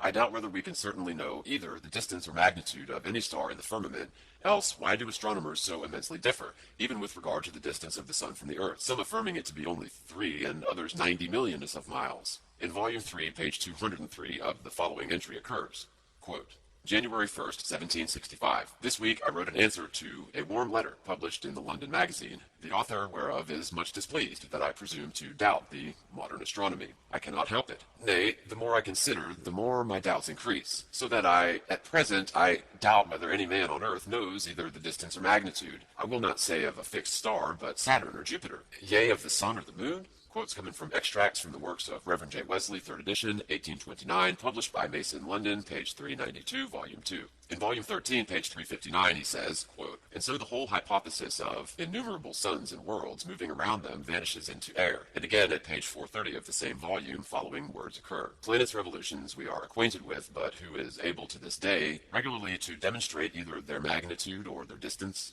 unless he will prove, as is the usual way, the magnitude from the distance and the distance from the magnitude. Note, Dr. Rogers has evidently demonstrated that no conjunction of the centrifugal and centripetal forces can possibly account for this, or even cause any body to move in an ellipsis. There are several other incidental remarks to be found in his writings which shew that Reverend John Wesley was well acquainted with the then modern astronomy, and that he saw clearly both its self-contradictory and its anti-scriptural character. It is a very popular idea among modern astronomers that the stellar universe is an endless congeries of systems of suns and attendant worlds peopled with sentient beings analogous in the purpose and destiny of their existence to the inhabitants of this earth. This doctrine of a plurality of worlds, although it conveys the most magnificent ideas of the universe, is purely fanciful and may be compared to the dreams of the alchemists, who labored with an unheard of enthusiasm to discover the philosopher's stone, the elixir vitae, and the universal solvent. However grand the first 2 projects might have been in their realization, it is known that they were never developed in a practical sense, and the latter idea of a solvent which would dissolve everything was suddenly and unexpectedly destroyed by the few remarks of a simple but critical observer, who demanded to know what service a substance would be to them which would dissolve all things. What could they keep it in? For it would dissolve every vessel wherein they sought to preserve it. This idea idea of a plurality of worlds is but a natural and reasonable conclusion drawn from the doctrine of the Earth's rotundity. But this doctrine being false in its offshoot is equally so. The supposition that the heavenly bodies are suns and inhabited worlds is demonstrably impossible in nature, and has no foundation whatever in the Scripture. Quote, "In the beginning God created the heaven and the earth." End quote. One earth only is created, and the fact is more especially described in Genesis chapter 1, verse 10, where instead of the word earth meaning both land and water as together forming a globe, as it does in the Newtonian astronomy, only the dry land was called earth, and the gathering together of the waters he called seas. The sun, moon, and stars are described as lights only and not worlds. A great number of passages might be quoted which prove that no other material world is ever in the slightest manner referred to by the sacred writers. The creation of the world, the origin of evil and the fall of man, the plan of redemption by the death of Christ, the day of judgment, and the final consummation of all things are invariably associated with this earth alone. The expression in Hebrews chapter 1 verse 2, "by whom also he made the worlds," and in Hebrews chapter 2 verse 3, quote, "though faith we understand that the worlds were framed," end quote, are known to be a comparatively recent rendering from the original Greek documents. The word which has been translated worlds is fully capable of being rendered in the singular number as the plural, and the previous to the introduction of the Copernican astronomy was always translated as the world, singular. The Roman Catholic and the French Protestant Bibles still contain the singular number, and in a copy of an English Protestant Bible printed in the year 1608, the following translation is given, quote, "Through faith we understand that the world was ordained," end quote. So that either the plural expression worlds was used in later translations to accord with the astronomical notions then recently introduced, or it was meant to include the earth and the spiritual world as referred to in Hebrews 2, verse 5, "For unto angels hath he not put into subjection the world to come," end quote. Ephesians 1, chapter 21, "far above all principality and power and might and dominion, and every name that is named, not only in this world, but also in that which is to come," end quote. Luke 18, 29 and 30, quote, "There is no man that hath left house, or parents, or brethren, or wife, or children, for the kingdom of God's sake, who shall not receive manifold more in this present time, and in the world to come life everlasting," end quote. Matthew 12, verse 32. Quote, whosoever speaketh against the Holy Ghost, it shall not be forgiven him, neither in this world, neither in the world to come, end quote. The scriptures teach that in the day of the Lord, quote, "the heavens shall pass away with a great noise, and the elements shall melt with fervent heat," end quote. "And the stars, quote, of heaven fall into the earth, even as a fig tree casteth her untimely figs when shaken of the mighty wind," end quote. The Newtonian system of astronomy declares that the stars and planets are mighty worlds, nearly all of them much larger than this earth. The fixed stars are considered to be suns, equal, if not greater to our very own sun, which is said to be above 800,000 miles in diameter. All this is provably false, but to those who have been led to believe it, the difficult question arises. How can thousands of stars fall upon the earth, which is many times less than any one of them? How can the earth with a supposed diameter of 8,000 miles receive the numerous suns of the firmament, many of which are said to be 1,000,000 miles in diameter? These stars are assumed to have positions so far from the earth that the distance is almost inexpressible. Figures indeed may be arranged on paper, but in reading them, no practical idea is conveyed in the mind. Many of them are said to be so distant that should they fall with the velocity of light, or above 160,000 miles in a second, or 600 millions of miles per hour, they would require nearly 2 millions of years to reach the earth. Sir William Herschel, in a paper on, quote, "the power of telescopes to penetrate into space," end quote, published in the Philosophical Transactions for the year 1800, affirms that with his powerful instruments he discovered brilliant luminaries so far from the earth that the light from them, quote, "could not have been less than 1,900,000 years in its progress," end quote. Again, the difficulty presents itself. Quote, "If the stars of heaven begin to fall today, and with the greatest imaginable velocity, millions of years must elapse before they would reach earth," end quote. But the scriptures declare that these changes shall occur suddenly, shall come indeed, quote, "as a thief in the night," end quote. The same theory, with its false and inconceivable distances and magnitudes, operates to destroy all the ordinary common sense and scripturally authorized chronology. Christian and Jewish commentators, unless astronomically educated, hold and teach that the earth, as well as the sun, moon, and stars, were created about 4,000 years before the birth of Christ, or less than 6,000 years before the present time. But if many of these luminaries are so distant that their light would require above 1,000,000 years to reach us, and if, as we're taught, bodies are visible to us because of the light which they reflect or radiate, then their light has reached us because we have been able to see them, and therefore they must have been shining and must have been created at least 1,900,000 years ago. The chronology of the Bible indicates that a period of 6,000 years has not yet elapsed since the heavens and earth were finished and all the host of them. In the modern astronomy, continents, oceans, seas, and islands are all considered as together forming one vast globe of 25,000 miles in circumference. This has been shown to be fallacious and is clearly contrary to the plain, literal teachings of the Scripture. In the first chapter of Genesis, we find the following language. And God said, "Let the waters under the heaven be gathered into one place, and let the dry land appear, and it was so. And God called the dry land earth, and the gathering together of the waters he called the seas. Here are the earth and the seas. Earth and the great body of waters are described as two distinct and independent regions, and not as together forming one globe, which astronomers call the earth. This description is confirmed by several other passages of Scripture. 2 Peter 3 verse 5, quote, "For this they willingly are ignorant of, that by the word of God of the heavens of the old and of the earth, standing out of the waters and in the waters."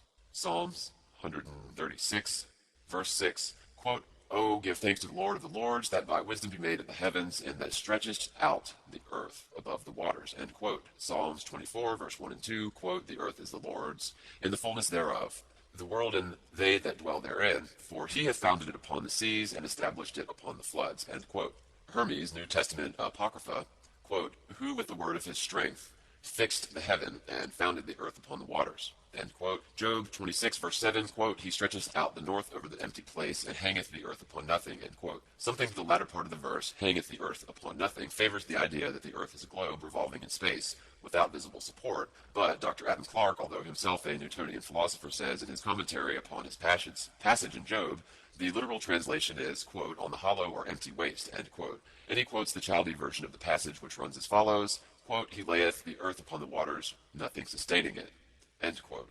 It is not that he, quote, "hangeth the earth upon nothing," but hangeth or layeth it upon the waters, which were simply an empty or waste, and were before there was nothing. This is in strict accordance with the other expressions that the earth was founded upon the waters, etc., and also with the expression in Genesis that the face of the deep was covered only with darkness. If the earth were a globe, it is evident that everywhere in the water of its surface, the seas, lakes, oceans, and rivers must be sustained by the land. The earth must be under the water. But if the land and the waters are distinct, and the earth is founded upon the seas, then everywhere the sea must sustain the land, as it is does a ship, or anything floating mass, or any other floating mass, and there is water below the earth.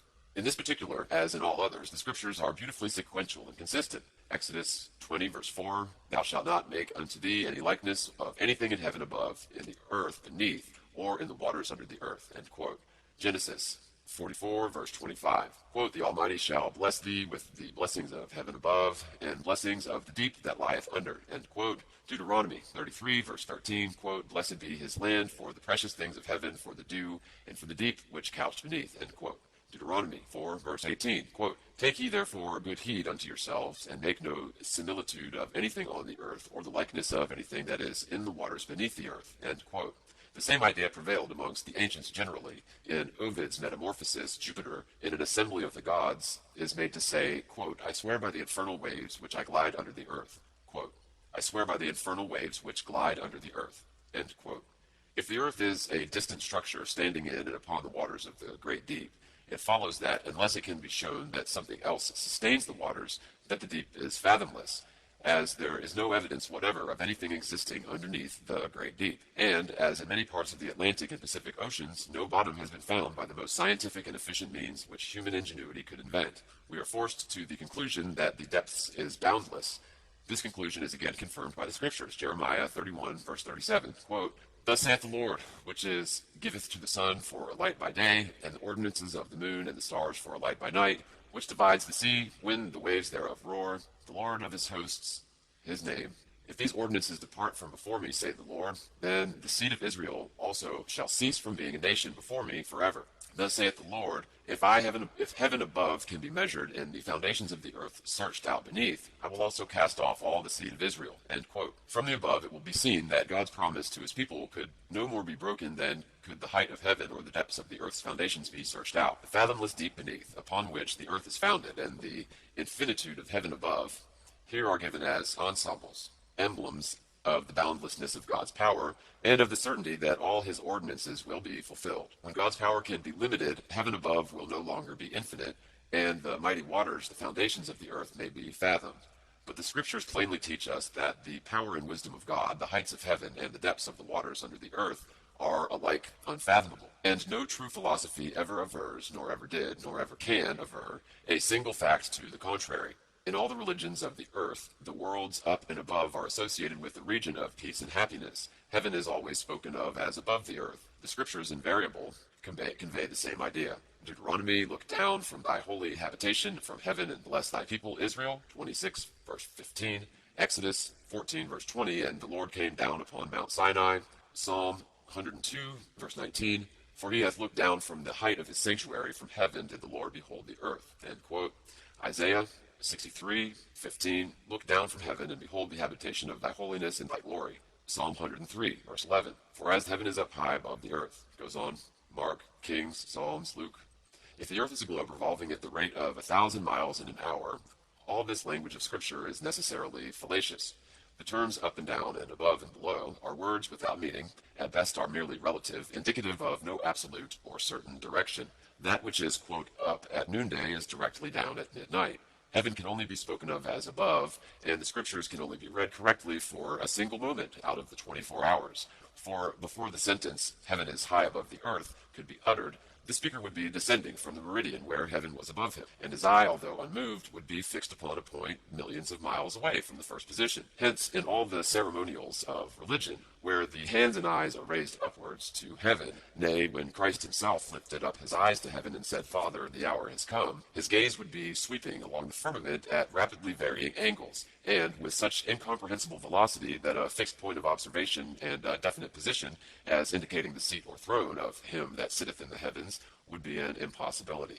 Again, the religions of the world have always believed and meditated upon the word heaven as representing an infinite region of joy and safety, of rest and happiness unspeakable, as the place of God's residence, the dwelling place of angels and the blessed, the true palace of God, entirely separated from the impurities and imperfections, the alterations and changes of the lower world, where he reigns in eternal peace. Note, it is by the sacred mansion of light and joy and glory. End note, end quote. But if there is a plurality of worlds, millions upon millions, nay, an infinity of worlds, if the universe is filled with innumerable systems of burning suns and rapidly revolving planets intermingled with rushing comets and whirling satellites, all dashing and sweeping through space and directions, and with velocities surpassing all human comprehension, and terrible even to contemplate, where is the place of rest and safety? Where is the true and unchangeable palace of God? In what direction is heaven to be found? Where is the liberated human soul to find its home, its refuge from change and motion, from uncertainty and danger? Is it to wander forever in a labyrinth of rolling worlds? To struggle forever in a never-ending maze of revolving suns and systems? To be never at rest, but forever seeking to avoid some vortex of attraction, some whirlpool of gravitation? The belief in the existence of heaven as a region of peace and harmony, quotes coming from Cruden's Concordance article, quote, heaven as a region of peace and harmony, extending above the earth through all extent and beyond the influence of natural laws and restless elements, is jeopardized, if not destroyed, by a false and usurping astronomy, which has no better foundation than human conceit and presumption. If it is ill-founded and unsupported, philosophy is admitted by the religious mind. It can no longer say that, quote, far above the sun and stars and skies and realms of endless light and love, my Father's mansion lies, end quote. The modern theoretical astronomy affirms that the moon is a solid, opaque, non-luminous body that is, in fact, nothing less than a material world. It has even been mapped out into continents, islands and seas, lakes and volcanoes, etc., etc. The nature of its atmosphere and character of its productions and possible inhabitants have been discussed with as much freedom as though our philosophers were quite as familiar with it as they are with the different objects and localities upon the earth. The light, too, with which the moon so beautifully illuminates the firmament is declared to be only borrowed, to be only the light of the sun intercepted and reflected upon the earth. These doctrines are not only opposed by a formidable array of well-ascertained facts as given in previous sections, but they are totally denied by the scriptures. The sun and moon and stars are never referred to as worlds, but simply as lights, to rule alternately in the firmament. In Genesis 1:14-16, and God said, let there be lights in the firmament of the heaven, to divide the day from the night. And God made two great lights, the greater light to rule the day, and the lesser light to rule the night. In Psalm 136:7-9, oh, give thanks to him that made the great lights, the sun to rule the day, the moon and stars to rule by night. In Jeremiah, Ezekiel, Psalms, Isaiah, Matthew, Isaiah, gives lots of passages. Similarly, In the very first of the passages above quoted, the doctrine is enunciated that various distinct and independent lights were created, but that two great lights were specially called into existence for the purpose of ruling the day and the night. The sun and the moon are declared to be these great and alternately ruling lights. Nothing is here said, nor is it in any other part of Scripture said, that the sun is a great light and that the moon shines only by reflection. The sun is called the greater light to rule the day, and the moon the lesser light to rule the night. Although of these two great lights one is less than the other, each is declared to shine with its own light. Hence, in Deuteronomy 33, verse 14, it is affirmed that certain fruits are especially brought forth by the influence of the sun's light, and that certain other productions are put forth by the moon. That the light of the sun is influential in encouraging the growth of certain natural products, and that the light of the moon has a distinct influence in promoting the increase of certain other natural substances. It is a matter well known to those who are familiar with the horticultural and agricultural phenomenon, and it is abundantly proved by chemical evidence that the two lights are distinct in character and in action upon various elements. This distinction is beautifully preserved throughout the sacred scriptures. In no single instance are the two lights confounded. On the contrary, in the New Testament, St. Paul affirms with authority that there is one glory of the sun, and another glory of the moon, and another glory of the stars. The same fact of the difference in the two lights and their independence of each other is maintained in the scriptures to the last. Quote, "The sun became black as sackcloth of hair, and the moon became as blood." End quote.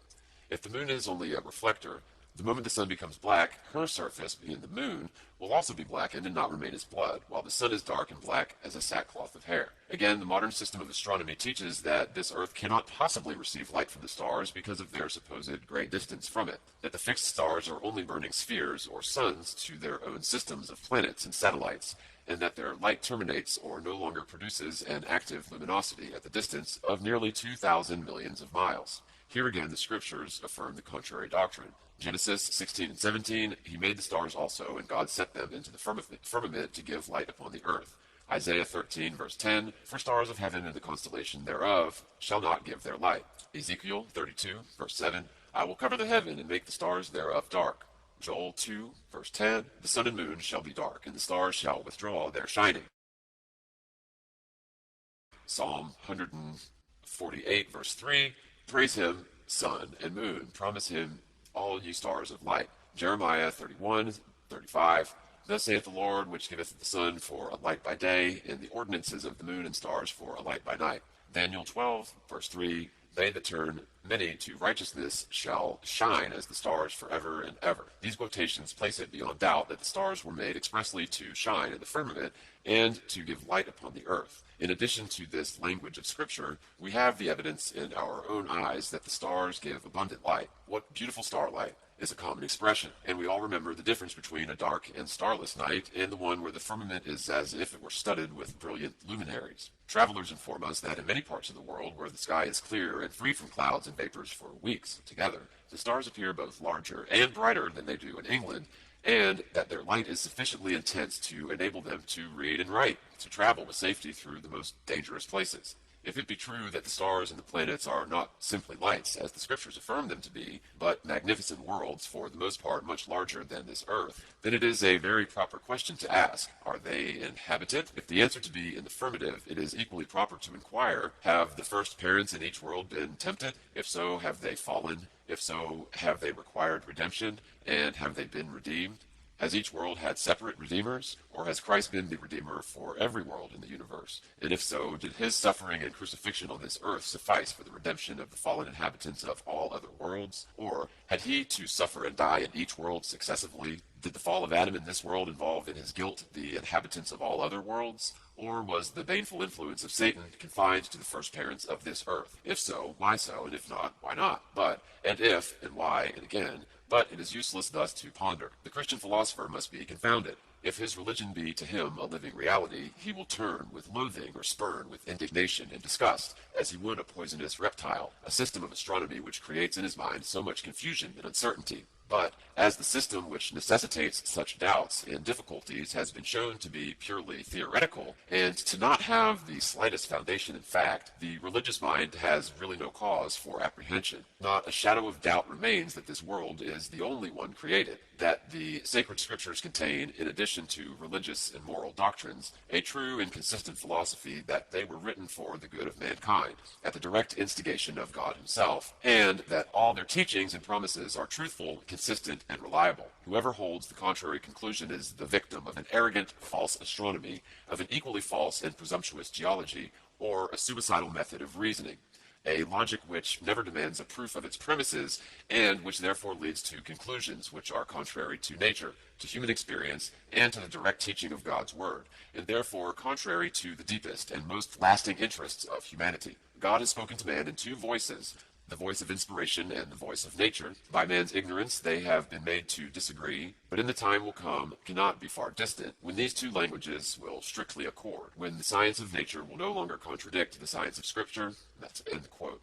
Cui bono, quote, of all terrors to the generous soul, that cui bono is the one to be the most zealously avoided, whether it be proposed to find the magnetic point, or a passage impossible to be utilized if discovered, or a race of men of no good to any human institution extent, and of no good to themselves, or to seek the unicorn in Madagascar, and when we had found him not to be able to make use of him, or the great central plateau of Australia, where no one could live for centuries to come, or of the great African lake, which for all the good it would do us English folk might as well be in the moon, or the source of the Nile, the triumphant discovery of which neither lower the rents nor take off the taxes anywhere. Whatever it is, the cui bono is always a weak and cowardly argument, essentially short-sighted, seeing that according to the law of the past, by which we may always safely predicate the future, so much falls into the hands of the seeker, for which he was not looking, and of which he never even knew the existence. The area of the possible is very wide still, and every insignificant and minute angle we have staked out and marked impossible. What do we know of the powers which nature has yet in reserve, of the secrets she has still untold,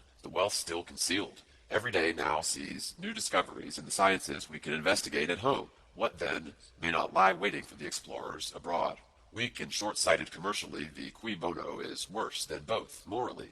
When we remember the powerful manhood, the patience, the unselfishness, the courage, and devotion, and nobleness of aim, which must accompany a perilous enterprise, and which form so great an example, and so heart-stirring to the young and to the wavering, it is no return to barbaric indifference to life to say, better indeed a few deaths, for even a commercially useless enterprise, better a few hearths made desolate, and a few wives and mothers left to bear their stately sorrow, to the end of time, that the future may rejoice and be strong. Better 1,000 failures in 1,000 useless undertakings than the loss of national manhood or the weakening of national fiber. Quixotism is a folly when the energy which might have achieved conquests over misery and wrong, if rightfully applied, is wasted in fighting windmills. But to forego any great enterprise for fear of the dangers attending, or to check a grand endeavor by the cui bono of ignorance and moral skepticism, is worse than folly. It is the baseness and the cowardice. End quote.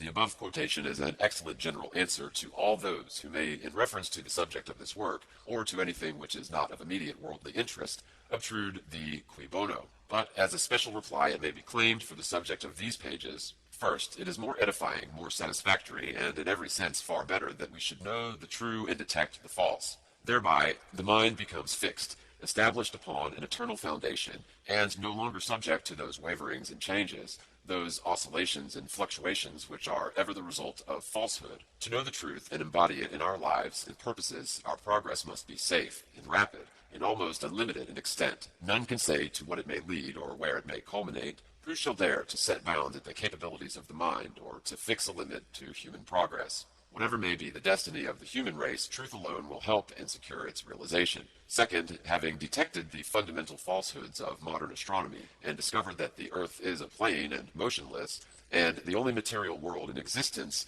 we are able to demonstrate the actual character of the universe. In doing this, we are enabled to prove that all the so-called arguments with which so many scientific but irreligious men have assailed the scriptures are absolutely false, have no foundation except for their own astronomical and geological theories, which, being demonstrably fallacious, they fall to the ground as valueless. They can no longer be wielded as weapons against religion.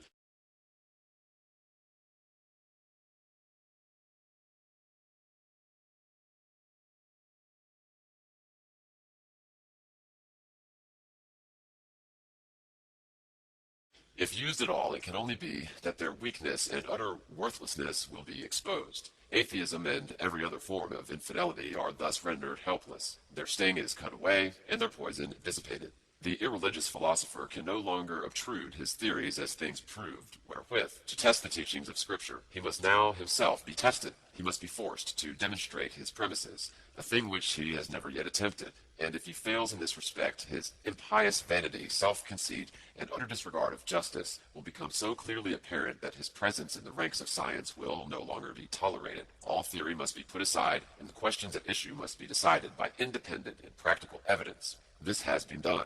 The process, the modus operandi, and the conclusions derived therefrom have been given in the early sections of this work.